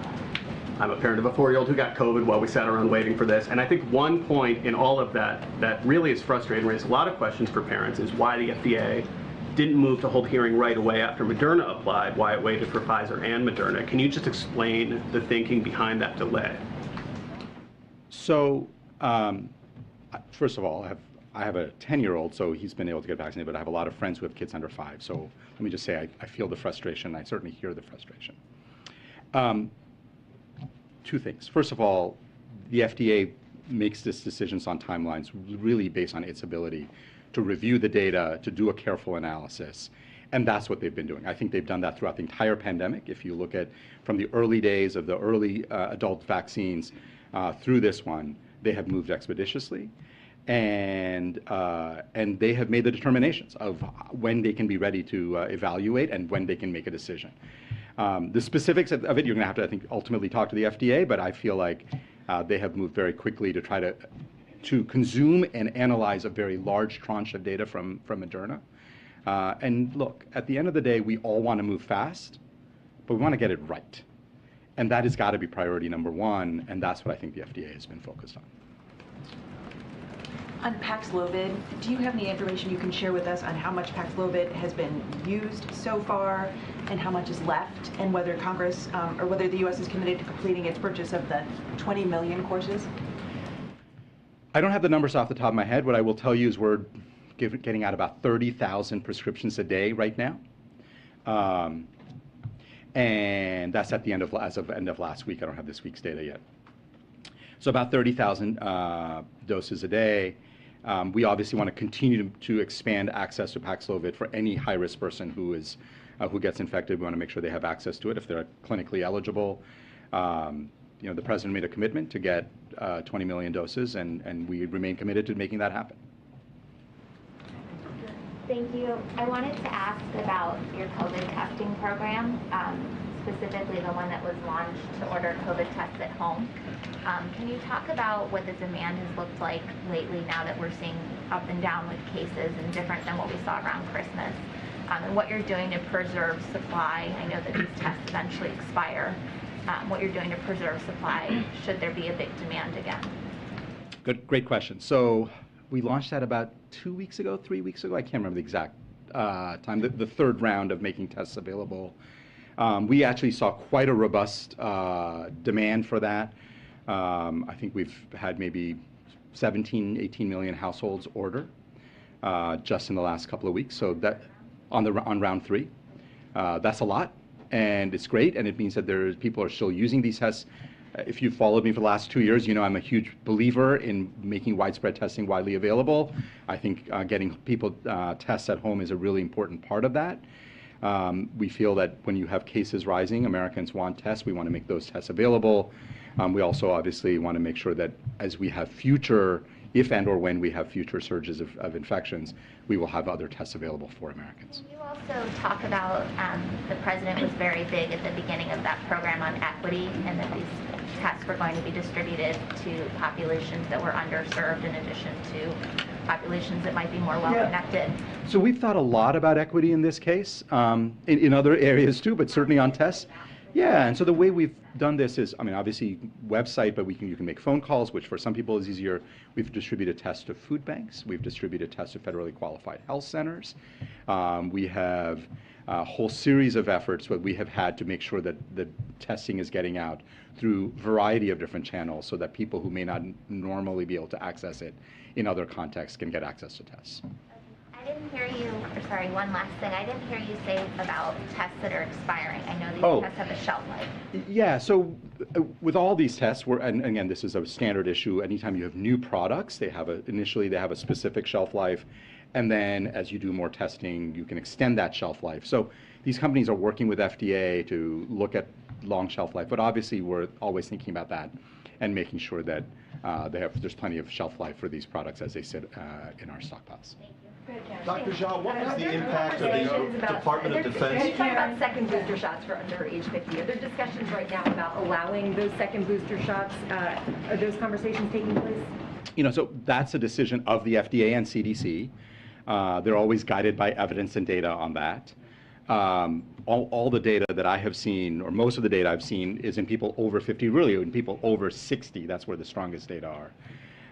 So I think those conversations are always ongoing, but I think the issue of looking at evidence and making a decision, that's really something the FDA is going to have to think Where about. cases are right now, that second booster shot should be authorized for people under age 50? You know, that I really do leave that up to FDA to decide based on kind of looking at the evidence. So and I think they should be making that decision. All right, last question, Tyler. Thank you. Do you feel confident that the U.S. has enough supplies for a potential summer surge? And at this point, what are your current predictions about what might happen in the South in the coming weeks and months? Supply of? Vaccines, antiviral treatments, all of the various things that are needed to treat COVID. So because of prior funding, we purchased a decent amount of both vaccines and therapeutics, and so I'm very confident that whatever happens this summer, we will have enough tools, tests, treatments, vaccines to get us through the summer. The challenge is, and again, I'm less in the prediction business, more in the planning business. As we plan the fall and winter and look at a variety of different scenarios, that's where I start getting very, very concerned. I mean, if you want to ask what keeps me awake at night, it is that we are going to run out of vaccines. We're not going to be able to have enough of the next generation of vaccines. We're going to run out of treatments, and we're going to run out of diagnostic tests, probably in the late fall into winter if we end up having a significant surge of infections. We don't have the resources to buy those things, and those purchases need to be made now. They cannot be made in the fall. So if you're wondering what is it that really worries me, I think we have the tools for the summer. We will not have the tools for the fall and winter unless Congress steps up and funds us. And based on your modeling that you do in the government and with partners outside of it, what is your sense of what this potential surge might look like, both this summer and then when you warn that supplies might run out in the fall and into the winter? Yeah, so as you know, there are a lot of different models. They all come up with a variety of different answers. And we really look across all of them, and we try to plan across all the ones that we think are reasonable. There certainly are models out there that suggest that we could have a sizable wave of infections in the fall and winter, especially if we don't have a vaccination campaign in the fall and winter, if we run out of treatments, if we don't have enough diagnostic tests. We could be looking at a more complicated situation. So those are models that we look at, we plan for them. Again, as I said, I generally try not to worry too much about predicting what's going to happen and really focusing on planning for a variety of scenarios.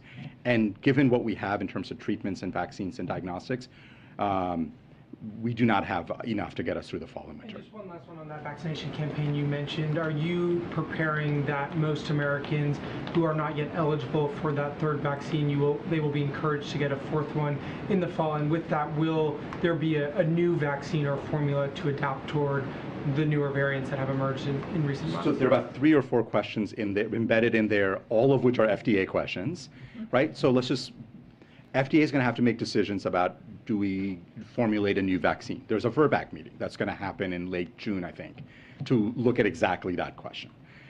Based on the data, they're going to make determinations. CDC is going to decide who should get it, who should not. I mean, you guys know the process of how that's going to play out. From your vantage point at the White House as the coordinator of all these different agencies, what your expectation would be? I am planning for all of those scenarios. We need to, because again, we don't decide what FDA will decide.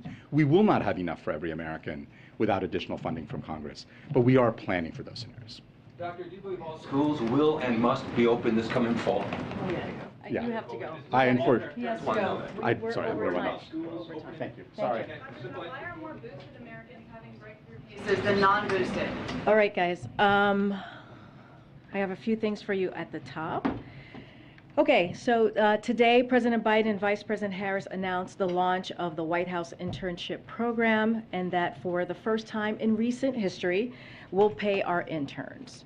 Since the beginning of his administration, President Biden has committed to advancing equity and opening doors by waiting to launch the White House Internship Program until receiving the statutory authority from Congress to pay interns. President Biden was proud to sign bipartisan legislation earlier this year that provides this authority and funding. President Biden and Vice President Harris know that for too long and too often, unpaid federal internships have been a barrier to hard-working and talented students and professionals, preventing many of them from contributing their talents and skills to the country. Paying White House interns will help ensure that those who receive internships at the White House reflect the diversity of America. Starting today, prospective candidates, as well as college and university administrators and faculty interested in the program, can visit whitehouse.gov/intern to learn more about the program and apply for the fall 2022 session starting on Monday. As the President conveyed earlier, we welcome the announcement today of a continuation of the truce in the Yemen conflict. The last 2 months in Yemen, thanks to the truce brokered in April, have been among the most peaceful periods since this terrible war began 7 years ago. Thousands of lives have been saved as fighting receded. For the first time in 7 years, Yemenis are able to fly from Sana'a to destinations outside of Yemen. We have also seen additional fuel ships moving through the port of Hudada, helping ease Yemen's fuel crisis. The parties to the conflict have now extended this truce for another 2 months, and it's important that we work from here to make it permanent. This truce would not happen it would not be possible without the cooperation, the cooperative diplomacy from across the region. We specifically recognize the leadership of King Salman and the Crown Prince of Saudi Arabia in helping to consolidate the truce. The Omni Sultan also played a central role in hosting and facilitating dialogue. Egypt and Jordan opened their airports to flights from Yemen over the past month, thereby enabling a key component of the truce process. The United States will remain engaged in this process over the coming weeks and months.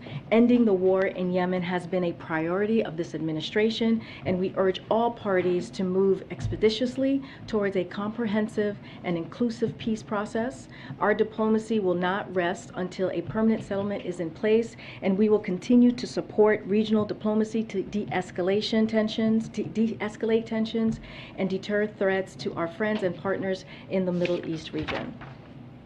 As the President continues to prioritize reducing costs for families, making historic investments in our infrastructure is a critical component to strengthening our supply chains, moving people and goods more effectively, and ultimately lowering costs on everyday items. This is part of transitioning to stable and steady economic growth for the years ahead.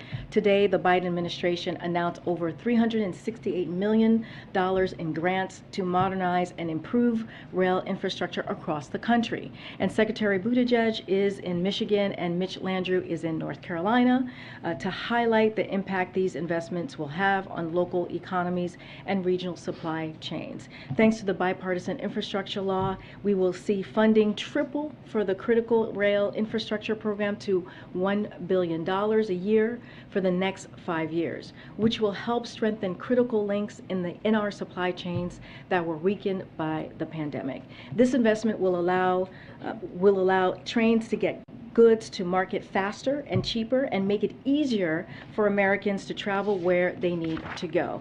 2 final important announcements that I wanted to make here. As you know, our dear Amanda Finney is leaving us. Though her official title is Chief of Staff, Jen long ago gave her the title of Mayor of the West Wing. If you know her, and I know many of you do and adore her as we do, you know that Amanda shines thanks to her charisma, her humor, and ability to simply get things done. Whether it's leading our team of Wranglers or hiring the best of the best to join our team, I don't know where we would be without Mayor Finney. She is leaving us to serve as Deputy Director of Public Affairs at the Energy Department, and they're so lucky to have her. Amanda has been the heart and soul of this team, and she will be truly missed. We love you, Finney, and we wish you the absolute best. What a time, as you would say. What a time. What a time. Amazing.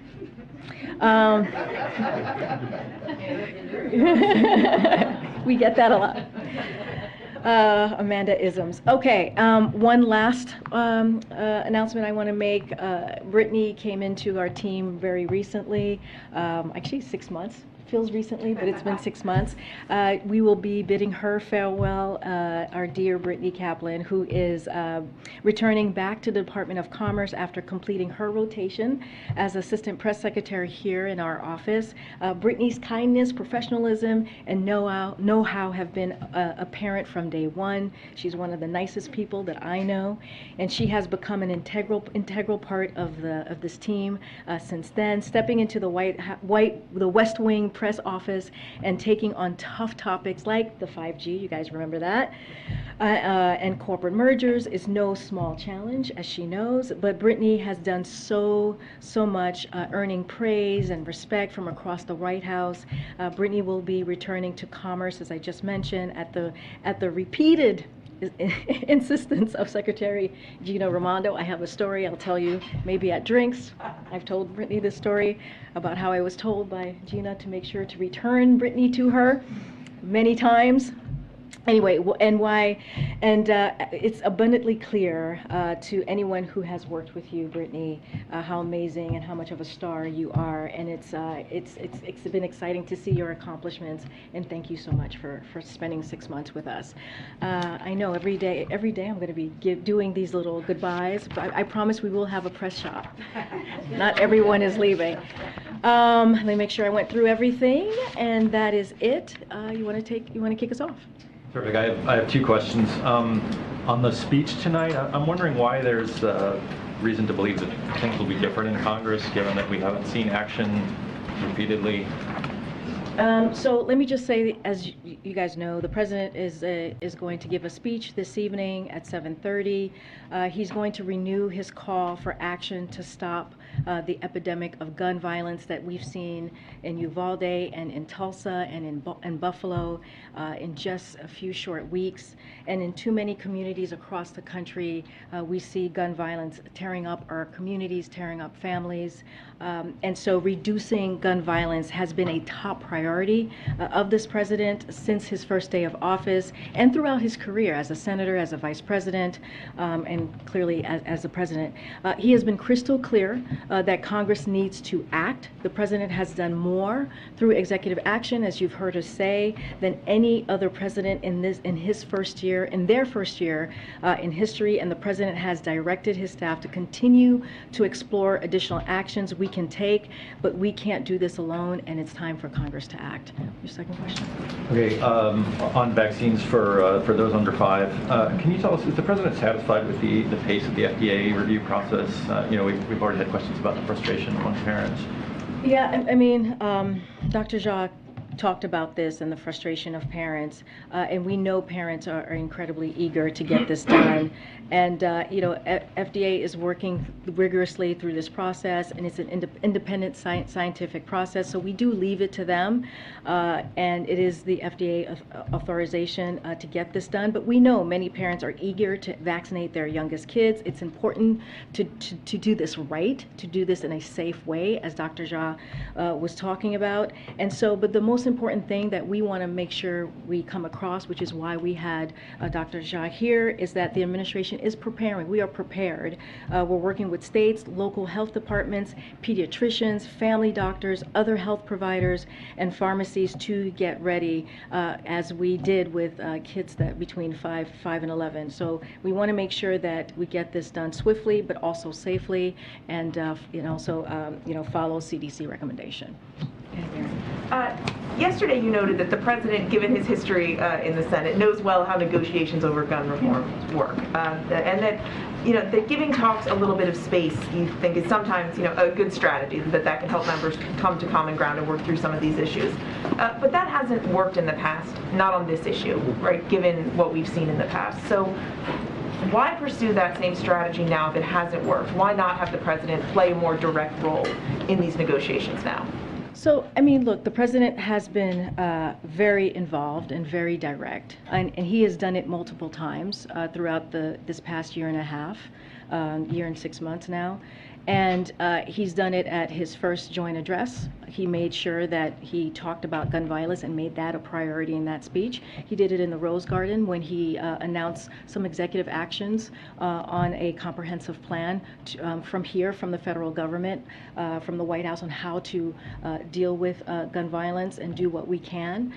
He did that in the State of the Union and made sure that gun violence was a priority. So he's been involved, he's been engaged, as you just stated. He's been doing this all for a good part of his career.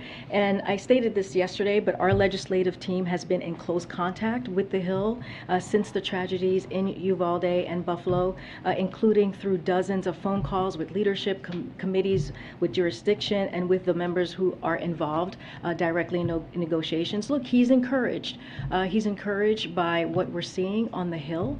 This is the first time in a very long time that we have seen this type of bipartisanship, and he's done this before, as I mentioned. He has beat the gun lobby before, and so tonight you'll hear from him. It'll be basically making sure that his voice is out there and calling to action, and making sure that the American people know that he is still continuing to speak on their behalf, and making sure that we get some action taken. The legislative team is making the calls, is obviously playing a central role in these negotiations, but why isn't the president picking up the phone and making those calls? Like I said, he wants to give it some space. And he's had conversations in the past with groups. He's had conversations with congressional member in this past year and a half, on being very clear on Congress acting. He's going to take this opportunity today at 7:30 this evening, as I just said, so that the American public could hear him directly. But we have to remember the things that we are calling for. When you think about, background checks, expanding that. When you think about, banning assault weapons. These are items that are incredibly popular with the very constituencies that these congressional members represent. When you look at even NRA members, when you look at Republican voters out there, Americans out there, these are issues and items that we're talking about that should be easy. It should not be difficult to do. We're trying to save our kids. We're trying to save families. We're trying to make it safe for people to go to grocery stores, so our kids could go to elementary schools or to school. And so this is what the president is calling for. And just one more on this. You've said you're looking into possible additional executive actions that the president might take. Do you have a sense of how long that process may take, when we might learn what options are on the table?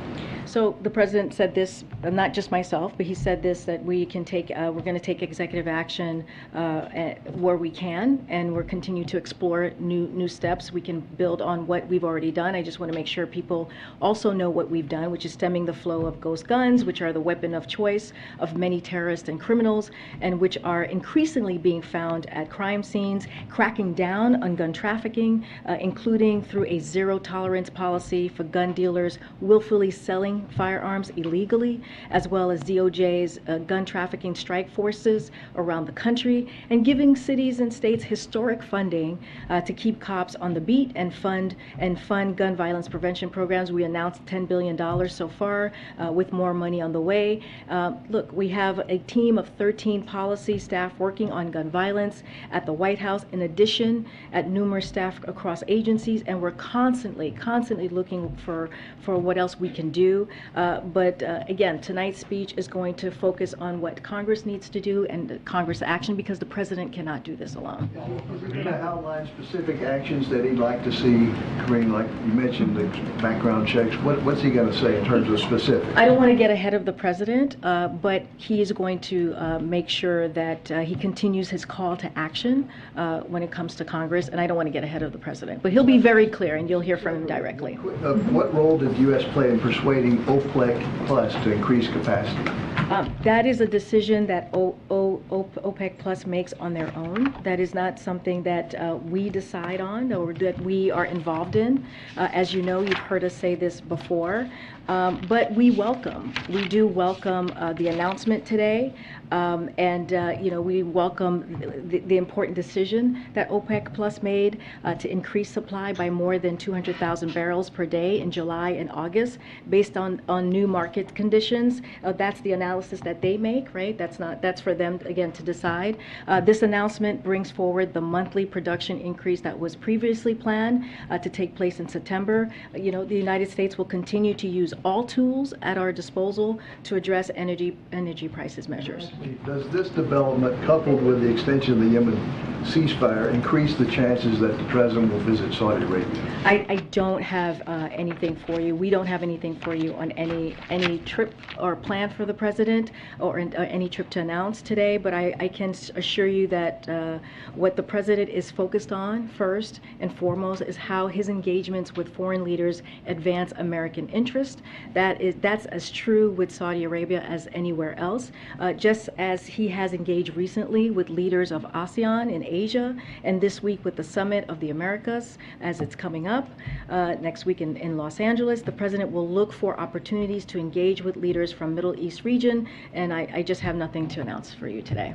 Good. Thanks, Corinne. I have a question on formula, but just to follow up. So can you say whether or not the president will call for anything new tonight when it comes to guns and what he wants to see Congress? I mean, his focus is going to be on making sure and asking Congress to take action, because he cannot do this alone. I do not want to get ahead of the president's speech. Everyone will hear from him at 7:30. But he won't talk about any specific action that he wants to see Congress take. I'm not going. Well, we've talked about that. We've talked about the actions that he wants to see taken. I just spoke about them, which is expanding background checks. He's talked about that. We talked about red flags laws as well. We have talked about banning assault weapons. These are items that the president has been very clear on, has talked about, and also when we think about this, the banning assault weapons has led on, especially when he was a senator. So that is not new. We have made that very clear in all of the remarks and speeches that he has done on gun violence in the past year and a half. Around, I meant specifically, but on the executive actions, you said you were exploring what he can still do, what still is left. Have you identified anything specific? I don't have anything to announce, but the president has said himself, we're going to explore where we can to see what else we can do on executive actions. I don't have anything imminent to announce. And on formula, did the president have any conversations with any cabinet secretaries or the FDA commissioner once he was confirmed in February about the formula shortage before April? I don't have any meetings to read out specifically on that for you. Look,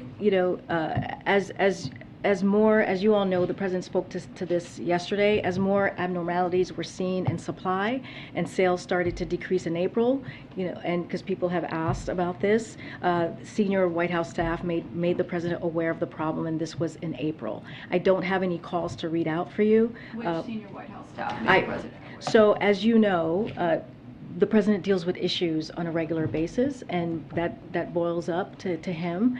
And it's just there's no specific person that I can call out to you, but it's the regular way that we move forward through the regular channels. I don't have a specific person, but that's kind of how it goes on any issue, not just this one. It goes through regular channels, and senior White House staff usually brief him on different issues. Okay.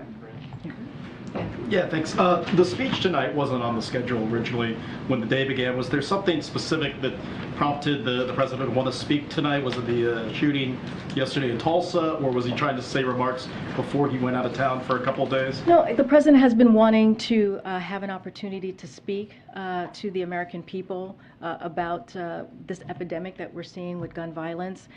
He wanted to make sure that, again, there was space for negotiations, giving space in Congress to the folks who are leading that conversation, and he just felt tonight was the right time to do that.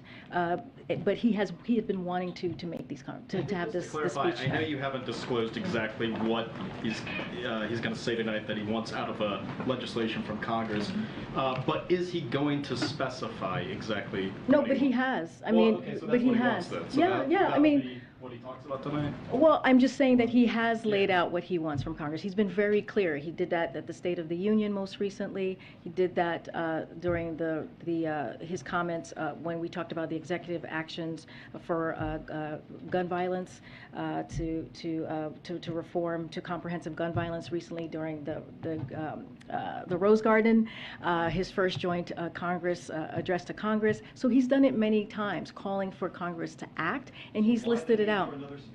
Because he wants to make sure that that his voice is still out there, and that the American people know that he's fighting for them and speaking for them. So this is, as we have said many times, this is a priority for the president, and so this is what we're going to see this evening. That's why we're doing it at this time. Corinne, so continuing on that topic, I'm still a little confused. So on the one hand, you've said that he supports and wants an assault weapons ban, universal background checks, and red flag laws. That's not the conversation that's largely going on up on the Hill. The Hill, to the extent that there are discussions, members on both sides have said they are not engaged in active negotiations over an assault weapons ban or universal background checks. It is much more modest than that. So I guess the question that we're all asking is he going to, and I think you used the word renew at the beginning, is he going to repeat his demand that Congress pass a universal background check bill, a ban on assault weapons and red flag laws, or is he going to lend his voice to the more modest gun control efforts that are actually underway on Capitol Hill? Those are two different things, and I don't know that you can do both at the same time, or maybe you can do one and say, but if that doesn't happen, I'm happy with the other one. I guess we think we can do both at the same time, right? The president has been very clear in laying out his key priorities. He has done that for a year and a half. Expand background checks to keep guns out of the hands of criminals. Renew our ban on assault weapons and high-capacity magazine. Pass a red flag law, which, by the way, is being talked about, right, in Congress. Confirm Steve Dettelbach to lead ATF. That is something that we have talked about, and Congress is dealing with that, and we are very optimistic that he will be confirmed. So those are just listed out a couple of things that are very much a reality. Look, the president has been very clear. Congress needs to act. They should pass legislation so president can sign it into law. We are seeing something right now that is encouraging. The process is still happening. Negotiation is still happening. We do not know what it's ultimately going to look like, but that doesn't mean that the president can't call out his key priorities. That doesn't mean that the president can't list out what he thinks is needs to happen so that we can actually deal with this epidemic. So we should expect him to repeat that demand. He's repeated many times. I think what I'm saying is I don't want to get ahead of what the president. No, I haven't. I said he's going to call Congress into action. He has talked about these things over and over and over again. The president is going to speak for himself. That is all. We've said this before. When you guys have asked us, can you please give us a preview on the speech? Many times we say, we want the president to speak for himself. That is not new. That is not new here. That is exactly what I'm saying. But you know his key priorities. He's been talking about them. I do have a question more here on strategy. You said the past couple of days that the president wanted to give space for Congress to work through the negotiations on their own, and that he would only get involved when he felt it would be helpful. Tonight he's giving a speech in prime time. Yeah. Does he think it's now time for him to be helpful in these negotiations, or is there a risk that his insertion into this moment could be potentially counterproductive and hurt the ongoing negotiations that don't seem to be finalized? Look, it's a good question. Our Office of Leg Affairs has been in close consultation with the negotiators on the Hill. So they were aware that the president's going to give these remarks. We talked to them. We had consultation with them. We consulted with them about giving these remarks. So that is not an issue. That is not a problem. The president wanted to make sure that the American people heard from him directly. This is a speech that he has been wanting to make, and that's what he's going to do this evening. And so there is a careful consideration here about what he might say to not interfere with any No, I'm not saying that. That's not what I'm saying. I'm saying that the president's going to use this opportunity to speak directly to the American people. That's what he's going to do tonight. And just one more on baby formula. I know you got a lot of questions about this yesterday. I'm wondering if you had an opportunity to speak with the president since his comments yesterday when he said he was not informed about the situation until May. Is there Is he, has he expressed any disappointment in his staff for not bringing this issue to him earlier? Are there any concerns about the information flow in the White House that, given the manufacturers told him very directly they knew this would be a problem in February and he didn't know about it until months later?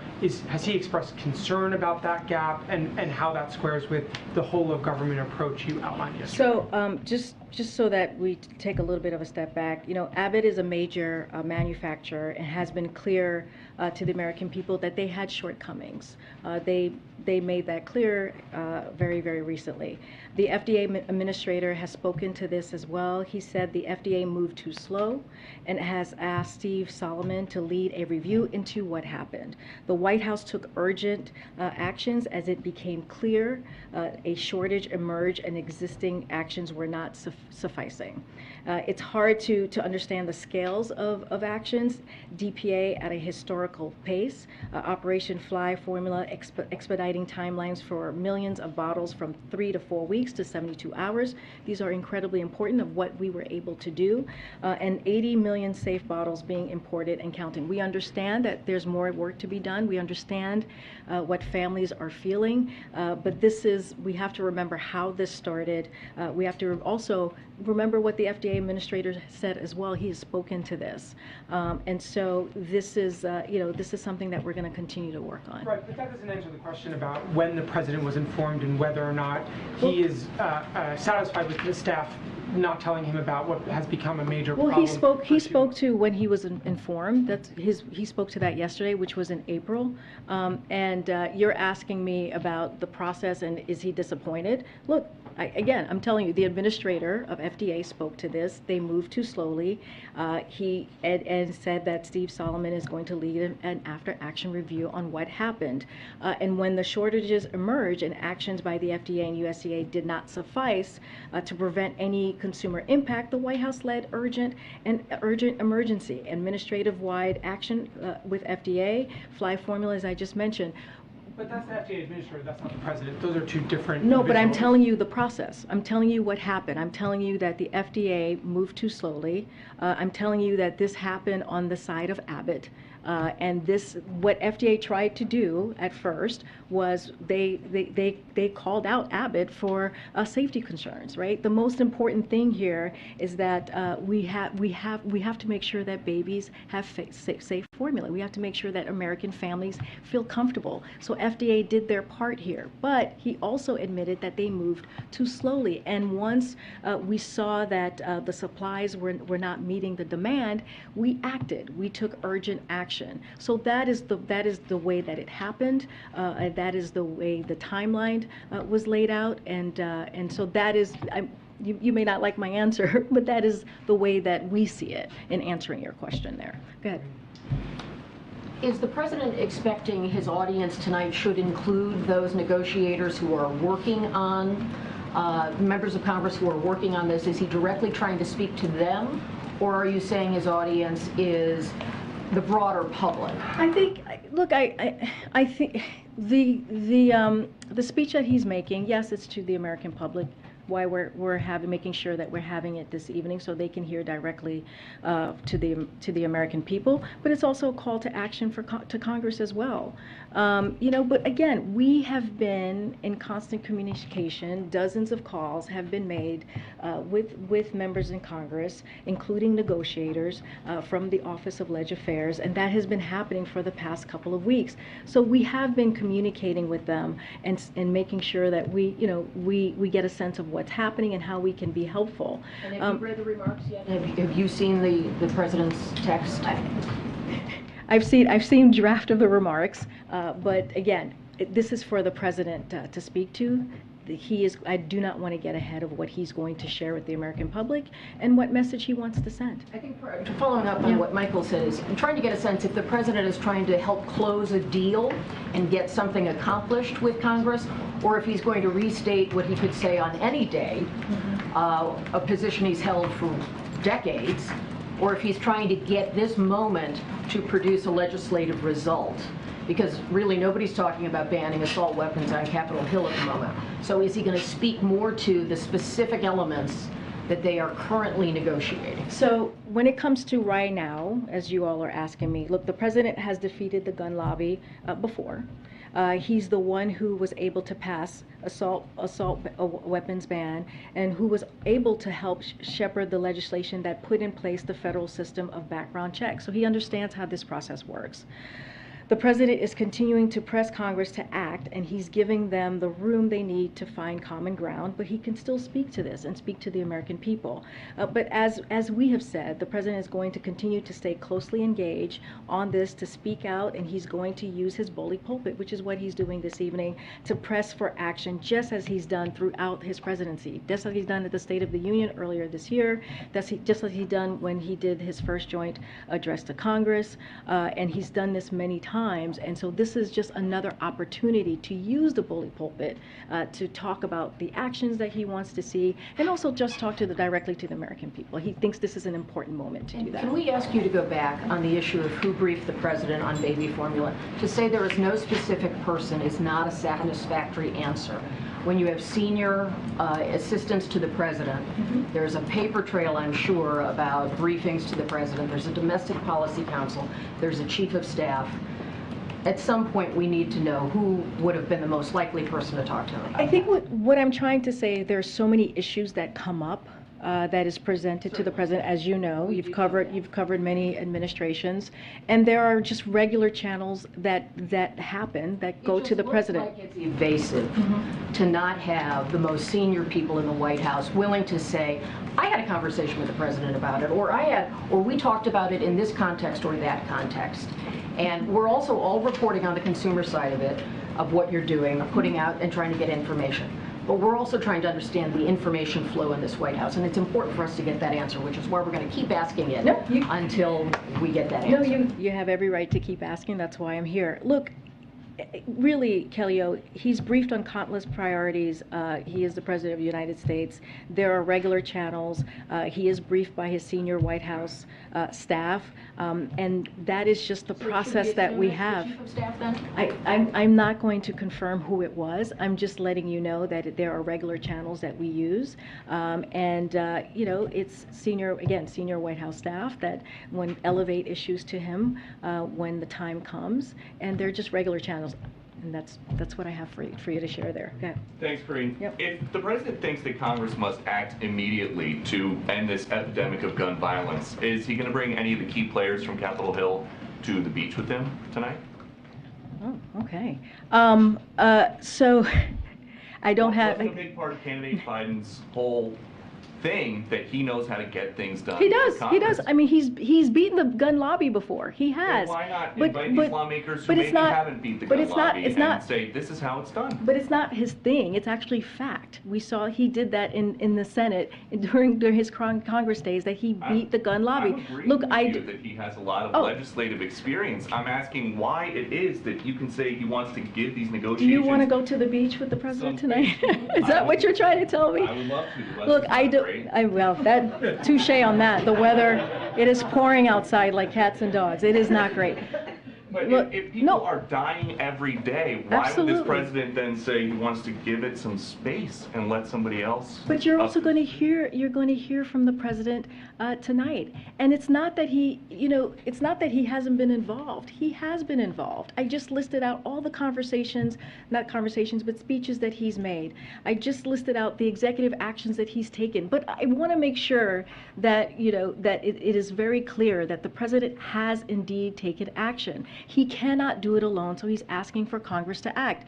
The American public is going to hear from him tonight. I don't have any meetings to preview or to lay out for it. I'm not telling you it's not going to happen. I'm just saying I don't have anything to preview for you today. And I get, you don't want to preview anything that's in the text tonight, but what law could anybody, president or anybody else, propose that would guarantee that somebody who really wants to get their hands on a gun can? Well, they're having negotiations right now to talk through what the options are. Look, I mentioned the red flags, right? Red flag laws. If enacted, that actually we have seen across the country in different states where it has been helpful. But look, We are going to give them some space to see what they come up with. The president, the most important thing here is the president wants Congress to take action and to act. But, okay, you got Chicago, for example. They already have plenty of very strict gun laws, some of the strictest in the country. 47 people shot there over the Memorial Day weekend. 9 of them died. So which law would have prevented any of that? All right, well... Do we think that all these people in Chicago who are shooting each other are legally buying their guns? So here's a couple of examples for you. I was just talking about the red flags law. There are some examples here of how they've prevented tragedies. In California, a study showed that California red flag law has assisted in the prevention of 21 mass shootings between 2016 and 2018. Florida, since passing a red flag law in 2018, there have been notable cases of the law intervening in multiple cases of potential violence.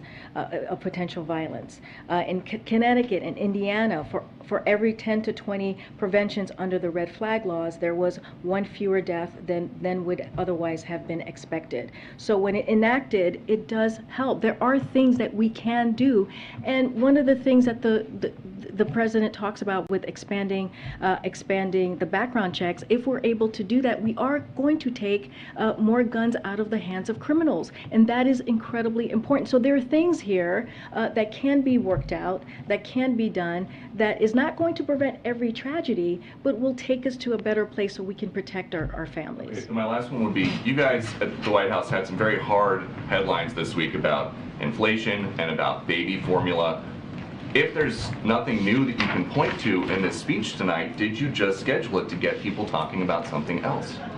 People have died. People have died in the past couple of weeks in particular.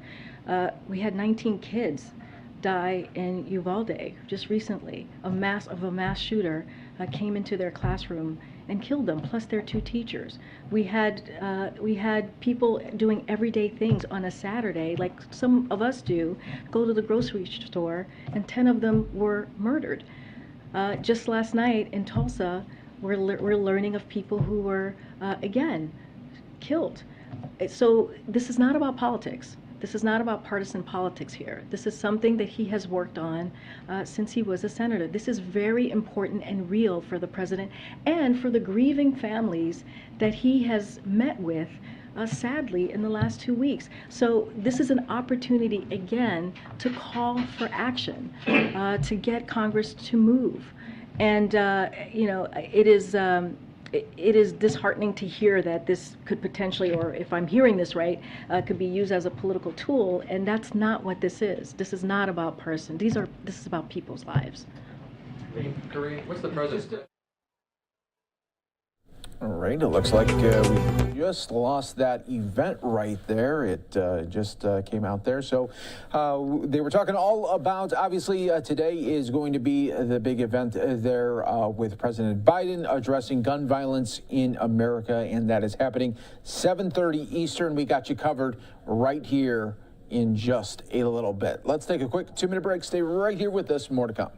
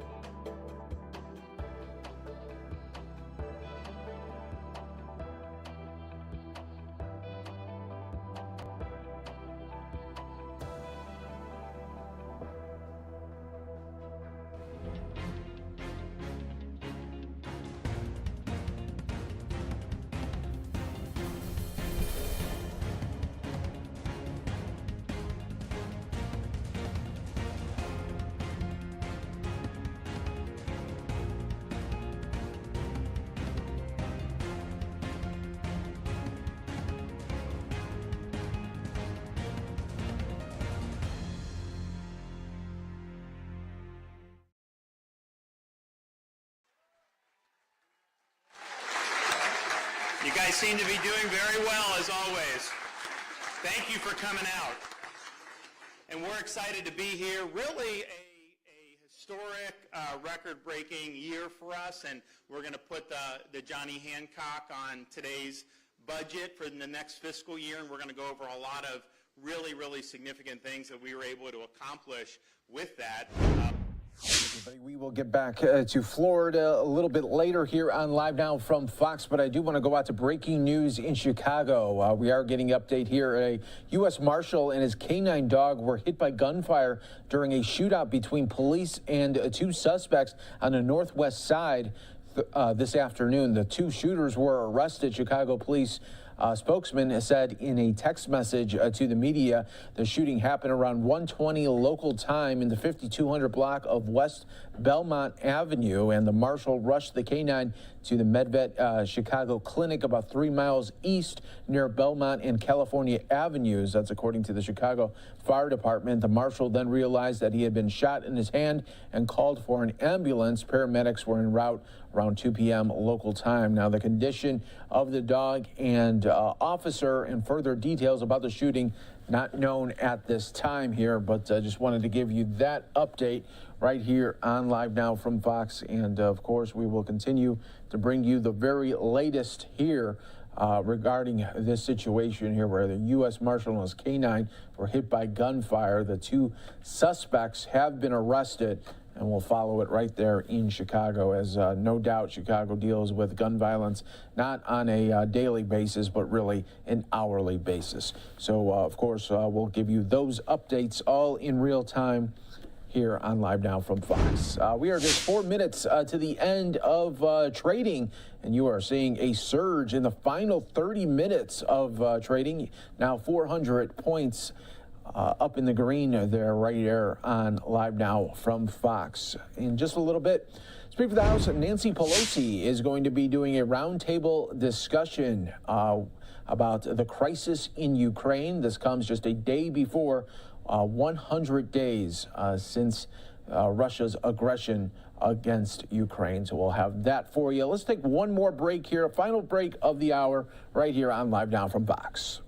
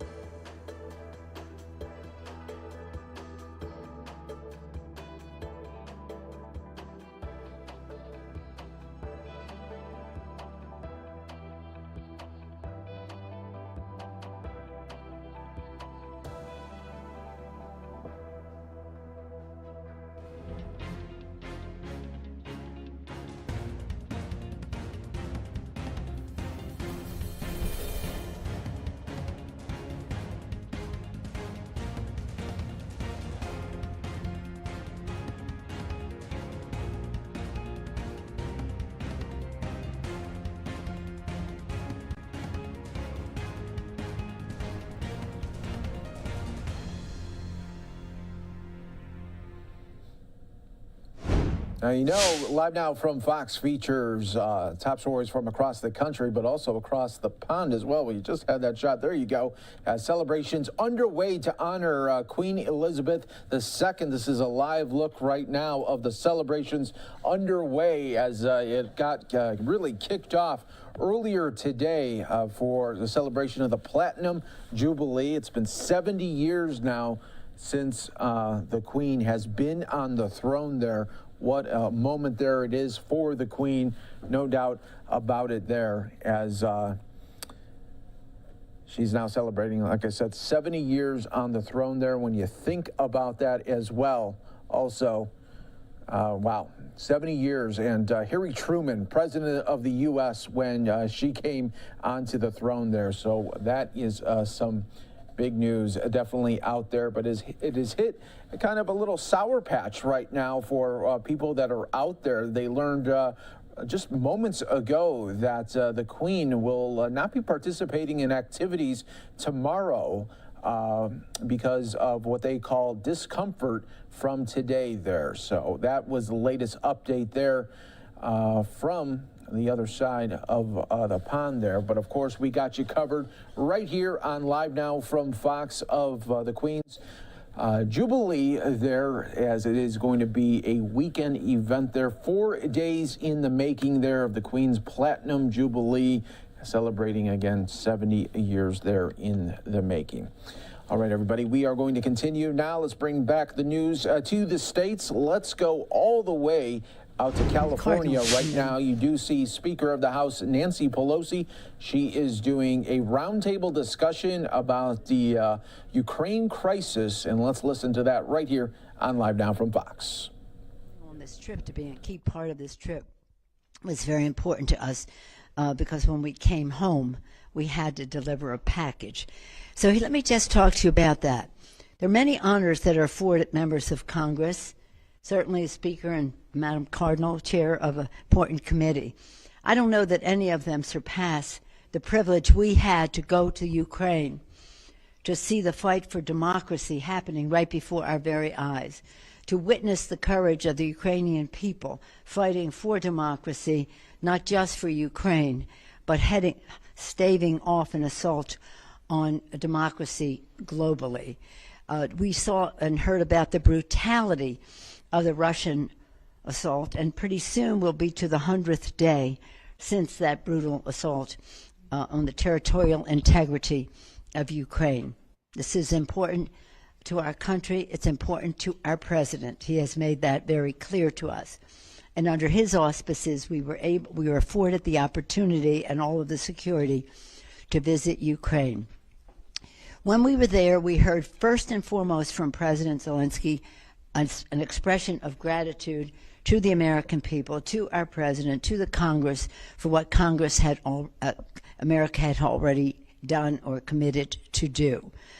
We wanted to hear what he saw as the priority of needs that we could talk about. We have in our midst, our members know that weaponry, and they know about food and all of that. So let me just talk a little bit about that, and then hear from Barbara and the Consul General, and then from each of you.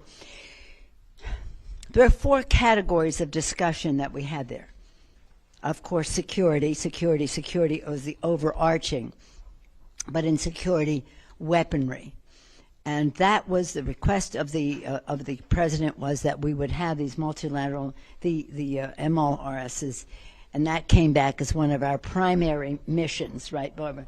To visit the White House and talk about the need for the distance to counter the advantage the Russians had in terms of distance. And I'm so pleased that the president has met that request, as you know. The second, and our members know their weapons. You know, they again, the one person who was taking lead on weaponry, Jason Crow, said he was so convinced of the need and the knowledge that the president displayed about why and when and how and all the rest, that he said we should make T-shirts when we go to the White House to say MLRS. We didn't have to go that far, but nonetheless, President Zelensky's argument's very persuasive. Sanctions. Our chairman of the Foreign Affairs Committee, Mr. Meeks, sanctions. The president gave me gave us each a 15-page report about what sanctions were working, which weren't, and their evaluation of them, but also renewed what he had already asked me weeks before about our having the Russia on the state sponsor of terrorism list. That is something that we, again, made an appeal to the White House for, and I do believe, well, I know that's one of your questions. We can go further into that, but that is a high priority for us. In fact, I have said, if Russia's not on that list, tear the list up, because nobody should be on there more than Russia at this time for the brutality that we saw and how they have, I don't know, how would you say, brutalize their own military to turn into such horrible rapists and all the rest. Humanitarian assistance. The president was very clear about humanitarian assistance. He said it falls into 3 categories. Our refugees outside the country, Germany, some of the Eastern European countries, refugees overseas, displaced persons within, and that's another, say, 7.5 million people, displaced people within Ukraine, and then people needing humanitarian assistance who are under assault, another like 10.5 million people. So the different categories of need and urgency in all of that. The next thing would be economic assistance, and that was that had to do with what the government needed to meet its needs for paying the army, paying teachers, which is a high priority, and meeting their needs, and that. Now, on the humanitarian, just to get back to that, it's really, food is a security issue, it's an economic issue, it's a humanitarian issue, but the blockading, the preventing of food to grain and sunflower oil and all the rest to be exported to the rest of the world makes it a food security issue in Africa and other places. So again, it's about not having the income of selling that. It's also about the important part of it not being available to feed people and to get food to people within Ukraine, and again, to have the economic advantage of that. So that Jim McGovern is Mr. Food Security in the Congress, and he understands these issues, and that provoked a need for other weapons in terms of harpoons and the rest of it, in terms of demining the port. And so again, the intense discussion about how we do our humanitarian assistance, how we do our economic assistance. We came back, and again, we'll answer questions, but just to get more quickly to all of you, before we went, we had a package of $13.6 billion, which was a huge package, $13.6 billion. That was just about being exhausted, especially when it came to weapons. There was just no more money. We put together a package when we came back under Barbara's leadership as an appropriator, Madam Chair, which was $40 billion, 3 times more than what we had done before. Again, weapons, humanitarian, economic. The sanctions, not necessarily an outlay of money, but nonetheless a priority in our policy. We passed it immediately. The president even said, as important as COVID is to us, since certain people on the other side of the aisle don't want to do COVID, let's just move, don't hold up the Ukraine aid, and we passed it immediately. We were ready. We ordered. As soon as he said that, we posted it and passed it the next day. You have to post it a day in advance. Unfortunately, there was a delay in the Senate because of whatever, and but now they have passed it, and that money is on its way, and very important. We're very proud of our president in terms of unifying everyone around this, including his role in helping to unify the West in terms of our, and not only the West, beyond that, NATO, as well as EU and the rest. NATO includes, then we have some of our G7 countries that include countries that are not necessarily in NATO. And just the unity of EU and NATO and G7 and the rest has been something quite remarkable, and we think that every country was responsible for that unity, but our president played a very important role in it. We can talk about oil and how the EU has told us that they think that their purchase of oil or any security products from Russia is funding the war in Ukraine. Diversification is necessary so that that blackmail is not there. But again, we can talk further to all of those things. But really, I said when I came back, it was like watching Washington cross Delaware to see the bravery, the leadership of the president of Ukraine, remarkable, but also all of the people helping him, and every person in Ukraine being so much a part of the sacrifice necessary, the courage needed, and the idealism that goes with it, and the pride in their Ukrainian identity. So sad, contrasted with the brutality of the Russians there. So that's kind of where we are, and the president put out this statement yesterday, very positively about what we are intending to do. We can't do any of it without the money, and Congresswoman Lee is the chair of one of the most significant committees that in funding it all. She also is a champion worldwide for diplomacy and finding peaceful means as solutions, as well as recognizing meeting the needs of people and how they are affected there. And of course, we'll talk about here at home as well. Madam Chair. Thank you very much, Madam Speaker. And let me first just thank you for your tremendous leadership.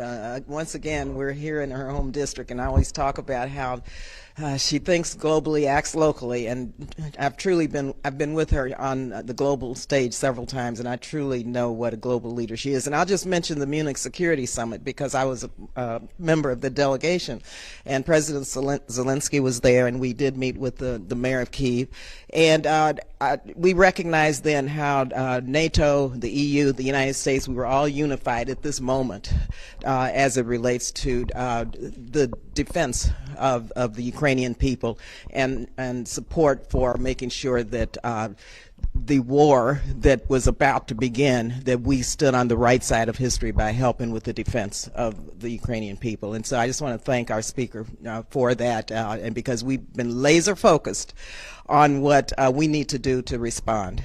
And a couple of things I just want to mention.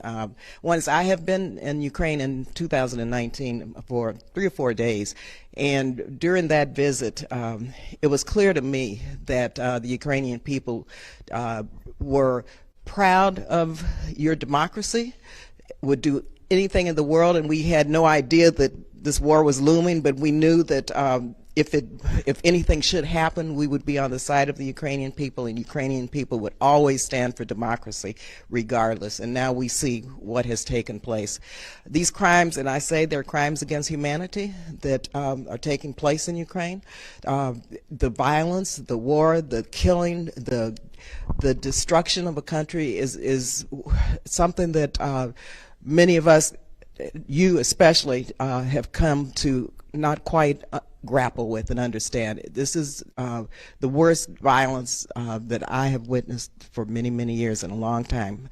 And it is incumbent upon us to do everything we can do.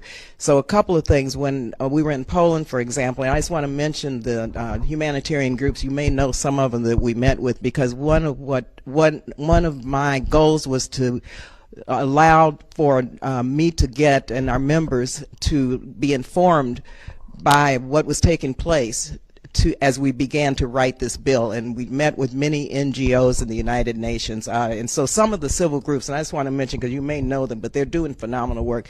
Zimna Human Rights Center. We met with the Anti-Corruption Action Center. We met, of course, with State Department's Bureau of Population, Refugees, and Migration, USAID Disaster Assistance Response Team. We met with the UN High Commissioner for Human Rights.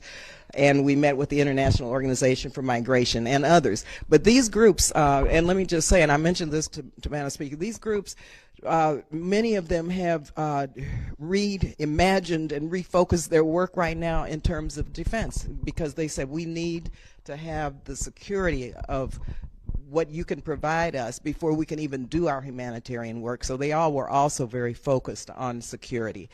But having said that, also we learned that human trafficking now is becoming even more of a problem. And so in the bill, we wrote in provisions where some of the funding must be used now to address human trafficking. We wrote into the bill, of course, the economic support of, I think Ukraine now needs about $5 billion a month to close the deficit. So we have put in a requirement that we would provide $1.5 billion of that $5 billion a month.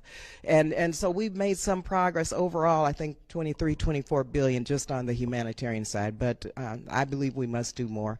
Look forward to hearing from you. I'm really pleased to meet many of you who have come here. I want to hear more about your families, how you're doing, and just thank you all very much for your participation and for informing what we need to know, what we need to understand as we go back to Washington, D.C. and continue to fight on behalf of the Ukrainian people. Thank you, Madam Speaker. Thank you, Barbara. I just wanted to say that Barbara was very much a part of some of the other initiatives we had, the $13.6 billion originally, banning the import of Russian oil, the reviving the Lend-Lease to send supplies to Ukraine as quickly as possible. Seize and freeze, that's one of my favorites. Seize the assets, freeze them, and when they thought to use them to build back Ukraine, not to give back to the Russians, but to use it.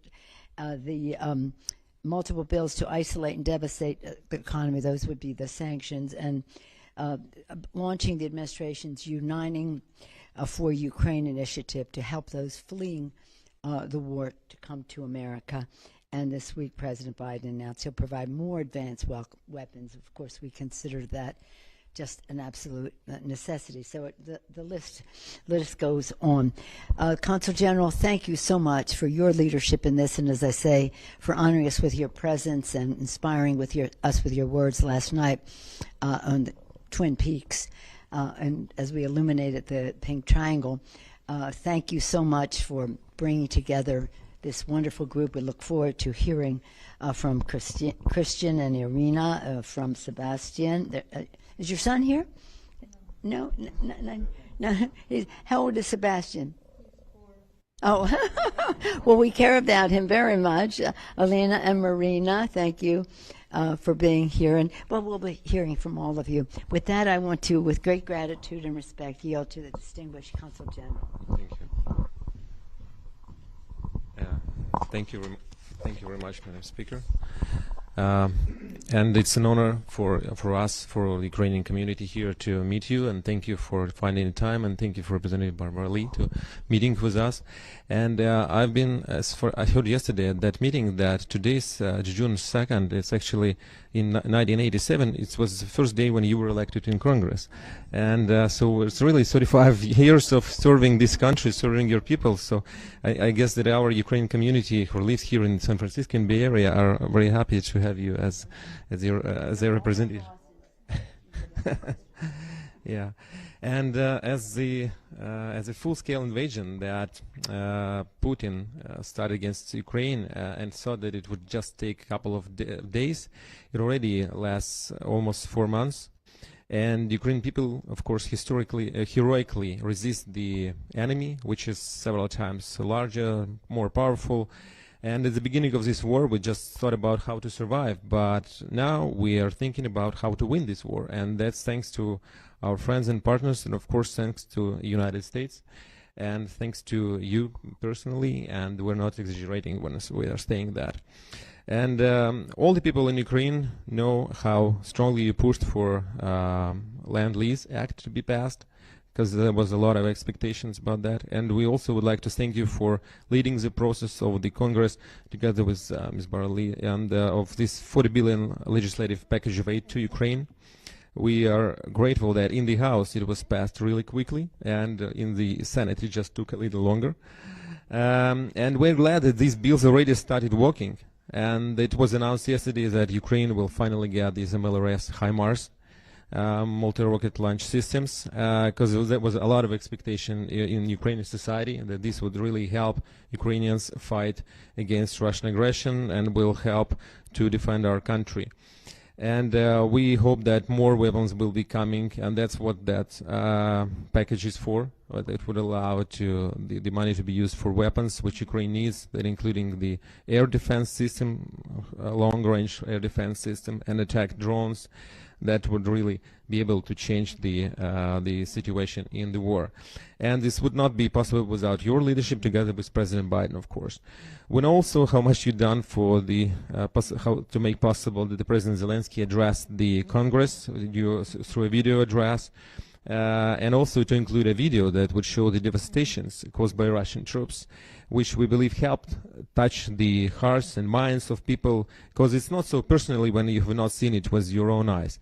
And you did, Madam Speaker, when you visited Ukraine, if I'm not mistaken, you were the first to lead the congressional delegation to Ukraine, and that's last month when you met President Zelensky, and it has become probably even more personal to you.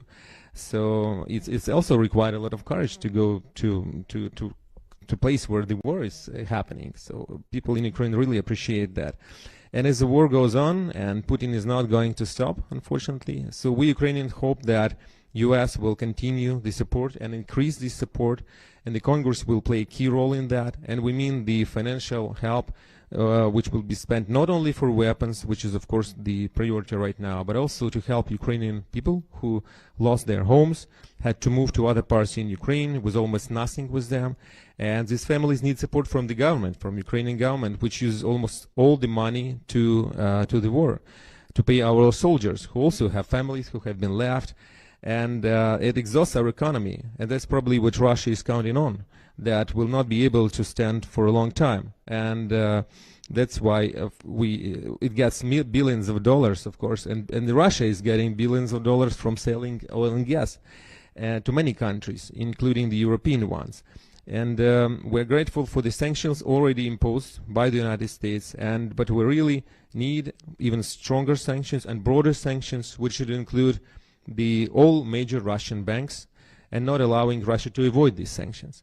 We also know that the request has been passed from the Ukrainian parliament to the Congress about recognizing Russia as state sponsor of terrorism, and we hope for your support in that. And after the war will be over, and even already now, the process of rebuild in the areas liberated from Russian occupation in Ukraine is happening, is necessary, and we believe that not only the probably support from the federal government could help, but on the local states level as well. We all know that the state of California has a great surplus in budget. I know probably is a question to the governor, but but still we think that maybe at least a smaller part of that can be used to help rebuilding process in Ukraine with the help of California Bay Area businesses, which would actually benefit both the businesses here locally and of course people in Ukraine, and we would be grateful for your support in this as well. And also the people of Ukraine, as you actually mentioned already, are expecting that the U.S. administration will have a decision on the seizing the assets of Russians here in the United States, and to give them to Ukraine, to give them to people of Ukraine, because it will be absolutely justified thing to do, who suffered from this unprovoked aggression. And also just want to mention the problem of Ukrainian refugees who came here to California, to Bay Area, that these people are grateful that they managed to come through humanitarian paroles, but what they really need right now, at least we're talking about the adults, is the possibility for them to work, because people of Ukraine, they don't want to be refugees who receive only the benefits from the government. They want to work, and they want to pay for themselves, just not to create a burden on United States taxpayers. And if there's any possibility of how to speed up the process for them to get the approval for work faster, not to wait half a year or more, that would really help them. That would really help many families right now. And again, they will not use the U.S. money, but they will be just self-sufficient. That's the case.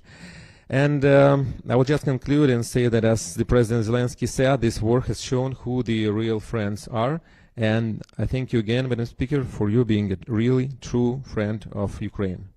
Thank you very much.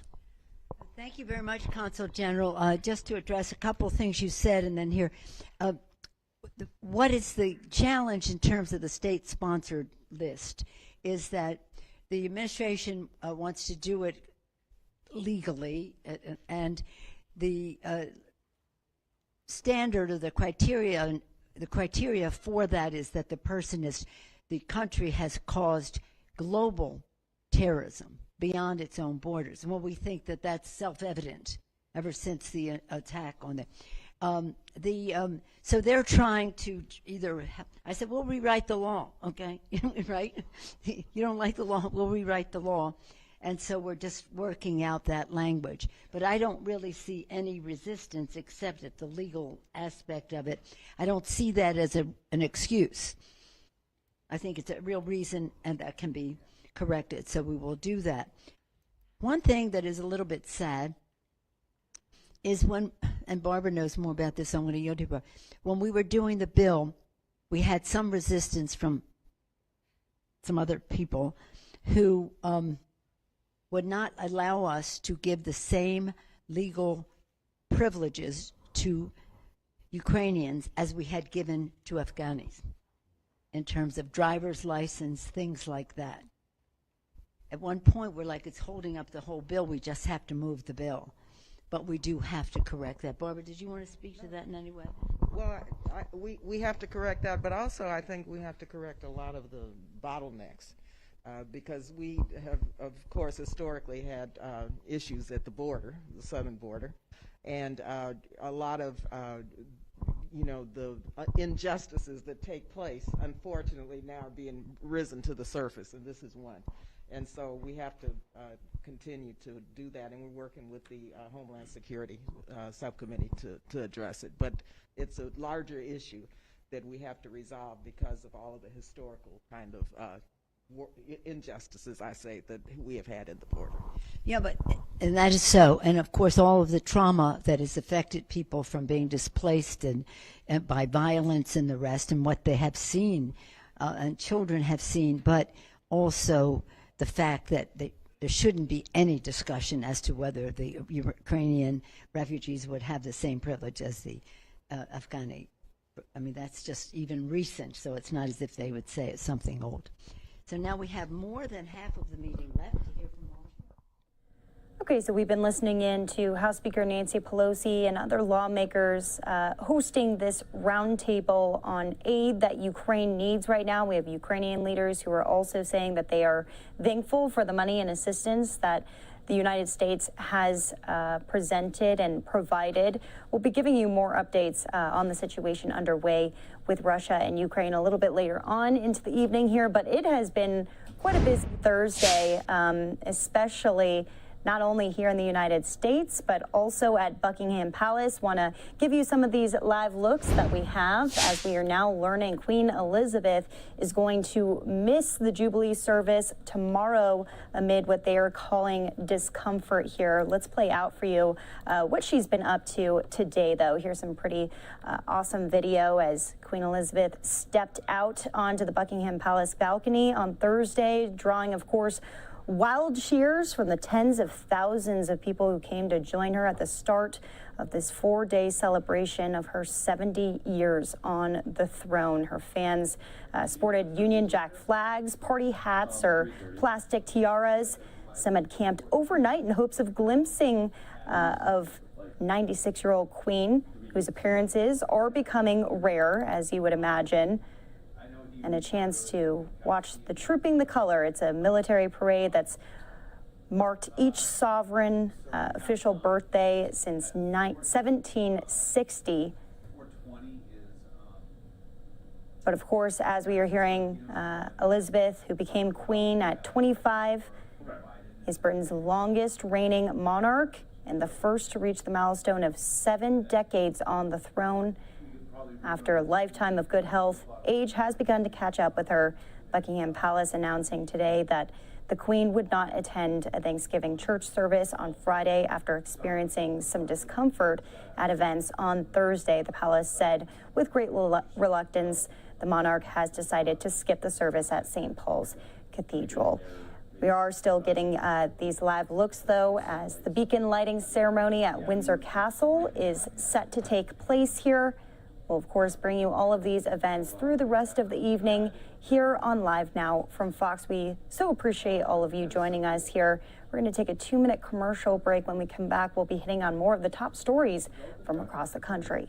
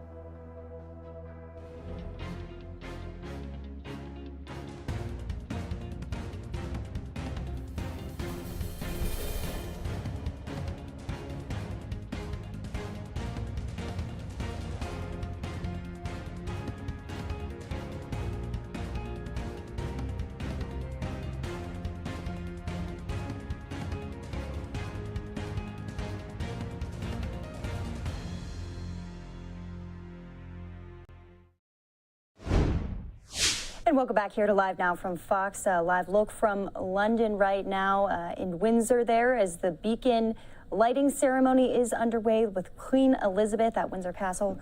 Let's take a listen live.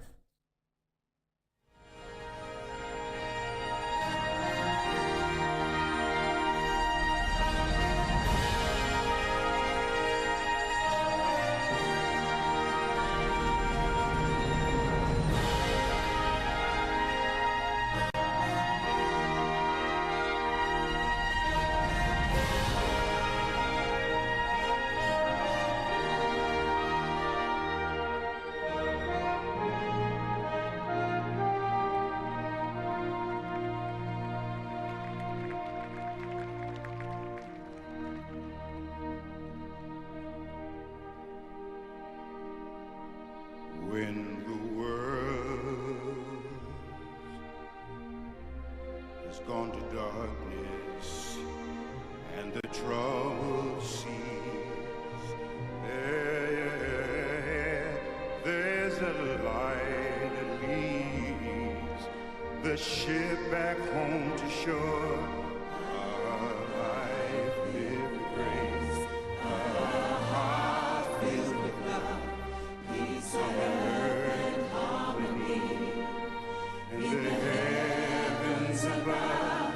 A life lived with grace, a heart filled with love, peace on earth and harmony in the heavens above. When the day slowly breaking and the dawn can't find its way, there's a sun that shines upon heralding a brand new day.